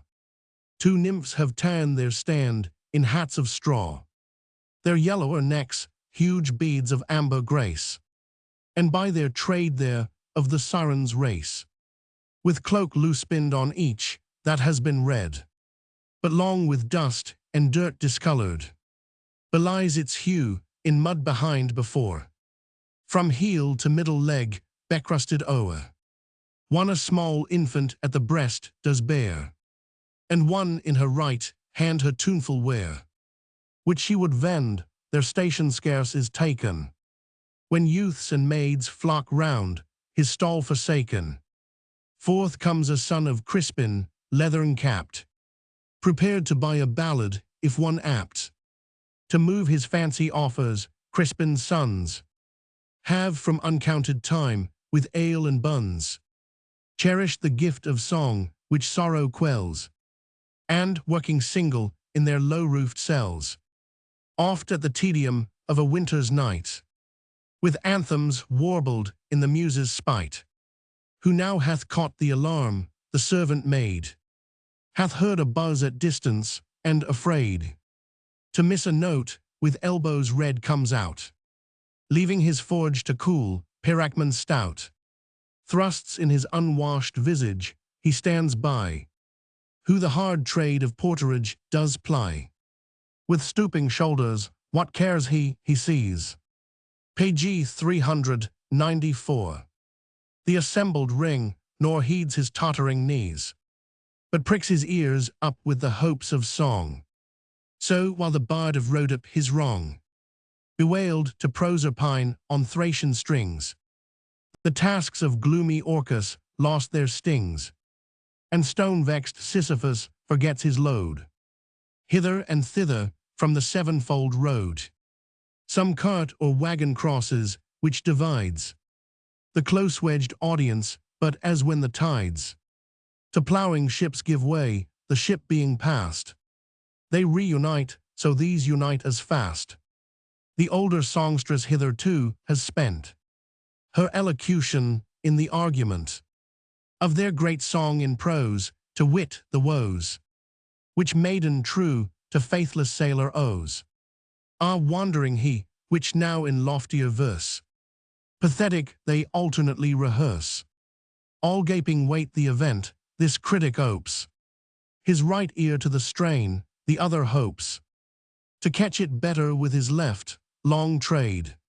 It were to tell how the deluded maid a victim fell, and now right greedily all hands are stretching forth the songs to buy, that are so tragical, which she deals out and sings the while, nor can there be a breast so obdurate here that will hold back his contribution from the gentle rack of music's pleasing torture, Eros self.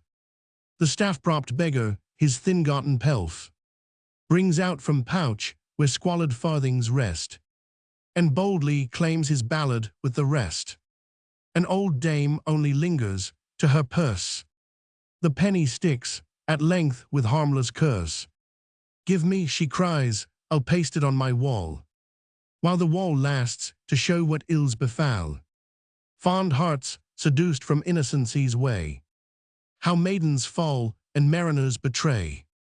In the same style of familiar painting and replete with the same images of town life, picturesque as it was comparatively in the days of Gay and of Hogarth, are the various pomatia to the bellman, billinsgate, the law courts, the licensed victualler, the quack, the Quakers' meeting, cum multis aliis, of this most classical of Cockney poets.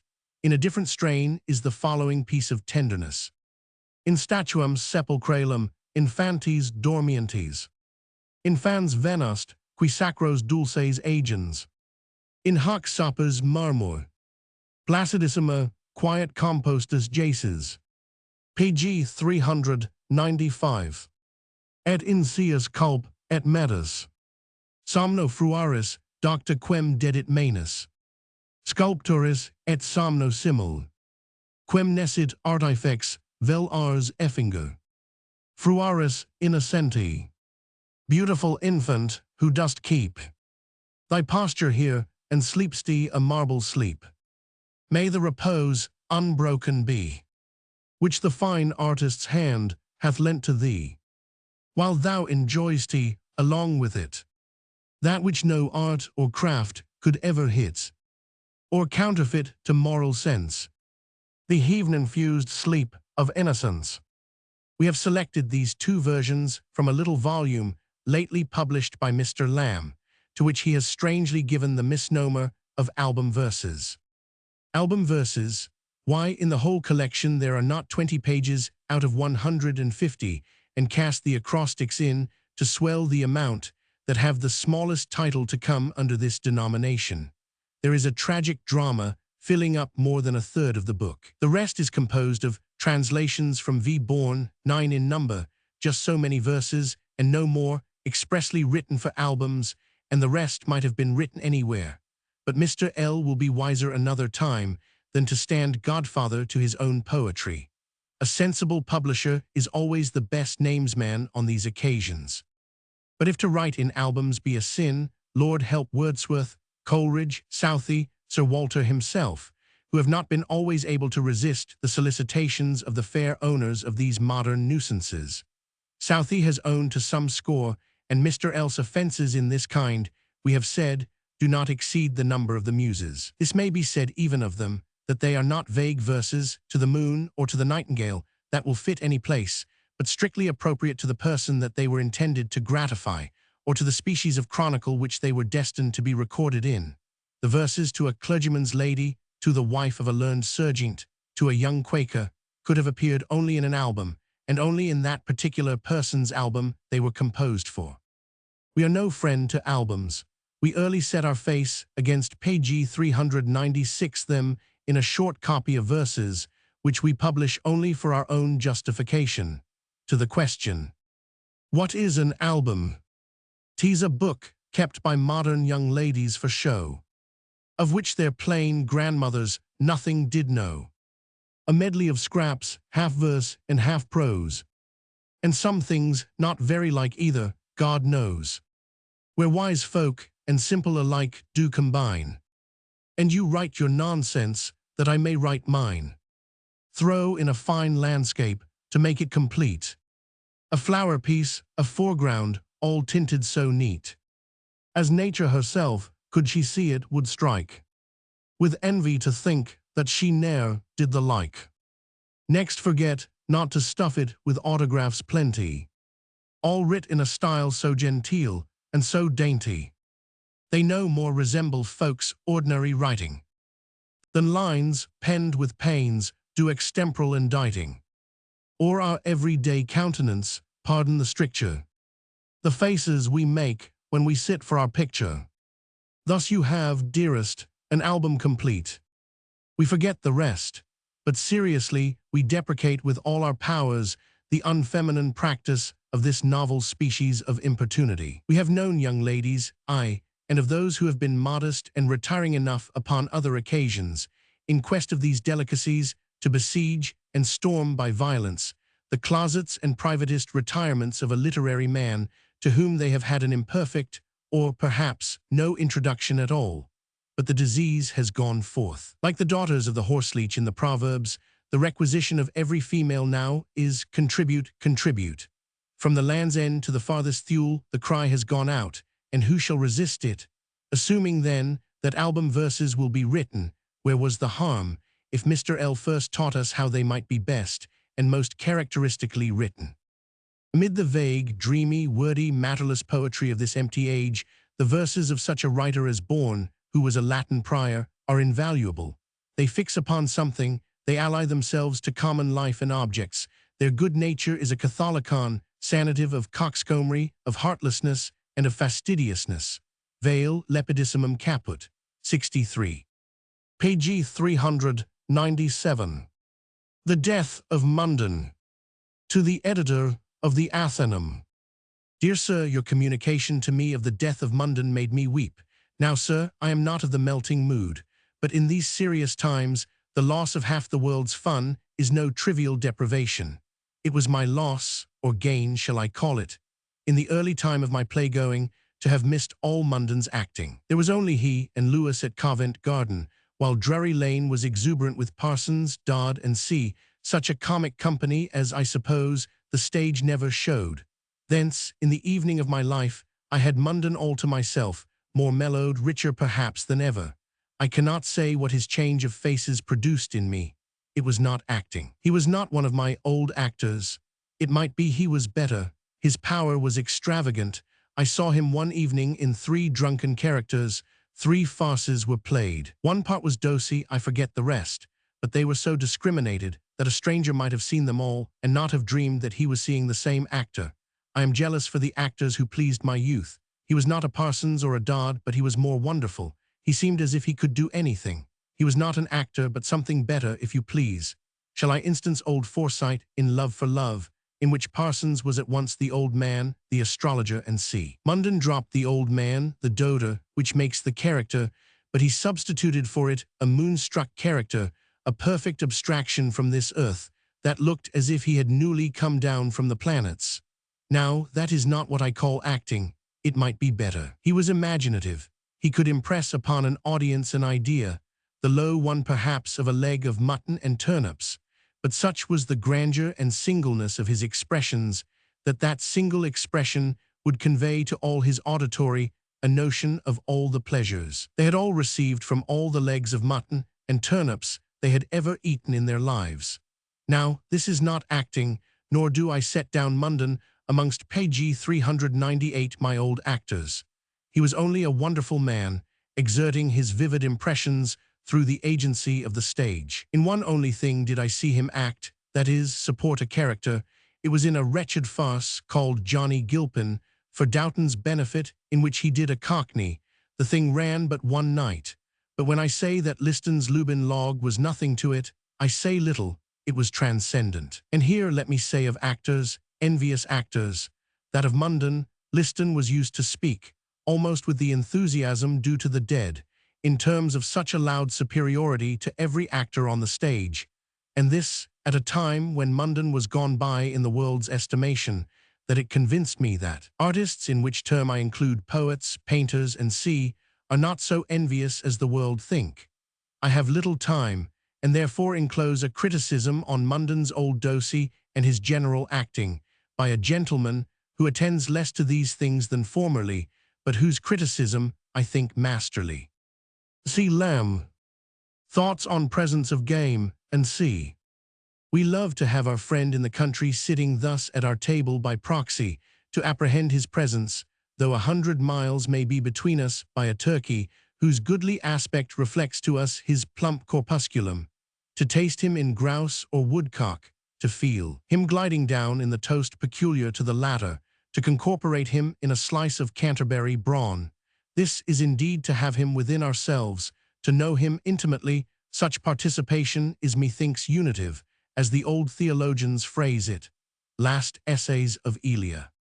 Elia presents his acknowledgments to his correspondent unknown for a basket of prodigiously fine game. He takes for granted that so amiable a character must be a reader of the Athenum, else he had meditated a notice in the Times. Now if this friend had consulted the Delphic oracle for a present suited to the palate of Elia, he could not have hit upon a morsel so acceptable. The birds he is barely thankful for. Pheasants are poor fowls disguised in fine feathers, but a hare roasted hard and brown PG 399, with gravy and melted butter.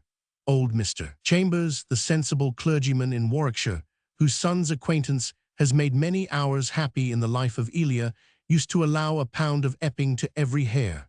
Perhaps that was overdoing it. But in spite of the note of Philomel, who, like some fine poets, that think no scorn to adopt plagiarisms from a humble brother, reiterates every spring her cuckoo cry of jug, jug, jug, Elia pronounces that a hare to be truly palated must be roasted. Jugging sophisticates her. In our way it eats so crips, as Mrs. Minikin says.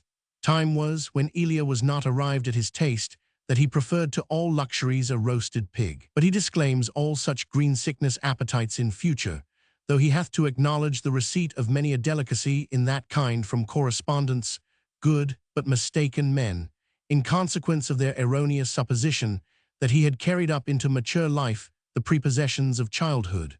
From the worthy vicar of Enfield, he acknowledges a tithe contribution of extraordinary sapper. The ancients must have loved hares, else why adopt the word lepors obviously from lepus, but for some subtle analogy between the delicate flavor of the latter and the finer relishes of wit in what we most poorly translate pleasantries. The fine madnesses of the poet are the very decoction of his diet.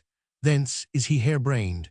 Harum-scarum is a libelous, unfounded phrase of modern usage. 'Tis true the hare is the most circumspect of animals, sleeping with her eye open. Her ears, ever erect, keep them in that wholesome exercise, which conduces them to form the very titbit of the admirers of this noble animal. Noble will I call her, in spite of her detractors, who from occasional demonstrations of the principle of self-preservation, common to all animals, infer in her a defect of heroism. 100 horsemen with thrice the number of dogs scour the country in pursuit of puss across 3 countries, and because the well-flavored beast, weighing the odds, is willing to evade the hue and cry, with her delicate ears shrinking perchance from discord, comes the grave naturalist, Linus perchance or Buffon, and gravely sets down the hare as a timid animal. Why, Achilles or Bully Dawson would have declined the preposterous combat. In fact, how light of digestion we feel after a hare, how tender its processes after swallowing, what Calit Pro PG 400 motes, how ethereal, as if its living celerity were a type of its nimble coursing through the animal juices. The notice might be longer. It is intended less as a natural history of the hare than a cursory thanks to the country, good unknown. The hare has many friends, but none sincerer than Elia. Table Talk by the late Elia. 1833 and 1834. The greatest pleasure I know is to do a good action by stealth, and to have it found out by accident. 'Tis unpleasant to meet a beggar, it is painful to deny him, and if you relieve him, it is so much out of your pocket. Men marry for fortune, and sometimes to please their fancy, but much oftener than is suspected, they consider what the world will say of it, how such a woman in their friends' eyes will look at the head of a table. Hence, we see so many insipid beauties made wives of, that could not have struck the particular fancy of any man that had any fancy at all. These I call furniture wives, as men buy furniture pictures because they suit this or that niche in their dining parlors. Your universally cried-up beauties are the very last choice which a man of taste would make. What pleases all cannot have that individual charm which makes this or that countenance engaging to you, and to you only perhaps, you know not why. What gain the fair Gunnings titled husbands, who, after all, turned out very sorry wives? Popular repute is a sore trial when a daughter shall marry against her father's approbation. A little hard-heartedness and aversion to reconcilement is almost pardonable. After all, Will Dacre's way is perhaps the wisest. His best-loved daughter made a most imprudent match, in fact, eloped with the last man in the world that her father would have wished her to marry. All the world said that he would PG 401 never speak to her again. For months she durst not write to him, much less come near him. But in a casual rencounter, he met her in the streets of where, that will long remember the mild virtues of William Dacre-esque. What said the parent to his disobedient child, whose knees faltered under her at the sight of him? "Ha, Suki, is it you?" With that benevolent aspect with which he paced the streets of venerated as an angel, "come and dine with us on Sunday." Then turning away, and again turning back, as if he had forgotten something, he added, "And Suki, do you hear, bring your husband with you." This was all the reproof she ever heard from him. Need it be added that the match turned out better for Susan than the world expected? We read the Paradise Lost as a task, says Dr. Johnson, nay, rather as a celestial recreation, of which the dullard mind is not at all hours alike recipient. Nobody ever wished it longer, nor the moon rounder, he might have added. Why, 'tis the perfectness and completeness of it which makes us imagine that not a line could be added to it, or diminished from it, with advantage. Would we have a cubit added to the stature of the Medicean Venus? Do we wish her taller? Lear, who are you? Mine eyes are not the best, I'll tell you straight. Are you not Kent? Kent the same. Your servant Kent, where is your servant Caius? Lear, he's a good fellow, I can tell you that. He'll strike, and quickly too, he's dead and rotten. Kent, no, my good lord, I am the very man's. Lear, I'll see that straight. Kent, that from your first of difference and decay have followed your sad steps. Lear, you are welcome hither. Albany, he knows not what he says, and vain it is that we present us to him. Edgar, look up, my lord. Kent, vex not his ghost, let him pass, he hates him much. that would upon the rack of this rough world stretch him out longer. So ends King Lear, the most stupendous of the Shakespearean dramas, and Kent, the noblest feature of the Con PG 402ceptions of his divine mind.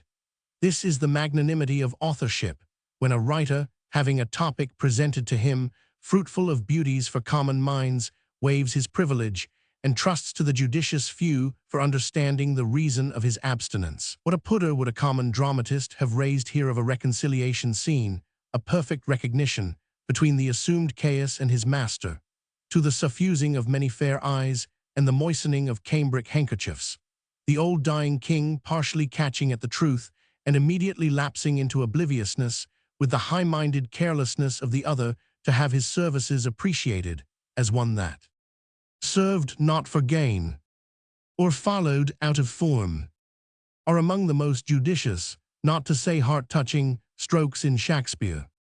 Allied to this magnanimity it is, where the pith and point of an argument, the amplification of which might compromise the modesty of the speaker, is delivered briefly and, as it were, parenthetically, as in those few but pregnant words in which the man in the old, nut-brown maid rather intimates than reveals his unsuspected high birth to the woman. Now understand, to Westmoreland, which is my heritage, I will you bring, and with a ring, by way of marriage, I will you take, and lady make. Turn we to the version of it, 10 times diluted, of dear Matt, Prior in his own way unequalled, and a poet nowadays too much neglected. In me, quoth Henry, addressing the astounded Emma, with a flourish and an attitude, as we may conceive. In me behold the potent Edgar's heir. Illustrious Earl, him terrible in war. Let Loire confess. And with a deal of skimble-scamble stuff, as Hotspur would term it more, presents the lady with a full and true enumeration of his papa's rentroll in the fat soil by Dava. But of all parentheses, not to quit the topic too suddenly, commend me to that most significant one, at the commencement of the old popular ballad of Fair Rosamund, PG 403.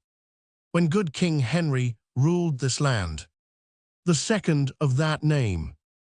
Now mark, besides the queen he dearly loved, a fair and comely dame. There is great virtue in this besides. Amidst the complaints of the wide spread of infidelity among us, it is consolatory that a sect is sprung up in the heart of the metropolis, and is daily on the increase, of teachers of that healing doctrine which Pope upheld, and against which Voltaire directed his envenomed wit. We mean those practical preachers of optimism, or the belief that whatever is best, the cads of omnibuses, who from their little back pulpits, not once in 3 or 4 hours, as those proclaimers of God and his prophet in Mussulman countries, but every minute at the entry or exit of a brief passenger, are heard, in an almost prophetic tone, to exclaim, wisdom crying out, as it were in the streets, all's right. Advice is not so commonly thrown away as is imagined. We seek it in difficulties, but in common speech we are apt to confound with it admonition, as when a friend reminds one that drink is prejudicial to the health, and see. We do not care to be told of that which we know better than the good man that admonishes. M. sent to his friend L., who is no water drinker, a twopenny tract against the use of fermented liquors. L. acknowledged the obligation as far as to twopence.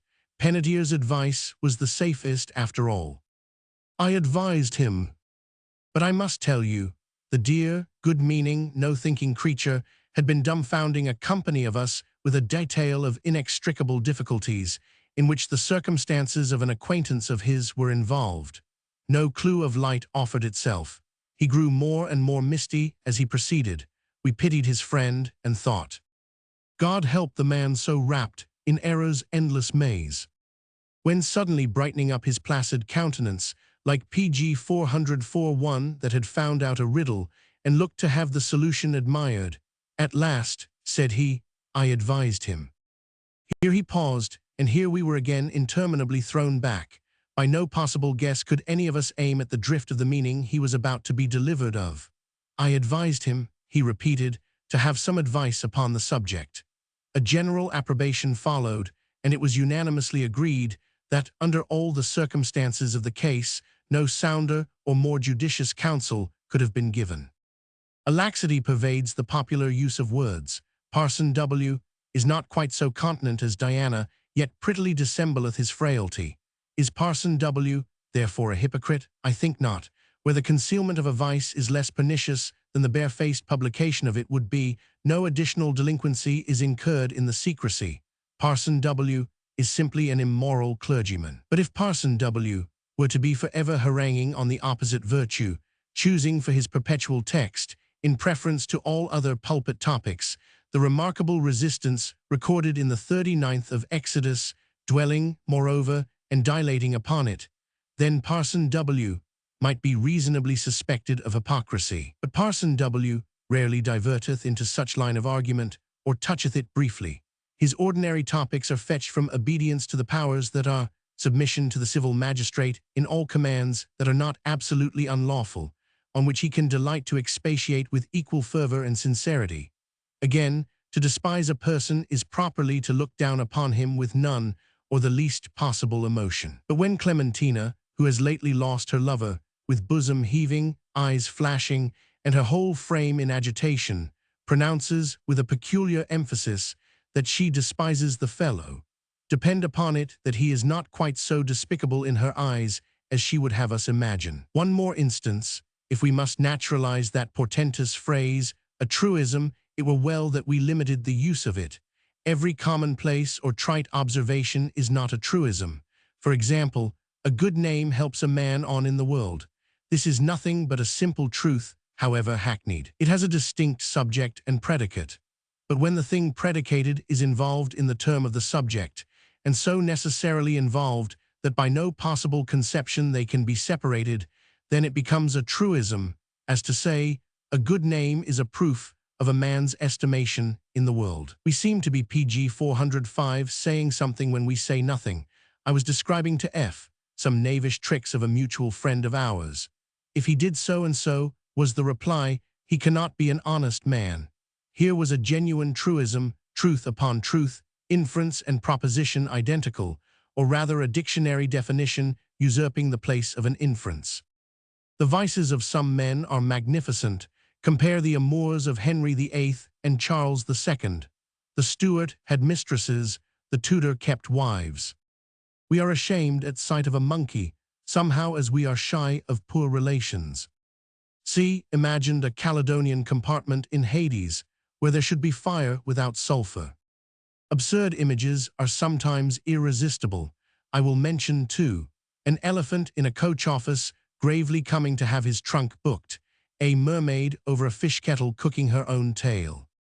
It is the praise of Shakespeare, with reference to the playwriters, his contemporaries, that he has so few revolting characters. Yet he has one that is singularly mean and disagreeable, the king in Hamlet. Neither has he characters of insignificance, unless the phantom that stalks over the stage as Julius Caesar in the play of that name may be accounted one. Neither has he envious characters, excepting the short part of Don John in Much Ado About Nothing. Neither has he unentertaining characters, if we accept Parolles, and the little that there is of the clown in All's Well that ends well. It would settle the dispute as to whether Shakespeare intended Othello for a jealous character, to consider how differently we are affected towards him, and for Leonce in The Winter's Tale. Leonce is that character. Othello's fault was simply credulity. Is it possible that Shakespeare should never have read Homer, in Chapman's version at least? If he had read it, could he mean to travesty it in the parts of those big boobies, Ajax and Achilles? Ulysses, Nestor, and Agamemnon are true to their parts in the Iliad. They are gentlemen at least. The sights, though unamusing, is fairly deducible from it. Troilus and Cressida are a fine graft upon it, but those two big bulks, PG 406. It is a desideratum in works that treat de re culinaria, that we have no rationale of sauces or theory of mixed flavors, as to show why cabbage is reprehensible with roast beef, laudable with bacon, why the haunch of mutton seeks the alliance of currant jelly, the shoulder civilly declineth it, why loin of veal, a pretty problem, being itself unctuous, seeketh the adventitious lubricity of melted butter, and why the same part in pork, not more oleaginous, abhorreth from it, why the French bean sympathizes with the flesh of deer, why salt fish points to parsnip, brawn makes a dead set at mustard, why cats prefer valerian to heartsease, old ladies vice versa, though this is rather traveling out of the road of the dietetics, and may be thought a question more curious than relevant. Why salmon? A strong sapper per se, fortifieth its condition with the mighty lobster sauce, whose embraces are fatal to the delicater relish of the turbot. Why oysters in death rise up against the contamination of brown sugar, while they are posthumously amorous of vinegar. Why the sour mango and the sweet yam by turns court, and are accepted by the compliable mutton hash, she not yet decidedly declaring for either. We are as yet but in the empirical stage of cookery. We feed ignorantly, and want to be able to give a reason of the relish that is in us, so that if nature should furnish us with a new meat, or be prodigally pleased to restore the pH nix upon a given flavor, we might be able to pronounce instantly, on philosophical principles, what the sauce to it should be, what the curious adjuncts. The Death of Coleridge. In the album of Mr. Keymer. When I heard of the death of Coleridge, it was without grief. It seemed to me that he long had been on the confines of the next world, that he had a hunger for eternity. I grieved then that I could not grieve.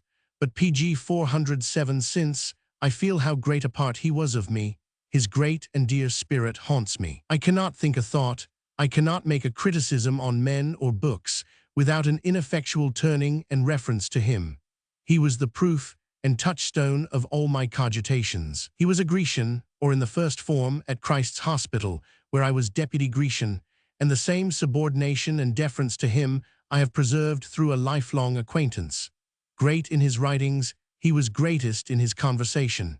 In him was disproved that old maxim that we should allow every one his share of talk. He would talk from morn to dewy eve, nor cease till far midnight, yet whoever would interrupt him, who would obstruct that continuous flow of converse, fetched from Helicon or Zion, he had the tact of making the unintelligible seem plain.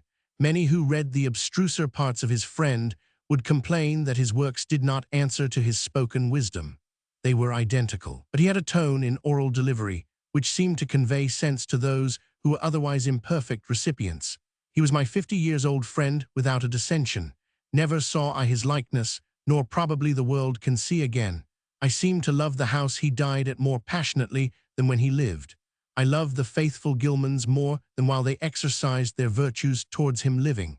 What was his mansion is consecrated to me a chapel. C.H.S. Lamb. Edmonton, November 21, 1834.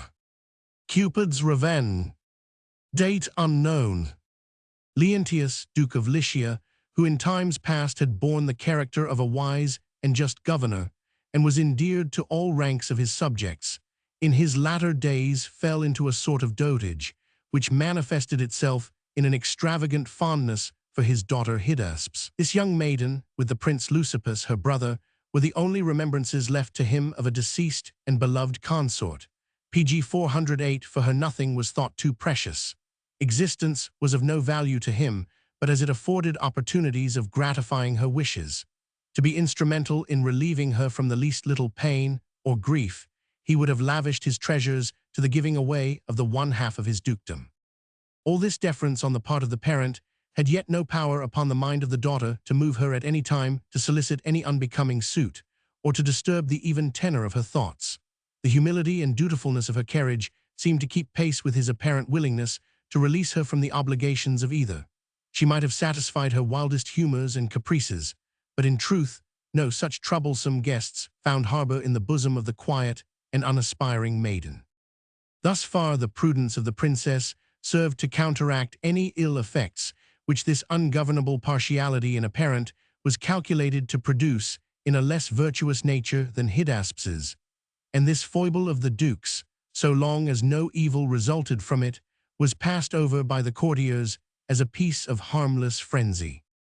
But upon a solemn day, a sad one as it proved for Lycia, when the returning anniversary of the princess's birth was kept with extraordinary rejoicings, the infatuated father set no bounds to his folly, but would have his subjects to do homage to her for that day, as to their natural sovereign, as if he, indeed, had been dead, and she, to the exclusion of the male succession, was become the rightful ruler of Lycia. He saluted her by the style of duchess, and with a terrible oath, in the presence of his nobles, he confirmed to her the grant of all things whatsoever that she should demand on that day, and for the 6 next following, and if she should ask anything the execution of which must be deferred until after his death, he pronounced a dreadful curse upon his son and successor if he failed to see to the performance of it.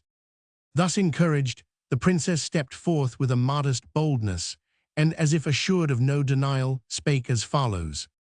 But before we acquaint you with the purport of her speech, we must premise that in the land of Lycia, which was at that time pagan, above all their other gods, the inhabitants did, in an especial manner, adore the deity who was supposed to have influence in the disposing of people's affections in love. Him by the name of god Cupid, they feigned to be a beautiful PG 409 boy, and winged, as indeed, between young persons, these frantic passions are usually least under constraint, while the wings might signify the haste with which these ill-judged attachments are commonly dissolved, and do indeed go away as lightly as they come, flying away in an instant to light upon some newer fancy. They painted him blindfolded, because these silly affections of lovers make them blind to the defects of the beloved object, which everyone is quick-sighted enough to discover but themselves, or because love is for the most part led blindly rather than directed by the open eye of the judgment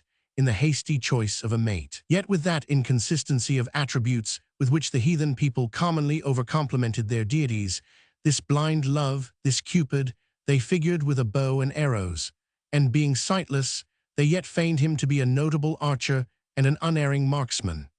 No heart was supposed to be proof against the point of his inevitable dart. By such incredible fictions did these poor pagans make a shift to excuse their vanities and to give a sanction to their irregular affections, under the notion that love was irresistible, whereas, in a well-regulated mind, these amorous conceits either find no place at all, or, having gained a footing, are easily stifled in the beginning by a wise and manly resolution. This frenzy in the people had long been a source of disquiet to the discreet princess, and many were the conferences she had held with the virtuous prince, her brother, as to the best mode of taking off the minds of the Lycians from this vain superstition. An occasion, furnished by the blind grant of the old duke, their father, seemed now to present itself. The courtiers then, being assembled to hear the demand which the princess should make, began to conjecture, each one according to the bent of his own disposition, what the thing would be that she should ask for. One said, "Now surely she will ask to have the disposal of the revenues of some wealthy province, to lay them out, as was the manner of Eastern princesses, in costly dresses and jewels, becoming a lady of so great expectancies." Another thought that she would seek an extension of power, as women naturally love rule and dominion, but the most part were in hope that she was about to beg the hand of some neighbor prince in marriage, who, by the wealth and contiguity of his dominions, might add strength and safety to the realm of Lycia. But PG 410, in none of these things, was the expectation of these crafty and worldly-minded courtiers gratified. For Hydaspes, first making lowly obeisance to her father, and thanking him on bended knees for so great grace conferred upon her, according to a plan preconcerted with Leucippus, made suit as follows. "Your loving care of me, O princely father, by which in my tenderest age you made up to me for the loss of a mother at those years when I was scarcely able to comprehend the misfortune, and your bounties to me ever since have left me nothing to ask for myself, as wanting and desiring nothing. But for the people whom you govern I beg and desire a boon. It is known to all nations that the men of Lycia are noted for a vain and fruitless superstition, the more hateful as it bears a show of true religion, but is indeed nothing more than a self-pleasing and bold wantonness. Many ages before this, when every man had taken to himself a trade, as hating idleness far worse than death, some one that gave himself to sloth and wine, finding himself by his neighbors rebuked for his unprofitable life, framed to himself a god whom he pretended to obey in his dishonesty, and for a name he called him Cupid. This god of merely man's creating, as the nature of man is ever credulous of any vice which takes part with his dissolute conditions, quickly found followers enough. They multiplied in every age, especially among your Lycians, who to this day remain adorers of this drowsy deity, who certainly was first invented in drink, as sloth and luxury are commonly the first movers in these idle love passions. This winged boy, for so they fancy him, has his sacrifices, his loose images set up in the land through all the villages. Nay, your own sacred palace is not exempt from them, to the scandal of sound devotion and dishonor of the true deities, which are only they who give good gifts to man, as Ceres, who gives us corn, the planter of the olive, Pallas, Neptune, who directs the track of ships over the great ocean and binds distant lands together in friendly commerce, inventor of medicine and music, Apollo, and the cloud-compelling thunderer of Olympus. Whereas the gifts of this idol deity, if indeed he have a being at all out of the brain of his frantic worshippers, usually prove destructive and pernicious. My suit, then, is that this unseemly idol throughout the land be plucked down and cast into the fire, and that the adoring PG 411 of the same may be prohibited on pain of death to any of your subjects henceforth found so offending.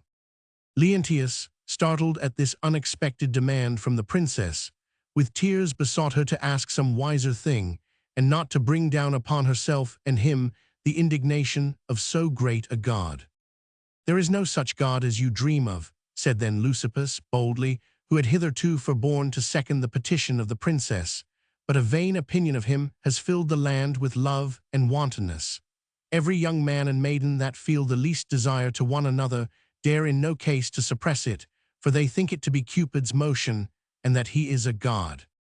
Thus pressed by the solicitations of both his children, and fearing the oath which he had taken, in an evil hour the misgiving father consented, and a proclamation was sent throughout all the provinces for the putting down of the idol, and the suppression of the established Cupid worship. Notable, you may be sure, was the stir made in all places among the priests, and among the artificers in gold, in silver, or in marble, who made a gainful trade, either in serving at the altar or in the manufacture of the images, no longer to be tolerated. The cry was clamorous as that at Ephesus, when a kindred idol was in danger, for great had been Cupid of the Lycians. Nevertheless, the power of the Duke, backed by the power of his more popular children, prevailed, and the destruction of every vestige of the old religion was but as the work of one day throughout the country. And now, as the pagan chronicles of Lycia inform us, the displeasure of Cupid went out, the displeasure of a great god, flying through all the dukedom, and sowing evils. But upon the first movers of the profanation his angry hand lay heaviest, and there was imposed upon them a strange misery, that all might know that Cupid's revenge was mighty. With his arrows hotter than plagues, or than his own anger, did he fiercely right himself. Nor could the prayers of a few concealed worshippers, nor the smoke arising from an altar here and there, which had escaped the general overthrow, avert his wrath, or make him cease from vengeance, until he had made of the once flourishing country of Lycia a most wretched land. He sent no famines, he let loose no cruel wild beasts among them, inflictions, with one or other of PG 412, which the rest of the Olympian deities are fabled to have visited the nations under their displeasure, but took a nearer course of his own, and his invisible arrows went to the moral heart of Lycia, infecting and filling court and country with desires of unlawful marriages, unheard of and monstrous affections, prodigious and misbecoming unions. The symptoms were first visible in the changed bosom of Hydaspes. This exemplary maiden, whose cold modesty, almost to a failing, had discouraged the addresses of so many princely suitors that had sought her hand in marriage, by the venom of this inward pestilence came on a sudden to cast eyes of affection upon a mean and deformed creature, Zoilus by name, who was a dwarf, and lived about the palace, the common jest of the courtiers. In her besotted eyes he was grown a goodly gentleman, and to her maidens, when any of them reproached him with the defect of his shape in her hearing, she would reply that, to them, indeed, he might appear defective, and unlike a man, as indeed no man was like unto him, for in form and complexion he was beyond painting. He is like, she said, to nothing that we have seen, yet he doth resemble Apollo as I have fancied him, when rising in the east he bestirs himself and shakes daylight from his hair. And overcome with a passion which was heavier than she could bear, she confessed herself a wretched creature, and implored forgiveness of God Cupid, whom she had provoked, and if possible that he would grant it to her, that she might enjoy her love. Nay, she would court this piece of deformity to his face, and when the wretch, supposing it to be done in mockery, has said that he could wish himself more ill-shaped than he was, so it could contribute to make her grace merry, she would reply, "Oh, think not that I jest, unless it be a jest not to esteem my life in comparison with thine to hang 1,000 kisses in an hour upon those lips, unless it be a jest to vow that I am willing to become your wife, and to take obedience upon me." And by his own white hand, taking it in hers, so strong was the delusion, she besought him to swear to marry her. The term had not yet expired of the 7 days within which the doting Duke had sworn to fulfill her will, when in pursuance of this frenzy, she presented herself before her father, leading in the dwarf by the hand, and in the face of all the courtiers, solemnly demanding his hand in marriage. PG 413, and when the apish creature made show of blushing at the unmerited honor, she, to comfort him, bade him not to be ashamed, for in her eyes he was worth a kingdom. And now, too late, did the fond father repent him of his dotage, but when by no importunity he could prevail upon her to desist from her suit, for his oath's sake, he must needs consent to the marriage. But the ceremony was no sooner, to the derision of all present, performed, than with the just feelings of an outraged parent, he commanded the head of the presumptuous bridegroom to be stricken off, and committed the distracted princess close prisoner to her chamber, where, after many deadly swoonings, with intermingled outcries upon the cruelty of her father, she in no long time after died, making ineffectual appeals to the last to the mercy of the offended power, the power that had laid its heavy hand upon her, to the bereavement of her good judgment first, and finally to the extinction of a life that might have proved a blessing to Lycia. Leontius had scarcely time to be sensible of her danger before a fresh cause for mourning overtook him. His son Leucippus, who had hitherto been a pattern of strict life and modesty, was stricken with a second arrow from the deity, offended for his overturned altars, in which the prince had been a chief instrument. The god caused his heart to fall away, and his crazed fancy to be smitten with the excelling beauty of a wicked widow, by name Barca. This woman, in the first days of her mourning for her husband, by her dissembling tears and affected coyness, had drawn Leucippus so cunningly into her snares, that, before she would grant him a return of love, she extorted from the easy-hearted prince a contract of marriage, to be fulfilled in the event of his father's death. This guilty intercourse, which they covered with the name of marriage, was not carried with such secrecy but that a rumor of it ran about the palace, and by some officious courtier was brought to the ears of the old duke, who, to satisfy himself of the truth, came hastily to the house of Barca, where he found his son courting. Taking the prince to task roundly, he sternly asked who that creature was that had bewitched him out of his honor thus. Then Barca, pretending ignorance of the duke's person, haughtily demanded of Leucippus what saucy old man that was, that without leave had burst into the house of an afflicted widow to hinder her paying PG 414 her tears, as she pretended to the dead. Then the duke declaring himself, and threatening her for having corrupted his son, giving her the reproachful terms of witch and sorceress, Leucippus mildly answered that he did her wrong. The bad woman, imagining that the prince for very fear would not betray their secret, now conceived a project of monstrous wickedness, which was no less than to ensnare the father with the same arts which had subdued the son, that she might no longer be a concealed wife, nor a princess only under cover, but by a union with the old man become at once the true and acknowledged Duchess of Lycia. In a posture of humility she confessed her ignorance of the duke's quality, but now she knew it, she besought his pardon for her wild speeches, which proceeded, she said, from a distempered head, which the loss of her dear husband had affected. He might command her life, she told him, which was now of small value to her. The tears which had accompanied her words and her mourning weeds, which, for a blind to the world, she had not yet cast off, heightening her beauty, gave a credence to her protestations of her innocence. But the duke, continuing to assail her with reproaches, with a matchless confidence, assuming the air of injured virtue, in a somewhat lofty tone she replied, that though he were her sovereign, to whom in any lawful cause she was bound to submit, yet, if he sought to take away her honor, she stood up to defy him. That, she said, was a jewel dearer than any he could give her, which so long as she should keep, she should esteem herself richer than all the princes of the earth that were without it. If the prince, his son, knew anything to her dishonor, let him tell it. And here she challenged Leucippus before his father to speak the worst of her. If he would, however, sacrifice a woman's character to please an unjust humor of the Duke's. She saw no remedy, she said, now he was dead, meaning her late husband, that with his life would have defended her reputation.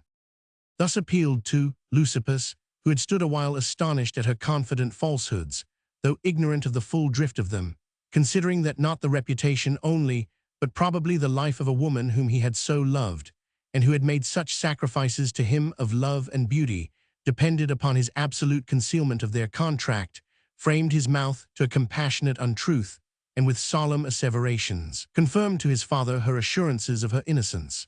PG 415, he denied not that with rich gifts he had assailed her virtue, but had found her relentless to his solicitations, that gold nor greatness had any power over her.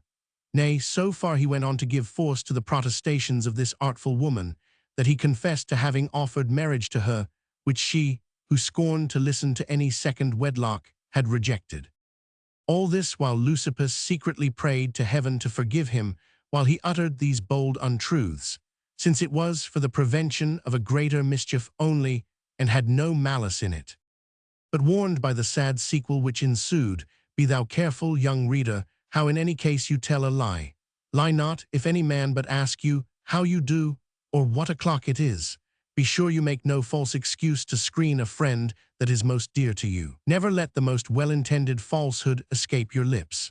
For heaven, which is entirely truth, will make the seed which you have sown of untruth to yield miseries 1,000-fold upon yours, as it did upon the head of the ill-fated and mistaken Leucippus.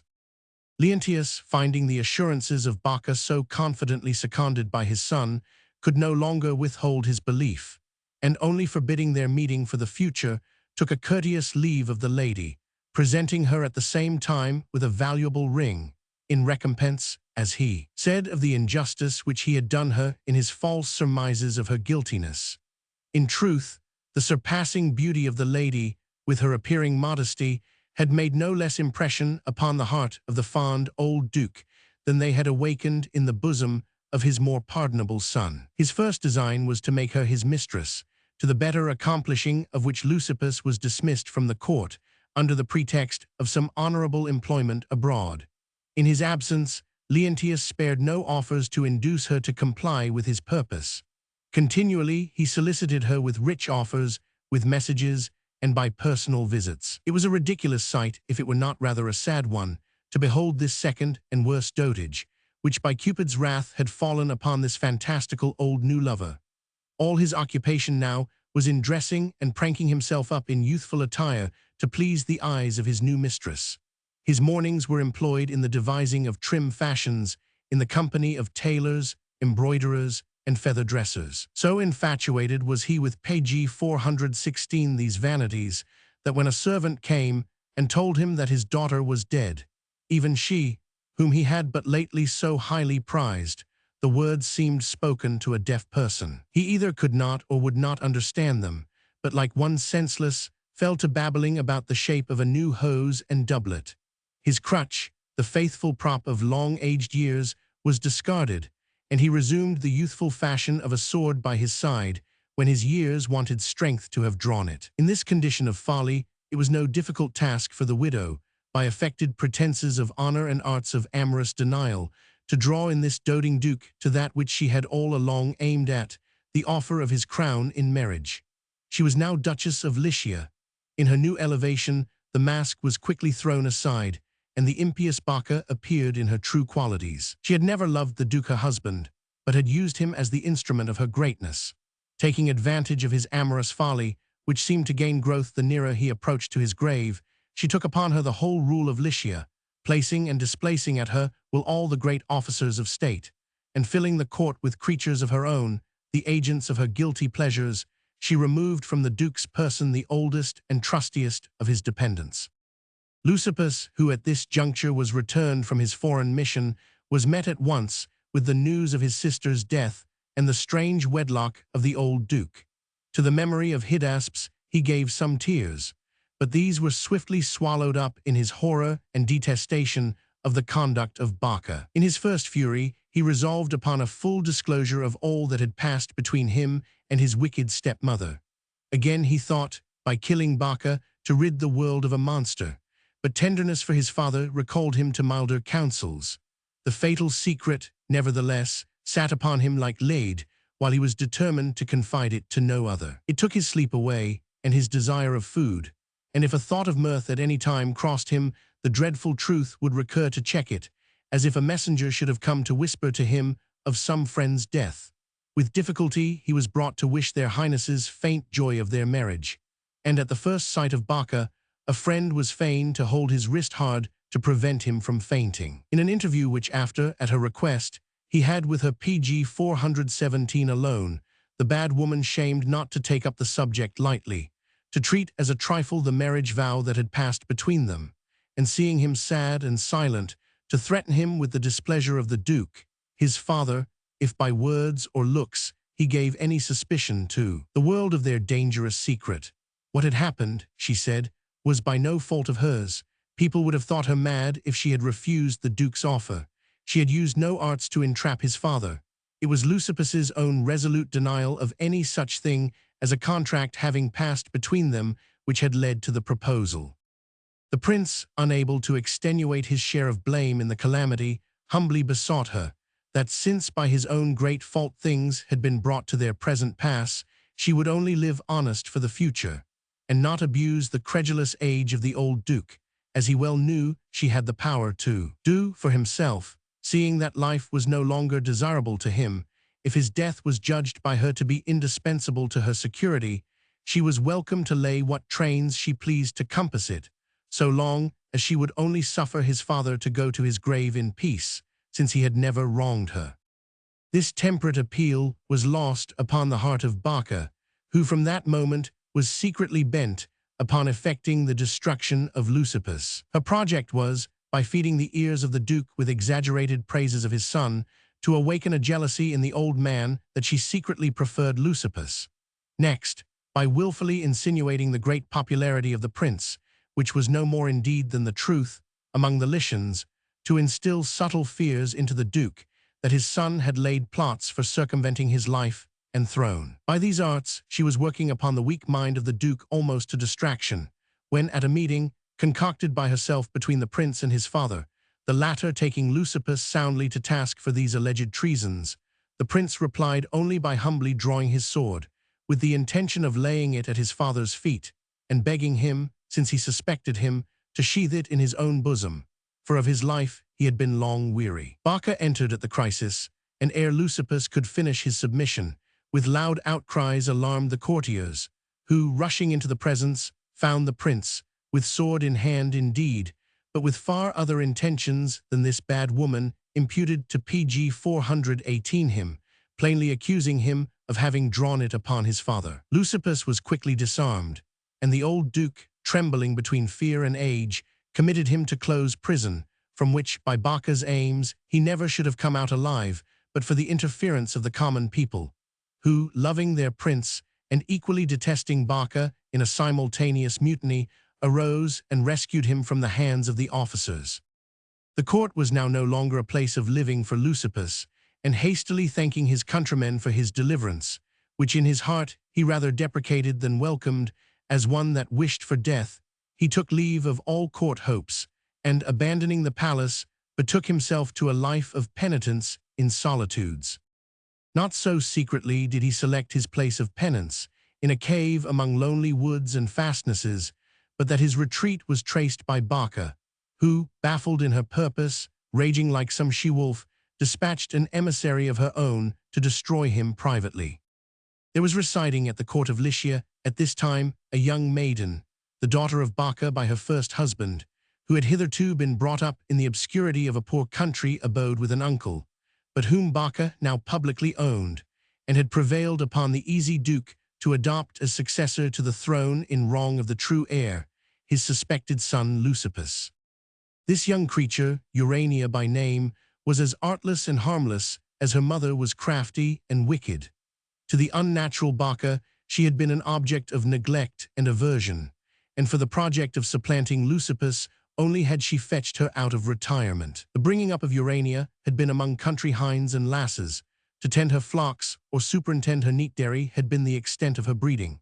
From her calling she had contracted a pretty rusticity of dialect, which, among the fine folks of the court, passed for simplicity and folly. She was the unfittest instrument for an ambitious design that could be chosen, for her manners in a palace had a tinge still of her old occupation, and to her mind the lowly shepherdess's life was best. Simplicity is oft a match for prudence, and Urania was not so simple, but she understood that she had been sent for to court only in the prince's wrong, and in her heart she was PG 419 determined to defeat any designs that might be contriving against her brother-in-law. The melancholy bearing of Leucippus had touched her with pity. This wrought in her a kind of love, which, for its object, had no further end than the well-being of the beloved. She looked for no return of it, nor did the possibility of such a blessing in the remotest way occur to her. So vast a distance she had imaged between her lowly bringing up and the courtly breeding and graces of Leucippus. Hers was no raging flame, such as had burned destructive in the bosom of poor Hydaspes.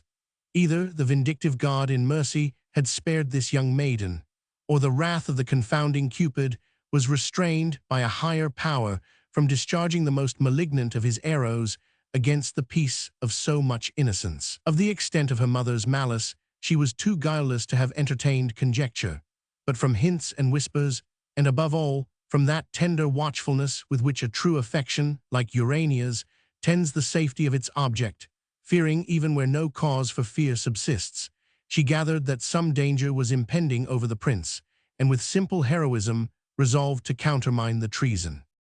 It chanced upon a day that Leucippus had been indulging his sad meditations in forests far from human converse, when he was struck with the appearance of a human being, so unusual in that solitude. There stood before him a seeming youth, of delicate appearance, clad in coarse and peasantly attire.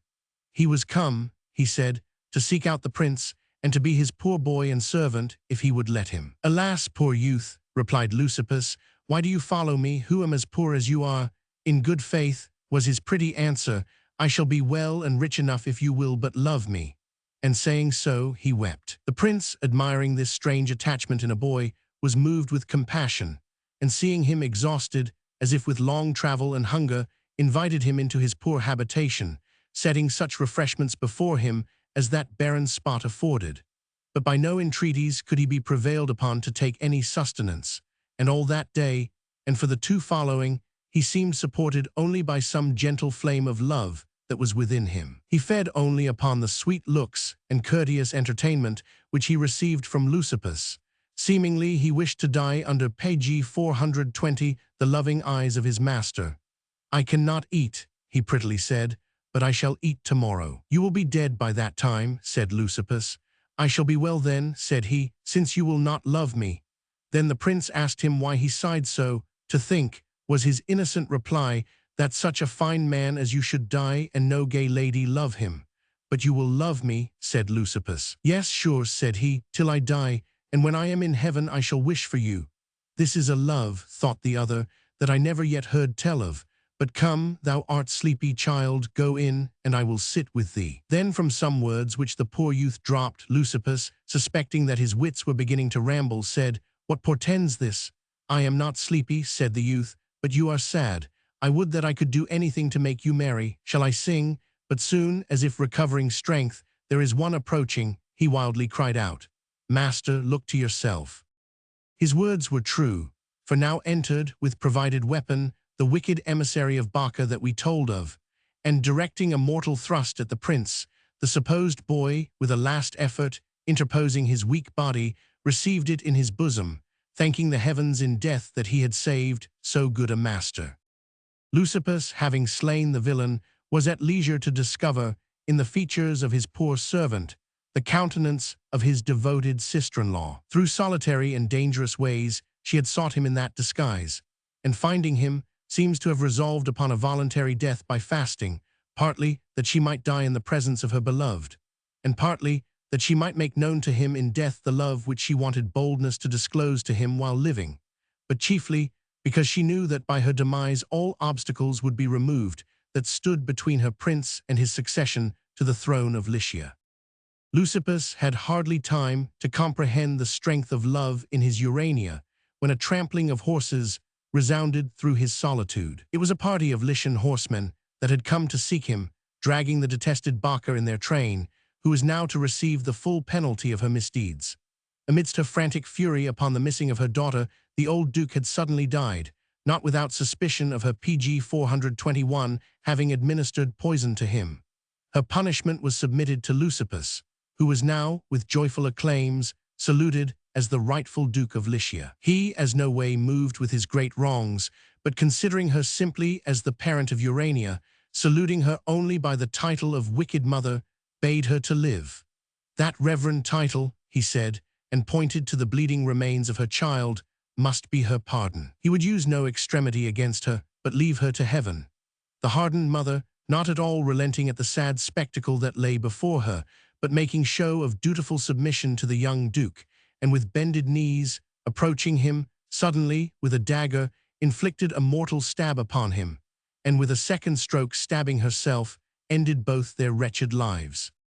Now was the tragedy of Cupid's wrath awfully completed, and the race of Leontius failing in the deaths of both his children, the chronicle relates that, under their new Duke, Ismenus, the offense to the angry power was expiated. His statues and altars were, with more magnificence than ever, re-edified, and he ceased thenceforth from plaguing the land. Thus far the pagan historians relate erring, but from this vain idle story a not unprofitable moral may be gathered against the abuse of the natural, but dangerous, passion of love. In the story of Hydaspes, we see the preposterous linking of beauty with deformity, of princely expectancies with mean and low conditions in the case of the prince, her brother, and of decrepit age with youth in the ill end of their doting father, Leontius. By their examples, we are warned to decline all unequal and ill-assorted unions. Page 422. Page 423. Appendix.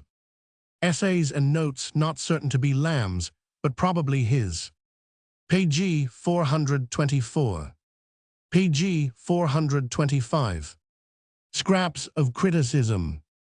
Perhaps in this neglected spot is laid some heart once pregnant with celestial fire, hands that the rod of empire might have swayed, or wake to ecstasy the living lyre. Gray's Elegy. There has always appeared to me a vicious mixture of the figurative with the real in this admired passage. The first two lines may barely pass as not bad, but the hands laid in the earth must mean the identical five-fingered organs of the body, and how does this consist with their occupation of swaying rods, unless their owner had been a schoolmaster, or waking lyres, unless he were literally a harper by profession? Hands that might have held the plough would have some sense, for that work is strictly manual, the others only emblematically or pictorially so. Kings nowadays sway no rods, alias scepters, except on their coronation day, and poets do not necessarily strum upon the harp or fiddle as poets. When we think upon dead cold fingers, we may remember the honest squeeze of friendship which they returned heretofore.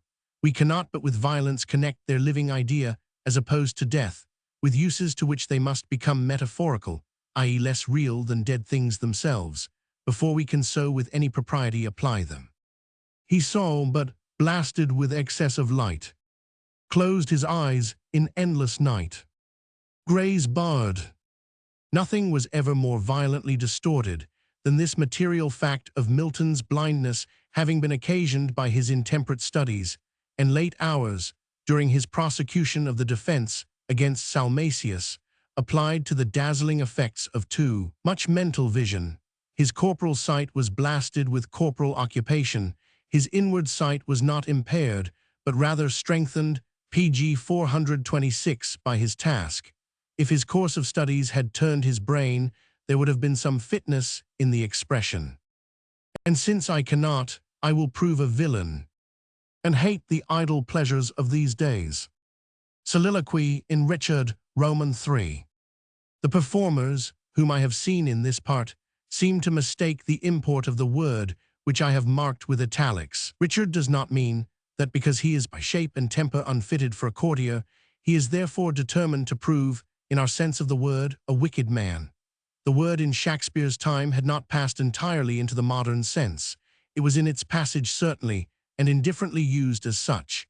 The beauty of a world of words in that age was in their being less definite than they are now, fixed, and petrified. Villain is here undoubtedly used for a churl or clown opposed to a courtier, and the incipient deterioration of the meaning gave the use of it in this place great spirit and beauty. A wicked man does not necessarily hate courtly pleasures. A clown is naturally opposed to them. The mistake of this meaning has, I think, led the players into that hard literal conception with which they deliver this passage, quite foreign, in my understanding, to the bold, gay-faced irony of the soliloquy. Richard, upon the stage, looks round, as if he were literally apprehensive of some dog snapping at him, and announces his determination of procuring a looking-glass and employing a tailor, as if he were prepared to put both in practice before he should get home. Apprehend a world of figures here. Howell's letters. The treaty of the match, twixt our prince afterwards Charles I and the Lady Infanta, is now strongly afoot.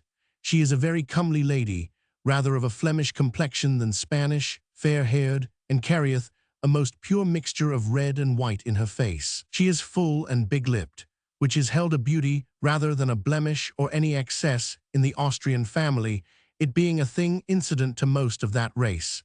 She goes now upon 16, and is of a tallness agreeable to those years. This letter bears date 5th Jan. 1622. Turn we now to a letter dated 16th May, 1626. The wind was now changed about, the Spanish match broken off, and Charles had become the husband of Henrietta. I thank you for your late letter, and the several good tidings sent me from Wales. In requital I can send you gallant news, for we have now a most noble new Queen of England, who in true beauty is beyond the long-wooed Infanta, for she was of a fading flaxen hair, big-lipped, and somewhat heavy-eyed. But this daughter of France, this youngest branch of Bourbon, being PG 427, but in her cradle, when the great Henry her father was put out of the world, is of a more lovely and lasting complexion, a dark brown. She hath eyes that sparkle like stars, and for her physiognomy she may be said to be a mirror of perfection. He hath a rich account, in another letter, of Prince Charles courting this same Infanta. There are comedians once a week come to the palace at Madrid, where under a great canopy the Queen and the Infanta sit in the middle, our Prince and Don Carlos on the Queen's right hand, the King and the little Cardinal on the Infanta's left hand. I have seen the Prince have his eyes immovably fixed upon the Infanta half an hour together in a thoughtful speculative posture, which sure would needs be tedious, unless affection did sweeten it. Again, of the Prince's final departure from that court. The King and his two brothers accompanied His Highness to the Escurial some 20 miles off, and would have brought him to the seaside, but that the Queen is big, and hath not many days to go. When the King and he parted, there passed wonderful great endearments and embraces in divers postures between them a long time, and in that place there is a pillar to be erected as a monument to posterity. This scene of royal congees assuredly gave rise to the popular or reformed sign, as Ben Jonson calls it, of the salutation. In the days of popery, this sign had a more solemn import. The Miscellany. The choice of a grave. In Fontenelle's Dialogues of the Dead, Mary Stuart meets Rizzio, and by way of reconciling him to the violence he had suffered, says to him, I have honoured thy memory so far as to place thee in the tomb of the kings of Scotland. How, says the musician, my body entombed among the Scottish kings? Nothing more true, replies the Queen. And I, says Rizzio, I have been so little sensible of that good fortune, that, believe me, this is the first notice I ever had of it. I have no sympathy with that feeling, which is nowadays so much in fashion, for picking out snug spots to be buried in. What is the meaning of such fancies? No man thinks or says that it will be agreeable to his dead body to be resolved into dust under a willow, or with flowers above it. No, it is, that while alive he has pleasure in such anticipations for his coxcomical clay. I do not understand it. There is no quid pro quo in the business to my PG 428 apprehension. It will not do to reason upon, of course, but I can't feel about it. I am to blame, I dare say, but I can only laugh at such underground whims. A good place in the churchyard, the boxes, a front row, but why? No, I cannot understand it. I cannot feel particular on such a subject, any part for me, as a plain man says of a partridge. Wilkes. It is very pleasing to discover redeeming points in characters that have been held up to our detestation. The merest trifles are enough, if they taste but of common humanity. I have never thought very ill of Wilkes since I discovered that he was exceedingly fond of Southdown mutton, But better than this, my cherries, he says, are the prey of the blackbirds, and they are most welcome. This is a little trait of character, which, in my mind, covers a multitude of sins. Milton. Milton takes his rank in English literature according to the station which has been determined on by the critics, but he is not read like Lord Byron or Mr. Thomas Moore. He is not popular, nor perhaps will he ever be. He is known as the author of Paradise Lost, but his Paradise Regained, severe and beautiful, is little known. Who knows his Arcades, or Samson Agonists, or half his minor poems? We are persuaded that, however they may be spoken of with respect, few persons take the trouble to read them. Even Camus, the child of his youth, his florid son, young Camus, is not well known, and for the little renown he may possess, he is indebted to the stage. The following lines, excepting only the first four, are not printed in the common editions of Milton, nor are they generally known to belong to that divine mask. Yet they are in the poet's highest style. We are happy to bring them before such of our readers as are not possessed of Mr. Todd's expensive edition of Milton. The spirit enters before the starry threshold of Jove's court. My mansion is where those immortal shapes of bright aerial spirits live ensphered, in regions mild of calm and serene air, amidst Hesperian gardens on whose banks, bedewed with nectar and celestial songs, pg 429, eternal roses grow and hyacinth, and fruits of golden rind, on whose fair tree the scaly harnessed dragon ever keeps his unenchanted eye around the verge and sacred limits of this blissful isle. The jealous ocean, that old river, winds his far-extended arms till with steep fall half his waist flood the wild Atlantic fills, and half the slow, unfathomed Stygian pool. But soft, I was not sent to court your wonder, with distant worlds and strange removed climes.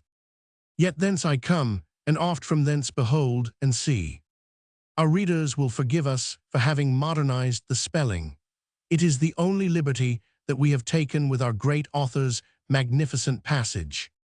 A check to human pride. It is rather an unpleasant fact that the ugliest and awkwardest of brute animals have the greatest resemblance to man, the monkey and the bear. The monkey is ugly too, so we think, because he is like man, as the bear is awkward, because the cumbrous action of its huge paws seems to be a preposterous imitation of the motions of the human hands. Men and apes are the only animals that have hairs on the under eyelid. Let kings know this. Comic Tales, etc. By C. Dibdin the Younger. In this age of hyperpoetic plights and talent in a frenzy aping genius, it is consolatory to see a little volume of verse in the good old sober manner of Queen Anne's days, when verse walked high rather than flew, and sought its nutriment upon this diurnal sphere, not wrapped above. The moon, to a lover of chess, who at the same time can relish the rape of the lock, the poem which forms the distinguishing feature of this volume cannot fail to impart pleasure. It is a mock heroic, of course, descriptive of the game, and the Homeric parodies are adroit and numerous. The names of the mortal combatants, Blanc, Blanche, Croceroy, Rhiannon, Sir Garderoy, Sir Gardarine, etc. on one side, with Niger, Nigra, Mitrex, Mita Regina, Sir Rixensa, Sir Reginalda, etc. on the other, are happily conceived, and the strife thickens to the con pg 430 clusion. The gods and goddesses are the games of chance, or mixed chance, pharaoh, whist, loo, etc. in all their attributes, with old Hazard for their Jupiter, a fine, gruff, grumbling dice compeller, whose dice-box is to him what the awful Homeric chain was to his prototype. The soft blandishments of Joan, the gentle Pope. Intriguing Hebe to the god of game. Wrings from his austere deity his slow permission for the interference of the Olympians in the fight below, and accordingly they range on either side, as in the Iliad, and by their infusion of passions, caprices, impulses, peculiar to the nature of their own warfare, confound and embroil the pure contest of skill through 5 cantos very entertainingly. We confess we are more at home in Hoyle than in Philidor, but by the help of the notes, we played the game through ourselves very tolerably. We subjoin an exquisite simile, with which the third canto commences, a description of the morning, redolent of swift and gay. Now morning, yawning, raised her from her bed, slipped on her wrapper blue and kerchief red, and took from night the key of sleep's abode. For night within that mansion had bestowed the hours of day, now turn and turn about. Morn takes the key and lets the day hours out. Laughing they issue from the ebon gate, and night walks in, as when, in drowsy state, some watchman, wed to one who chars all day, takes to his lodgings door his creeping way. His rib, arising, lets him in to sleep, while she emerges to scrub, dust, and sweep. Dog days. Now serious rages. To the editor of the Everyday Book. Sir, I am one of those unfortunate creatures who, at this season of the year, are exposed to the effects of an illiberal prejudice. Warrants are issued out in form, and whole scores of us are taken up and executed annually under an obsolete statute on what is called suspicion of lunacy. It is very hard that a sober, sensible dog cannot go quietly through a village about his business, PG 431, without having his motions watched, or some impertinent fellow observing that there is an odd look about his eyes. My pulse, for instance, at this present writing, is as temperate as yours, Mr. Editor, and my head as little rambling, but I hardly dare to show my face out of doors for fear of these scrutinizers. If I look up in a stranger's face, he thinks I am going to bite him. If I go with my eyes fixed upon the ground, they say I have got the mopes, which is but a short stage from the disorder. If I wag my tail, I am too lively. If I do not wag it, I am sulky, either of which appearances passes alike for a prognostic. If I pass a dirty puddle without drinking, sentence is infallibly pronounced upon me. I am perfectly swilled with the quantity of ditch water I am forced to swallow in a day, to clear me from imputations, a worse cruelty than the water ordeal of your old Saxon ancestors. If I snap at a bone, I am furious. If I refuse it, I have got the sullens, and that is a bad symptom. I dare not bark outright, for fear of being adjudged to rave. It was but yesterday that I indulged in a little innocent yelp only, on occasion of a cartwheel going over my leg, and the populace was up in arms, as if I had betrayed some marks of flightiness in my conversation. Really, our case is one which calls for the interference of the Chancellor. He should see, as in cases of other lunatics, that commissions are only issued out against proper objects, and not let a whole race be proscribed, because some dreaming Chaldean, 2,000 years ago, fancied a canine resemblance in some star or other that was supposed to predominate over addle brains, with as little justice as Mercury was held to be influential over rogues and swindlers. No compliment, I am sure, to either star or planet. Pray attend to my complaint, Mr. Editor, and speak a good word for us this hot weather. Your faithful, though sad dog, Pompey. The Progress of Cant. A review of Hood's etching. A wicked wag has produced a caricature under this title, in which he marshalleth all the projected improvements of the age, and maketh them take their fantastic progress before the eyes of the scorner. It is a spirited etching, almost as abundant in meaning as in figures, and hath a reprobate eye to a corner, and PG 432 Hogarthian vivification of post and placard. Priests, anti-priests, architects, politicians, reformers, flaming loyalty men, high and low, rich and poor, one with another, all go on progressing, as the Americans say. Life goes on at any rate, and there is so much merriment on all sides, that for our parts, inclined to improvements as we are, we should be willing enough to join in the laugh throughout, if the world were as merry as the artist. The houses are as much to the purpose as the pedestrians. There is the office of the Peruvian Mining Company, in dismal, dilapidated condition, a barber's shop with nobody to be shaved during divine service, the H worn out, 2 boarding schools for young ladies and gentlemen, very neighborly, and the public house called the Angel and Punch Bowl by Timor. Among the crowd is a jolly but vehement, reverend person holding a flag, inscribed, "The Church in Anger," the D for danger being hidden by another flag, inscribed, "Converted Jews." Then there is the Caledonian chap, L being obstructed in the same way, who holds a pennon crying out, "No theatre, purity of election," with a bludgeon very drunk, and above all, a petty fellow called the Great Unknown, with his hat over his eyes, and a constable's staff peeping out of his pocket. Some of the faces and figures are very clever, particularly the barber, the saving banks man, the Jew boy picking the pocket, the charity boy, and the beadle. The beadle is rich from head to foot. Nathless, we like not to see Mrs. Fry so roasted. We are at a loss to know why the blacks deserve to be made black devils, and are not aware that the proposal of an university in London has occasioned, or is likely to occasion, any sort of cant. However, there is no harm done where a cause can afford a joke, and where it cannot, the more it is joked at, the better. Mr. Ephraim Wagstaff, his wife, and pipe. About the middle of Shoemaker Row, near to Broadway, Blackfriars, there resided for many years a substantial hardware man named Ephraim Wagstaff. He was short in stature, tolerably well-favored in countenance, and singularly neat and clean in his attire. Everybody in the neighborhood looked upon him as a warm old man, and when he died, the property he left behind him did not belie the preconceived opinion. It was all personal, amounted to about £19,000, and, as he was childless, it went to distant relations, with the exception of a few £100 bequeathed to public charities. The family of Ephraim Wagstaff, both on the male and female sides, was respectable, though not opulent.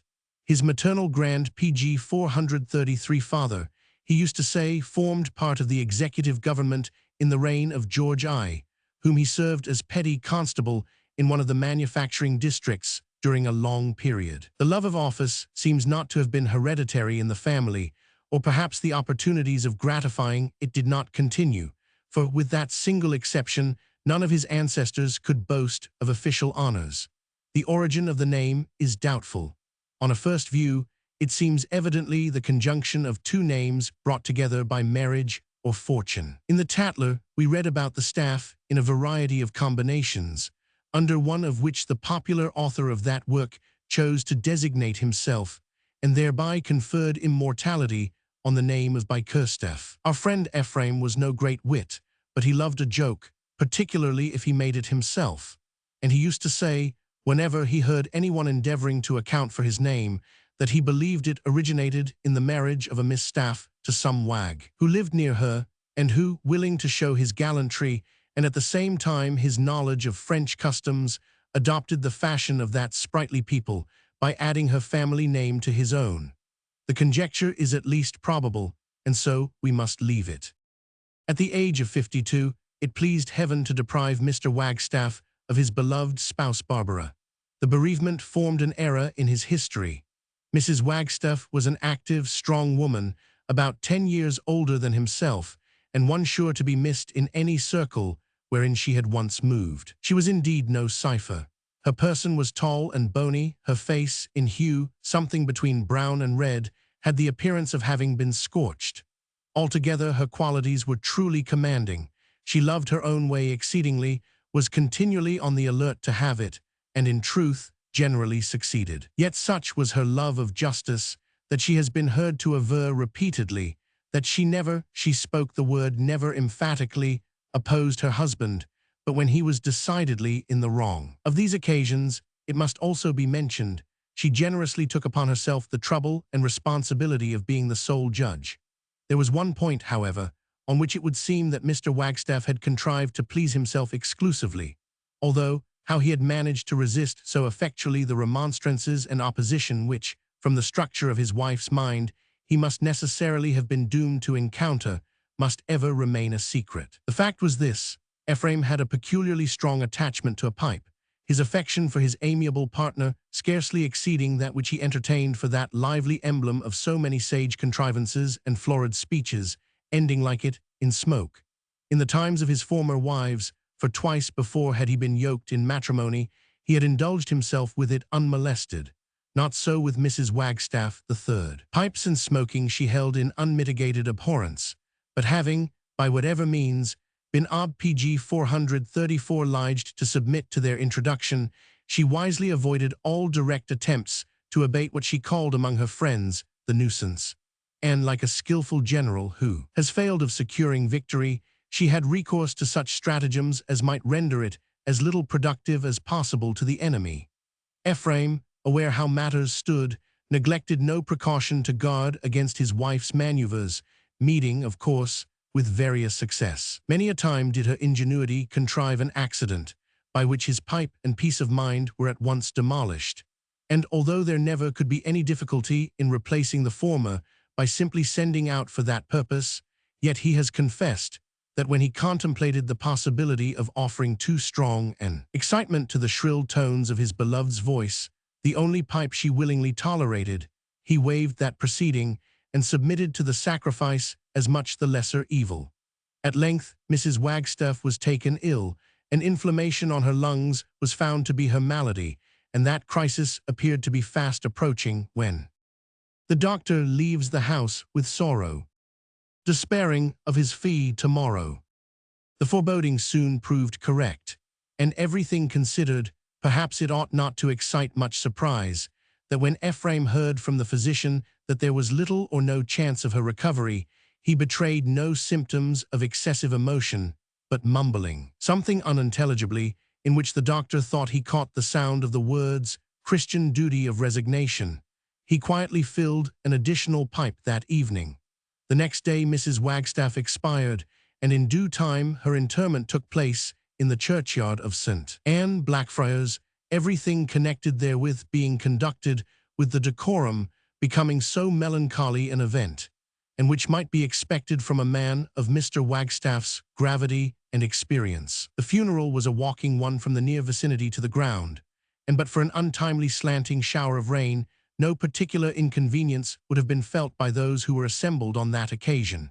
That casualty, however, caused them to be thoroughly drenched, and in reference to their appearance, it was feelingly observed by some of the bystanders that they had seldom seen so many tears on the faces of mourners. To be continued, perhaps. Nemo. pg 435. Review of Moxon's Sonnets. Sonnets by Edward Moxon, printed for private circulation only. A copy of this unassuming work has fallen in our way. We are critics on publications only. It is like criticizing a domestic conversation or a friendly letter to notice a little book, professedly not meant for the public eye. But we are pleased, and pleasure will speak out when discretion whispers it to be still. The author has professional reasons to be private. With them we have nothing to do, but to say that if unabating industry, integrity above his avocation, unparalleled success for the short time he has entered upon it, are any auguries of success, this notice of ours will not hinder his calling. We have no parallel for this mixed character, qualities united seemingly at farthest variance, except in fine old Humphrey Moseley, the stationer, so were booksellers termed in the good old times, who, for love only, not for lucre, ushered into the world the first poems of Waller, the juvenilia of Milton, besides a lesser galaxy of the poets of his day, with prefaces of his own honest composing, worthy of the strains they preluded to. Turn, reader, to his introduction to the minor poems of Milton, and say if that soul, which inspirits it, worked for gain. H.M. Bibliomanists will gladlier recognize him by his initials, was, in his day, what we hope E.M. will prove in his, the fosterer of poetry, not merely the sordid trader in it. We must steal a sonnet or two from this sealed book to justify our expectations. The first shall be to the nightingale. The originality of the concluding thought and general sweetness of the versification make us, reluctantly almost, give it the preference. Lone midnight soothing, melancholy bird, that sends thee such music to my sleepless soul, chaining her faculties in fast control. Few listen to thy song, yet I have heard, when man and nature slept, nor aspen stirred, thy mournful voice, sweet vigil of the sleeping, and liken thee to some angelic mind, that sits and mourns for erring mortals weeping. The genius, not of groves, but of mankind, watch at this solemn hour o'er millions keeping. In Eden's bowers, as mighty poets tell, didst thou repeat, as now, that wailing call. Those soaring notes might seem, sad Philomel, prophetic to have mourned of man the fall. Page 436. One more and we have done. We mistake if a Petrarch-like delicacy is not to be found in the following. Methought my love was dead, oh, 'twas a night of dreary weeping and of bitter woe. Methought I saw her lovely spirit go, with lingering looks into yon star so bright, which then assumed such a beauteous light, that all the fires in heaven, compared with this, were scarce perceptible to my weak sight. There seemed henceforth the haven of my bliss. To that I turned with fervency of soul, and prayed that morn might never break again. But o'er me that pure planet still remain. Alas, o'er it my vows had no control. The lone star set, I woke full glad, I deem, to find my sorrow but a lover's dream.